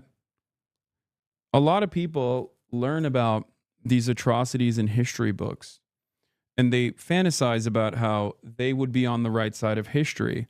And while that history is unfolding in front of their eyes, they are demonstrably on the wrong side of it. Okay? Not recognizing that the exact same history is playing itself out in nearly identical fashion right now. And what they do in this moment matters. What they do in this moment is exactly what they would do back then. That's that simple.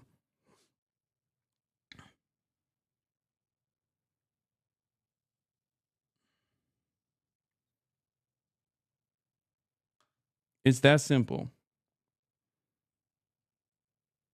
It is inappropriate and also untrue if I were to sit around and tell you anything other than what I've told you thus far for the past 16 months of my ongoing genocide coverage. I will not lie to you no matter how much people oppose what I have to say.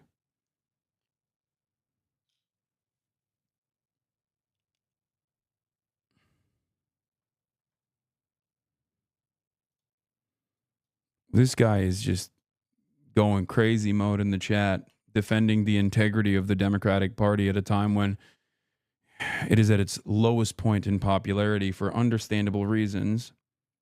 One of which is that the very same Democratic Party that he's vociferously defending does not give a single shit about him and has completely dropped the ball on fighting against the Trump administration anyway.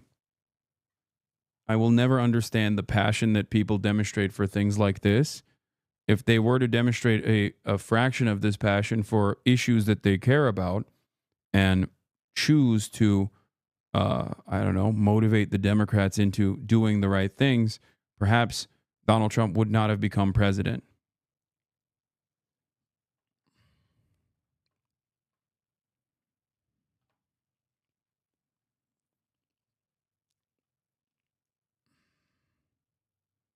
Will you debate Asmongold on what? Sure. That Donald Trump is a fascist?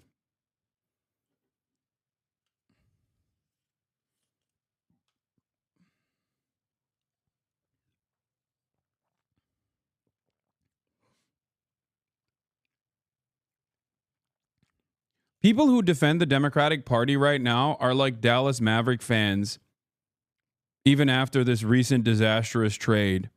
And I don't even think there are any Dallas Maverick fans remaining that still defend this trade. You know what I mean? They're just hanging on to this thread that doesn't exist by an institution or an organization that does not care about them. Okay? It's that simple.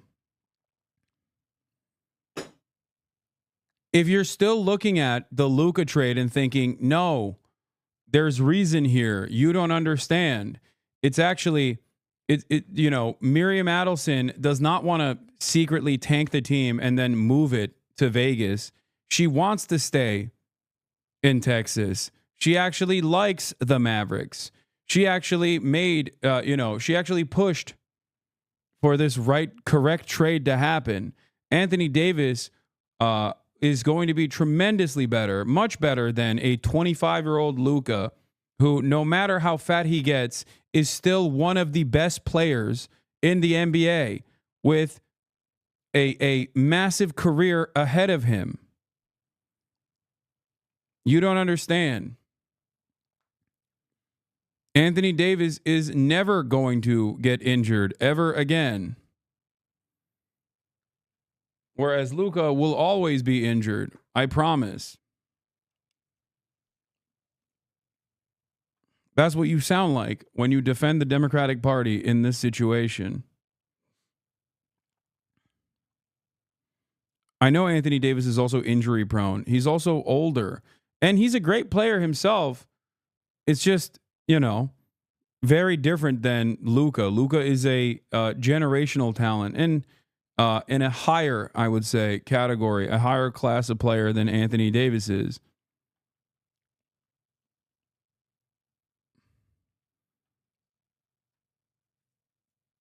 This whole thing has made AD sound like he's a horrible player. Exactly. He's not. It's just that in the NBA, you have unimaginably talented players. Okay? Anthony Davis is one of them. And then you have legends. Luka is in the legendary status. You can say that he does not play defense, and that's fine. That's understandable. But he is a point savant. And I know this with my, limited knowledge of the NBA. I don't really keep up with it that much.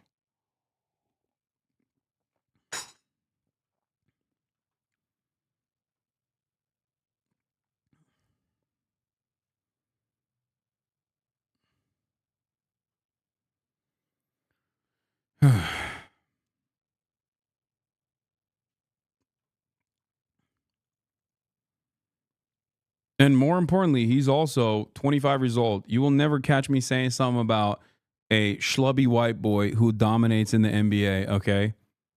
In my heart, especially a Balkan man, okay?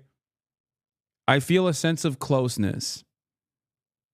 It's like watching someone directly play out your dreams. Do you see what I'm saying? Like, this is how a lot of this is. It's one of those moments where, you know how like people used to talk about like Lizzo and representation. That's what Jokic and Luka are for me. Okay. Schlubby Balkan boys that are just dominating in the field of basketball.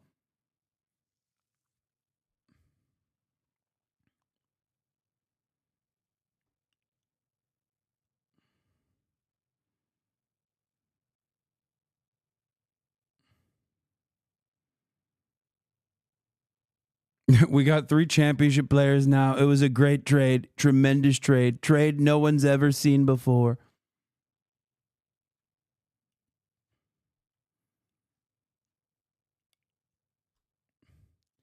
It's kind of funny because it's the most I've ever seen Jokic be interested in talking about the NBA and NBA related and basketball related issues in that fucking press conference when they asked him about the Luka trade, and he went on like a 2-minute rant. I have never heard him like when you ask him about how he feels immediately after, like, I don't know, being considered for the All-Star game again, he's like, I do not care. I don't like. I wish I was in Serbia. I want to play with horse. I want to play with my horse. Ask him about the Luka trade. He's like, this is devastating for the entire situation in NBA. It seems like basketball is becoming very different than what I had understood. Seems like no player is safe. I will be really reconsidering the game in and of itself. I work. Yeah. The dude who was like championship parade means I can't go home. Oh no. Is literally was yapping about this particular issue. You going on a basketball tangent to cope with the depressing news? I feel you though. He's got this is job. I like job. Job security is important. But having said that, nobody likes job. Nobody likes job. Who likes job? People lie, say they like job. I don't like job.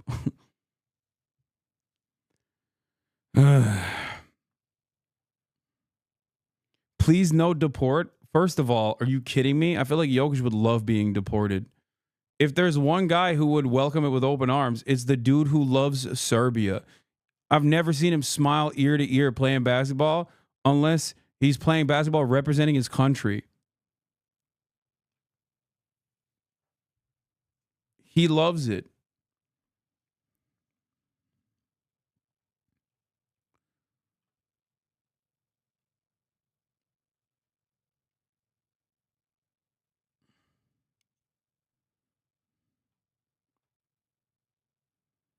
I'm confused. Luka Doncic or Nikola Jokic are Russian. Why the Russian accent? They're Balkan. It kind of sounds like that.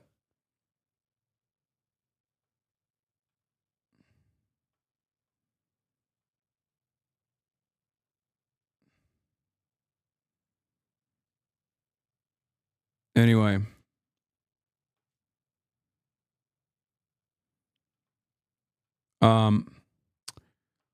We got the evangelical Christians. My time on today's stream is quickly coming to a close, by the way, because I still have to literally pack up so much shit before I fly out, unfortunately.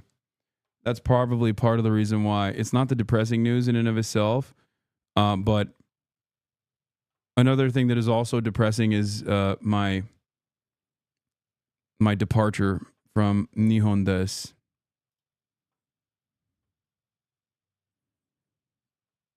Mr. President, history fueling hopes amongst Israeli settlers. The truth is that the Palestinians are not a nation.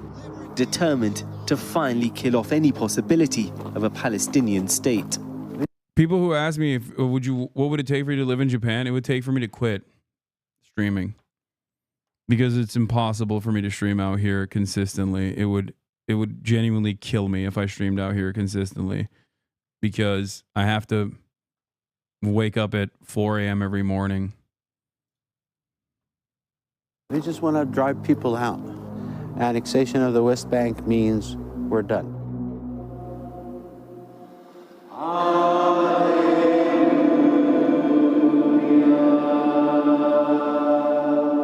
In a 12th century Jerusalem church, a group of American evangelical Christians are singing in praise of Christ. We joined them on a tour around the old city. So, the most holy place for Christians who come to Jerusalem. Leading us, pastor and biblical archaeologist John Delancey from Pennsylvania. Initially, the entrance was from the east. For these devout believers, modern Israel is where the land of the Bible comes to life. But it's not just about history. What we see happening in Israel right now, I believe, is a sign that we are moving closer and closer and closer to the end times. When will this happen chronologically? Here's the answer. Ready? I don't know. Okay. For many evangelicals, the return of the Jews to Israel is a precursor to the rapture, when true believers will be lifted to heaven, ahead of Armageddon and the return of Christ. The greatest miracle in the history of the world, second only to the resurrection of Jesus Christ. These are not fringe beliefs. This group, Christians United for Israel, boasts 10 million followers. This man literally said Adolf Hitler was Jewish, and also it was good that he did the Holocaust because it created reasonable ground for Israel to be created, basically. He was invited to the pro-Israeli rally that was in Washington, and spoke before many talented American political figures like political commentator Van Jones, who, as you know, is a big proponent or big opponent, of anti-Semitism, and even the likes of Chuck Schumer. Because, once again, you can be as anti-Semitic as you want as long as you are pro-Israel. If you are pro-Israel while also saying some of the most unhinged anti-Semitic nonsense anyone has ever heard, okay? As long as you maintain the position that you are pro-Israel vociferously, Gilad Erdan, the former UN envoy, will come visit your televangelist megachurch to deliver a speech about how wonderful your church attendees are in defense of the state of Israel. Hasan, has the FBI come knocking yet? Brother, I'm in Japan. Prime Minister Benjamin Netanyahu has addressed their annual conference. And for them, Palestinians are living on Jewish land. Why do we stand with Israel? God's foreign policy is, was, and always will be. I will bless those who bless you, and I will curse those who curse you. But just think that the temple that once stood there in the days of... For John and the tour group, these apocalyptic beliefs are part of the attraction behind visiting Israel. And a lot of the evangelicals you interact with, for them, this isn't a myth or a metaphor. It's a literal sequence of events that they believe will unfold. Absolutely, it is. Israel is growing in their population of Jews from the diaspora, as we say, now returning to the land. And that's a good thing. And most evangelicals will say that this is a big sign pointing to how imminent the return of Christ may be. So the end of time is basically the apocalypse. Absolutely. To non-believers, evangelical views might seem outlandish, but they're a hugely powerful force in American politics, making up around 20% of all voters. Well, I think, the coming to Israel is what really helps to bring what you read in the Bible come alive. And like Rick, they're overwhelmingly staunch supporters of Donald Trump. What are you hoping to see from him in terms of in terms of the Middle East? Definitely strong support of Israel. I think that's, for me, that's something I want to see. I call myself an unapologetic Zionist. I believe it's important for Israel to exist. Is that based on religion and the kind of role of Israel in biblical teachings? Is it based on politics? Well, I think it's both. For me, certainly the Bible commands, the whole faith, our faith is based on Jewish people. Now, Pete Hegseth returns to the Holy Land. Former Fox News reporter Pete Hegseth is one of a number of prominent evangelicals now serving under President Trump, recently appointed the Secretary of Defense. That Zionism and Americanism are the front lines of Western civilization and freedom in our world today. And here's Trump's pick as ambassador to Israel, former pastor and state governor Mike Huckabee. There is no such thing as a West Bank. It's Judea and Samaria. Judea and Samaria is the biblical name for what even the US government has always called the West Bank, land intended to be at the heart of a Palestinian state. This was Huckabee in 2018, helping build a settlement there, even though they're deemed illegal internationally. When the Bible says that God gave this land to the Jewish people, I accept that. An opportunity to apply full Israeli sovereignty on all areas in Judea and Samaria. It's a narrative also shared by Jewish settlers, like far-right Israeli politician Ohad Tal. Mr. President, here he is speaking at Trump's Florida home. He and other settler leaders want Trump to support resuming the war in Gaza and annexation of the occupied West Bank. Oh my God, he does look like Tim Robinson. I was thinking, who does this dude look like?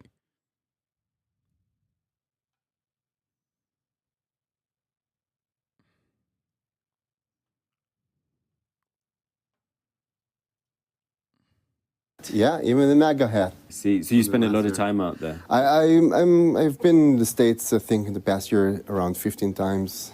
Evangelical Christians have been appointed to some high-profile positions within the Trump administration. How important do you think those figures and their views will be? They believe that this is the biblical homeland of the Jewish people. So definitely I expect them to support these policies also.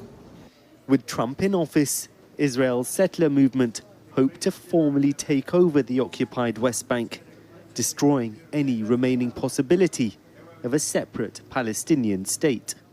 If you were to annex the entirety of the West Bank, including the Palestinian majority areas, and then did not give that population equal voting rights in the state that they were living in to the Israelis, that would be apartheid. What other word could there be for it? The truth is that the Palestinians are not a nation. They are a tribal society. Let's allow them to have different autonomies, local governing themselves. Yeah, he's describing Bantustans, which also was a permanent fixture in the apartheid structure in apartheid South Africa, where the term apartheid was first utilized as a legal terminology in the prosecution of it. That's what he's saying, while also simultaneously saying they're like tribal people. I don't know what that means.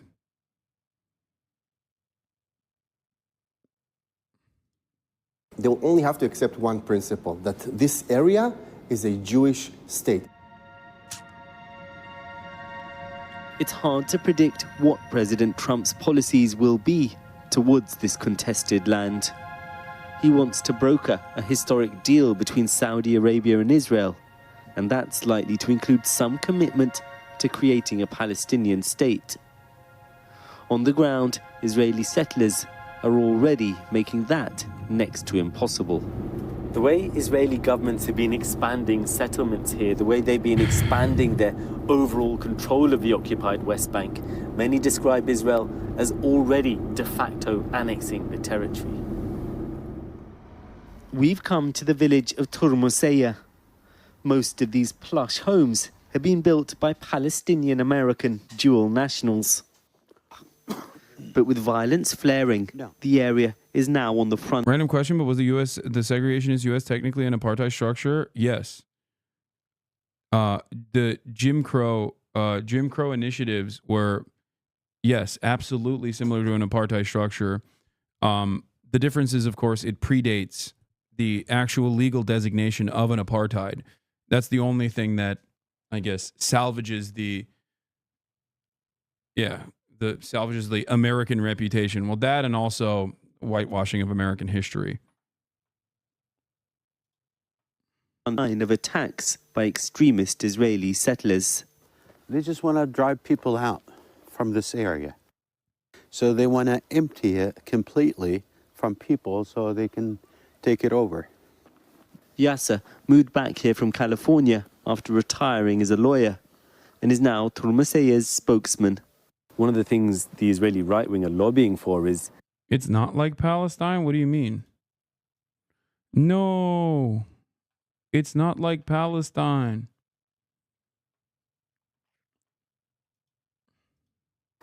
Is formally annexing at least part of the West Bank. Is that something you worry Trump could accept? We worry that he might agree and he might do that step, which is a very, very dangerous step for us Palestinians. It takes away the hope that we have been living for, which is an independent Palestinian state. Annexation of the West Bank means we're done. On the horizon, an ancient biblical site and ever-expanding Israeli settlements. Now a new chapter in this old conflict could be about to begin. The latest on President... All right, let's talk about President Trump and Elon Musk drive to reshape the government now. Okay? Because President Elon Musk is fairly devastating. Before we do that, of course, Chinese President Xi Jinping opposes Trump's plan to take over Gaza and supports Palestinian rule over the territory, even though he hasn't really done much on that in that regard. Okay. There's also this. Stop making me sad and make me mad now. Don't worry. Oh, here, if you want to get mad, here's President Elon Musk. White South Africans are being persecuted for their race in their home country. Also, white South Africans are one of the few population groups that are fiscally positive when immigrating to Europe. We should allow more immigration of white South Africans. Elon Musk, who is anti-immigration and constantly talks about how immigrants are bad, does not have an issue with white South Africans immigrating. Now, of course, this statement that white South Africans are being persecuted for the race in their home country is, of course, ridiculous. They make up 7% of the population in South Africa, and yet still maintain approximately 90% of all of the valuable land. They own approximately 90% of that. The South African government has tried to combat this a little bit with, land reallocation and whatnot, and that's precisely what they're talking about in terms of the racial violence that whites in South Africa are experiencing. But speaking of this, what? How can you see the USA is coming close to Nazism by possible deportation camps, but China is not Naziist for detaining Muslims? Hasan literally just copies Al Jazeera talking points sometimes, but I am no different, I admit. Xi Jinping, Peppo spit. Xi Jinping. Can you point to a period in time where I have denied that there were re-education camps in Xinjiang? Because I have criticized the Chinese government numerous times for this.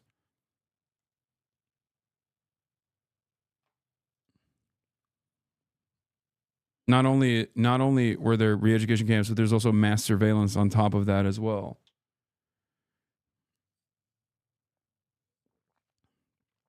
The comparison I always make is this. If the Israeli government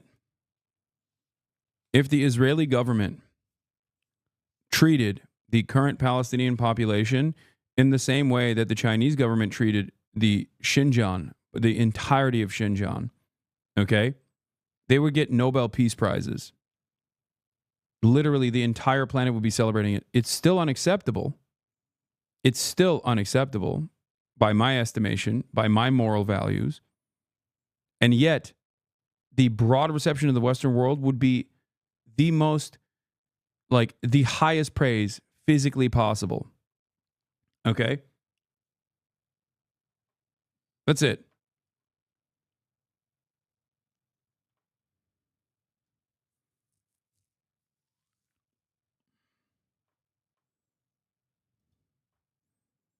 All right. .org. I'm Amy Goodman. The top-ranking career U.S. Treasury Department official, David LeBrick, has been forced out of the agency after he resisted a demand by Elon Musk and his associates at Doge to gain access to the government's vast payment system, which disperses trillions of dollars in federal payments each year. Trump's new Treasury Secretary, the billionaire Scott Bessent, ended up giving Musk access to the system, which includes sensitive information about taxpayers, Social Security recipients, government contractors, including Insane. Musk's rivals. Musk is also accused of waging a takeover at the Office of Person. So you're not denying it? You're just saying it's nowhere near as bad as it's made out to be? No, I think it's very bad. What do you mean nowhere near as bad as it's made out to be? It's re-education camps and mass surveillance. It's dragnet operations upon an entire population group. And the claims made by the government at the time was, well, there are Muslim radical separatists out there that want to cut off Xinjiang from the rest of China, and they're engaging in terror attacks, like mass stabbing incidents and whatnot. That, in and of itself, is unjustifiable. That method of dealing with it is completely unjustifiable.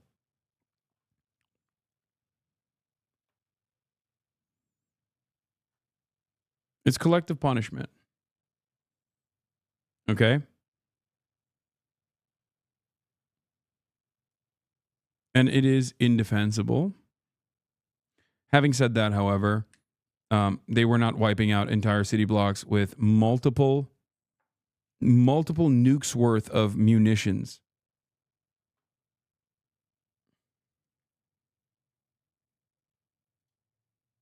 Management, where career civil servants have been locked out of computer systems. For more, we're joined by two guests. Waleed Shahid is Democratic strategist. His new piece on Substack is headlined, Elon Musk is staging a coup. Waleed was previously the spokesperson for Justice Democrats and former senior advisor for the campaigns of Alexandria Ocasio-Cortez and Jamal Bowman. We're also joined in Washington, D.C. by Lindsay Owens, executive director of the Groundwork Collaborative, who says there are several reasons Musk wants to control Treasury payments. None of them are good. Okay. Waleed Shahid, let's begin with you. What do you mean that Elon Musk is staging a coup? So if this story was taking place somewhere in Central Asia or in Africa, the United States media, the United States State Department, international institutions would likely refer to this as a coup. A billionaire industrialist who donated $300 million to a campaign is installing his personal loyalists in key parts of the federal bureaucracy. This is essentially Viktor Orban's playbook. And we need to know, why does a billionaire industrialist with millions in government contracts, military contracts for his private companies need the social security numbers of every American, needs to know what every single check that the U.S. government gives out to businesses, to charities? Why does this billionaire need to know this information? He was not vetted or approved by the U.S. Senate. Elon wanted a Turkish national to work for Doge. White House said no. Elon Musk wanted to hire a Turkish green card holder at Doge. The message from the West Wing was, we're in the deportation business and we can't bring in a foreigner to help lay off American federal workers. Oh my God. Musk was hoping to make an exception for Barış Alkuş, a Turkish-born venture capitalist with a green card who had become a close ally.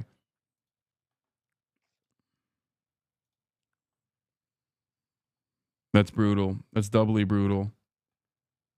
Has a history of corruption for using public resources for private gain. He's one of the wealthiest men in the world. And in any other situation, this would be called. They also have a Canadian, I think, a Canadian national in that position. So I guess it is truly the notion that white people are not, Turkish people are not considered white in the eyes of this administration, at least.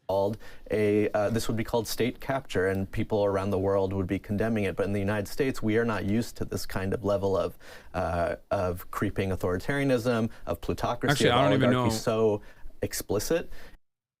Like, Turks are not considered white, I guess, or rather, they're not a part of the the close allegiance that we have to Canada, despite the fact that we were trying to do tariffs not that long ago and want to forcibly annex them potentially. And a not insignificant number of people are also on board with this annexation. And we need to, this is as Representative Ocasio-Cortez said last night, this is a 5-alarm fire. Senate Democrats need to be communicating to the American people. And last night there was a call by Indivisible Action for people to visit their senators and call for them to grind the Senate to a halt, to call for investigations, and to know, why does Elon Musk need to know this information? Why is he showing up on Saturday to the offices of the federal government demanding the private information of citizens all around the country? Well, Lindsay Owens, you say none of the reasons are good. Lay those out. Yeah, absolutely. So for most Americans, this is the first time that they've ever heard of the Treasury payment system. So what is the Treasury payment system? This is effectively the piece of the federal government that cuts the checks. And they cut a lot of checks. This is $6 trillion a year. Money that goes to individuals as Social Security payments for seniors, money that goes for organizations like Meals on Wheels to deliver lunches, foreign aid, as well as the funding that the government sets aside for key programs, paying its debts, making sure that we don't breach the debt ceiling and default on our obligations. So this is really unprecedented that Elon Musk has grabbed control of the keys of $6 trillion in payments infrastructure. There are a few reasons this could be happening. The first is, as your viewers know, last week, President Trump tried to end federal spending, just stop federal payments altogether. This was so outrageous and in violation of the Constitution that the courts intervened and said that he couldn't do that. What may be happening here is that Musk may be doing an end run around the courts, going straight to the source so that he can continue to stop those payments that the courts said needed to keep staying online. The second thing that may be happening here is this could just be a good old-fashioned cyber attack. Elon Musk could be interested in the Social Security numbers, the tax ID numbers of tens of millions of Americans. We know that he has partnered with Visa and is considering spinning out a payment system of his own.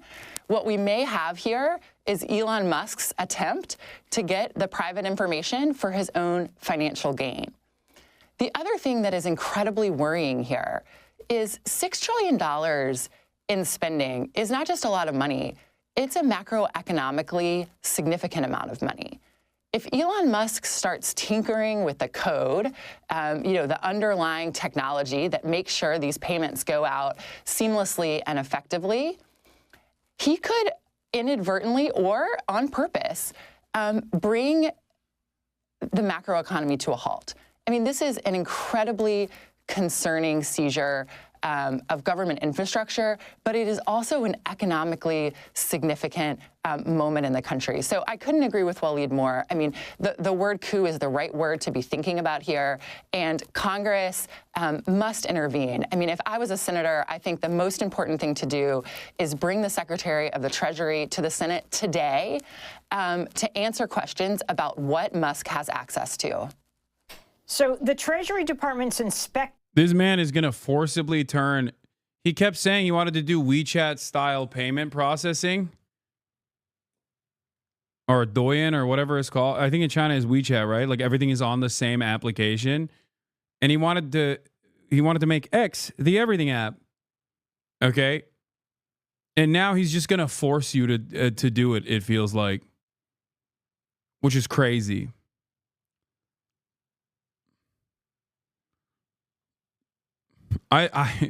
Dude, controversial take, but I trust the Chinese government with my personal information more than I trust Elon Musk.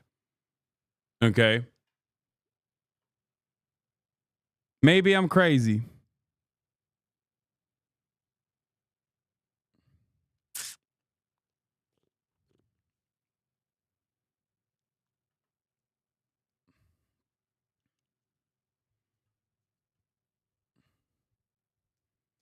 Yeah.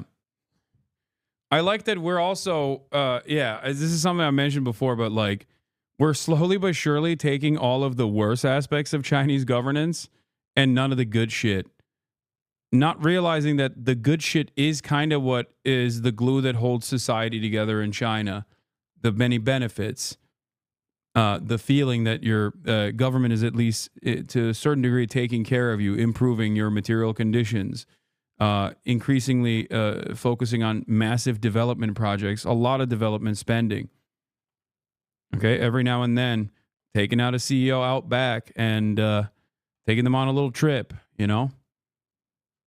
Now, of course, that's oftentimes played along the boundaries of whether or not these big CEOs in China have offended the party or have at least presented themselves as a threat to the party and its grip of control.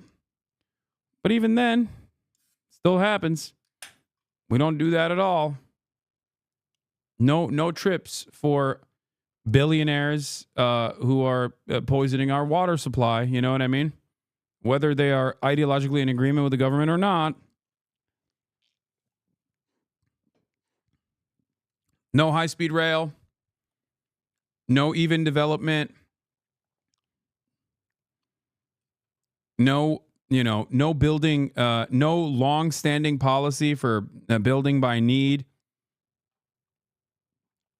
Just simply mass surveillance, repression, social repression, and perhaps more significantly, any kind of political repression being stamped out. Political dissidence is not allowed.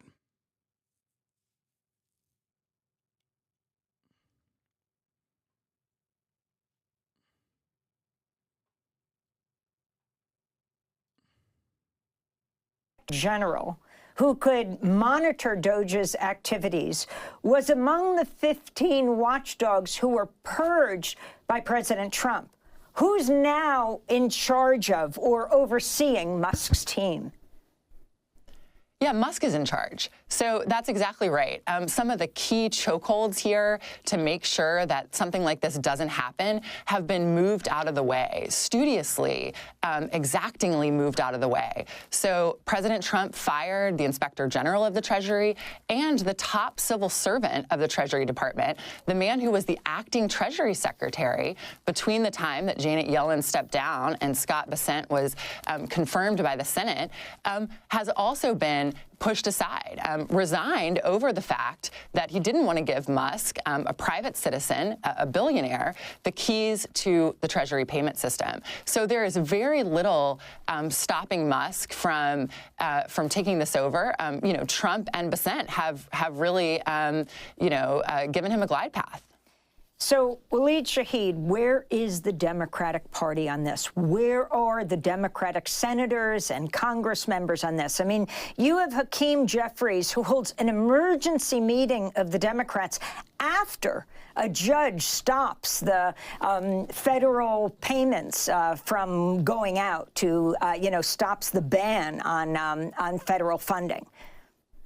So the Democratic Party in Washington is largely asleep at the wheel. They are acting as if they're kind of a librarian shushing noise in a crowded room. They're still believing in the normal procedures, normal decorum, normal. I think that part is true, but also the Democratic Party is simply kicking back and hoping to collect donations after all of this devastation takes place, hoping that the Republican Party's incompetence will inevitably collapse the delicate allegiances that they've cultivated. And there's some truth to that, especially because there are certain issues where Trump does not care about broad popular sentiment and will push for it regardless, or at least will make a deliberate effort to present this as a good thing, right? Tariffs, tax cuts for the wealthy, things of that nature that will inevitably harm his base of support. But at the end of the day, there are plenty of initiatives that the Trump admin will try to implement and fail to do so, oftentimes due to the internal conflict that exists within the Republican Party. So The Democrats are not entirely wrong, I guess, that they suspect this allegiance to collapse. But it is ridiculous that they're not trying to accelerate it through obstruction every step of the way, which is what they should be doing.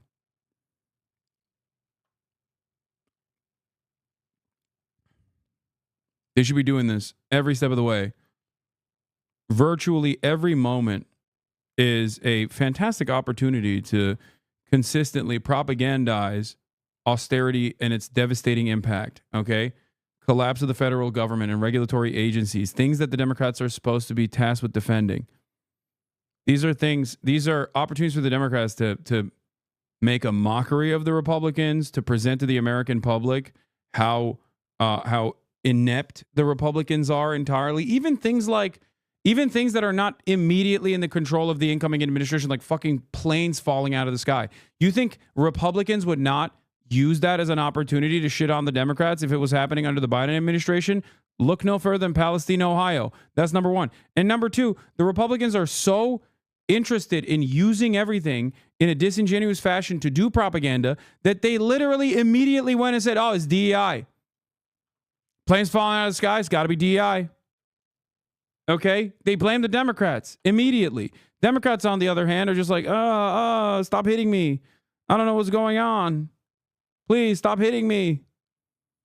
You, sir, are hypocritical. That's what they're doing. Stop taking the fucking high road, man. What are you doing?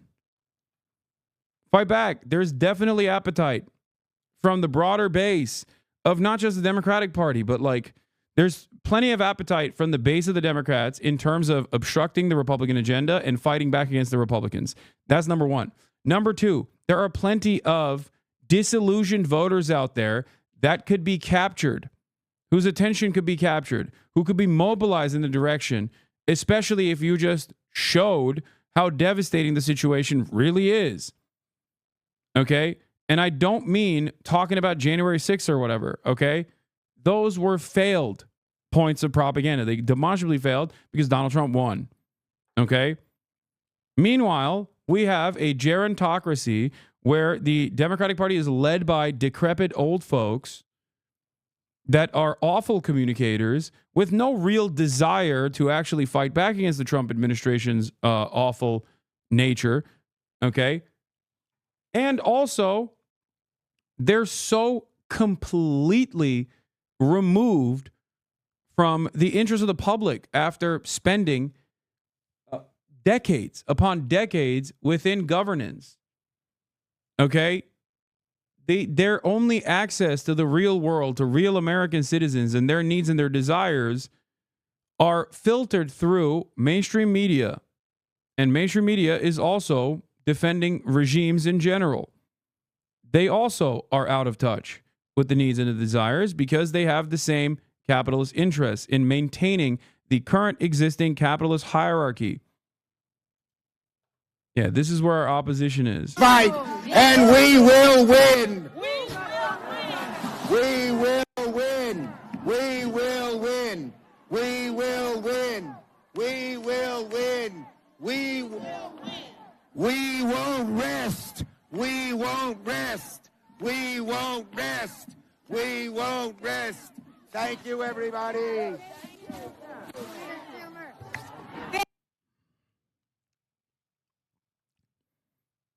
We're so cooked.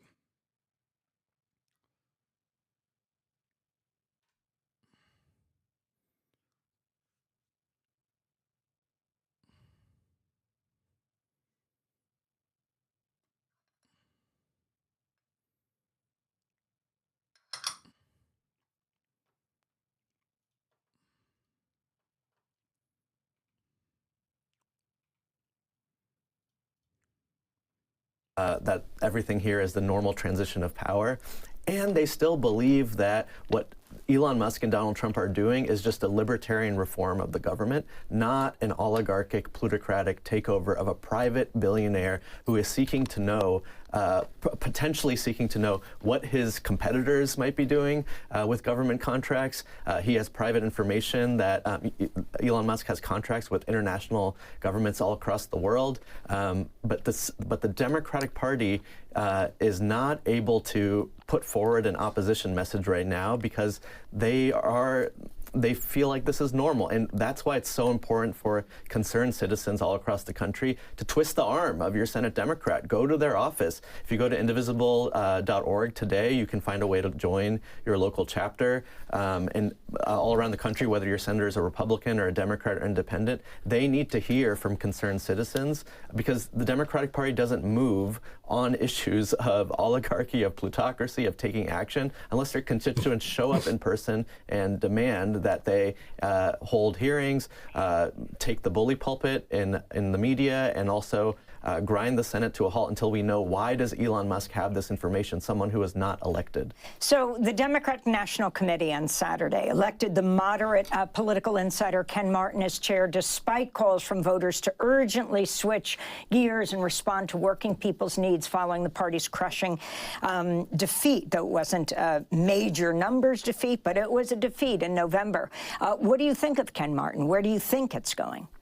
So the DNC is largely at this point a fundraising vehicle for the presidential campaign. I hope that Ken Martin reforms the party to do things like what I'm describing. The Democratic Party should be holding daily press conferences every morning to explain to working class and middle class Americans why it might hurt their pocketbooks for Elon Musk to have this information from the Treasury Department and from the OPM. That Elon Musk has a history of wanting to use public resources for private gain, that Elon Musk is someone who is live tweeting that he wants to cut the federal government's debt every day by billions of dollars, and one of the only ways to do that would be to begin to privatize Social Security. This is what the DNC should be doing. Now, Ken Martin, we had lots of members of the uncommitted movement at the DNC who were being personally bullied by their DNC state parties, and Ken Martin thankfully did intervene to make sure that that didn't happen, and so that was my only personal interaction with him, and he went out of his way to make sure that our uncommitted delegation was treated with respect. Other than that, I don't know that much about him, but I'm looking forward to hopefully he can put together a working class populist agenda for the party that isn't just a fundraising handoff. So, Lindsay Owens, DOGE is not a formal government agency, right? Which means that it doesn't fall into any category. Yeah, look, I think when President Trump announced that Elon Musk was going to be running the Department of Government Efficiency, there was a sort of tempting fantasy that maybe Musk, a tech but successful businessman, could come in and restore some efficiency in government, maybe modernize some aspects of government that could use. Yeah, when I hear stuff like this, I don't think I just immediately know that it's not positive. I know that it's basically gutting the government and picking it apart for scraps and privatizing it. You know what I mean? Like, I fear that the average American, on the other hand, hears this and goes, well, this seems like a good idea. I like this. It's reasonable. Some updating. I mean, I think with this weekend's seizure of the... You don't like efficiency? Not realizing that, of course, these guys are not going to be like, yeah, we want to steal all of the remainder federal agencies like that regulate ours and our businesses that basically keep you alive no matter how stupid you are. Okay. And also take advantage of the vast amount of wealth, the remainder of the federal coffers, and redirect all of that faucet of wealth back into our businesses, making it our own personal wallet. They're not going to say that. They're going to be like, oh, we want to maximize the efficiency. We want to maximize the efficiency of the government. The government sucks, right? The federal government is so bad. It's bureaucracy. It's bureaucracy. Obviously, it's bureaucracy. It's funny to do shock doctrine to ourselves and watch the American population clap like seals at the mere sight of it, like pure graft. And Americans are like, no, this is great, actually. I think this is going to yield tremendous bounty for me. a poor worker living in Arkansas. The Treasury payment system, we can be crystal clear in putting that fantasy to bed. This is Musk determining who is going to get funding in this country, what programs are going to be funded in this country. And remember, Musk isn't a disinterested party here. As we've talked about, he has many federal contracts himself, billions of dollars this year alone. Yeah, Elon Musk is a supervillain. Okay, he even looks and sounds like a supervillain. Like, he's both aesthetically supervillain coded, but he also does things that bad people do. So this is yet another perfect opportunity to point to this guy and go, that's the guy. The Democrats still want to maintain their corporate allegiances. Okay? And that's precisely the reason why they can't take a populist anti-billionaire stance. And that's precisely the reason why they can't attack Elon Musk without coming across as hypocritical, I guess, which is ironic because Republicans have been doing that by pointing to anti-Semitic conspiracies in perpetuity. Okay, our billionaires are good, theirs are bad. Why? Because their billionaires are Jewish. George Soros. Democrats can't even turn around and be like, their billionaires are South African. You know?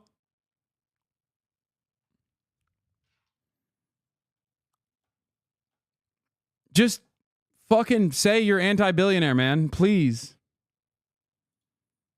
Loan to his companies, SpaceX, Tesla, and X, formerly known as Twitter.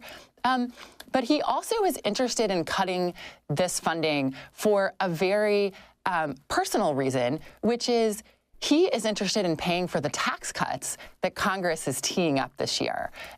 They're estimating $5 trillion in tax cuts, mostly going to the wealthy and corporations. And Doge is the entity that is supposedly going to find the money, find the savings to pay for those tax cuts. So I think we can sum it up this way. Elon Musk is going to pay for his tax cut. I've been watching you for around 4 months now. This is the first time I've seen you watch Democracy Now! Is it because you'd rather critique mainstream media for your audience than watch something more aligned with your worldview? Yes, but I also do watch Democracy Now! Periodically. The reason why I don't watch Democracy Now! That frequently, however, is because I agree with most of it. So my commentary is almost identical. So it's basically rehashing the same points over and over again. Guys, don't say he's a dumbass. He's just asking a normal question. I know tensions are high right now because there's a lot of like random weirdos in the chat, but they've cleared away seemingly. So, you know, the coast is clear. With your Social Security. That's really what we're looking at here. I'm also a funder of Democracy Now! And a supporter for a very long time. What Doge is up to. And Lindsay Owens, we're going to have to leave it there. And I just want to give Waleed the last word. 10 seconds. What should people do right now? This is my favorite part of Democracy Now! Is when Amy has to wrap it up just abruptly. Go to indivisible.org and visit their Senate office and demand an investigation of Elon Musk, and that Senate business should come to a halt.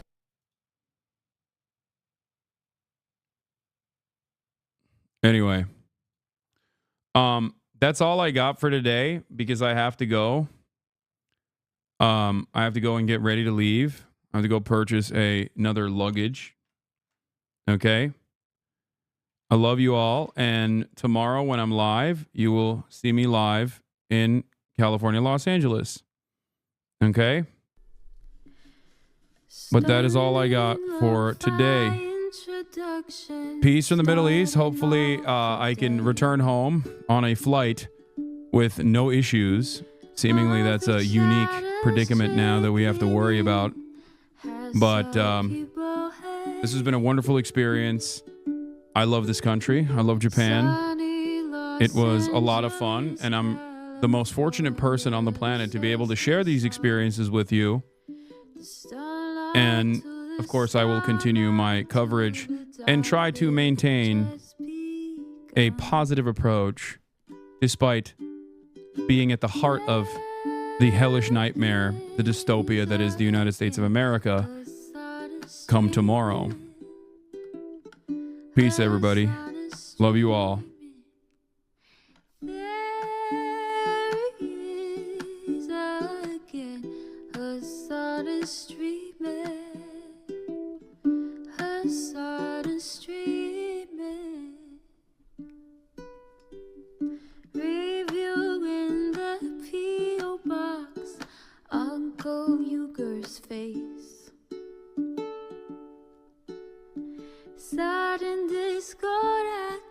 prop.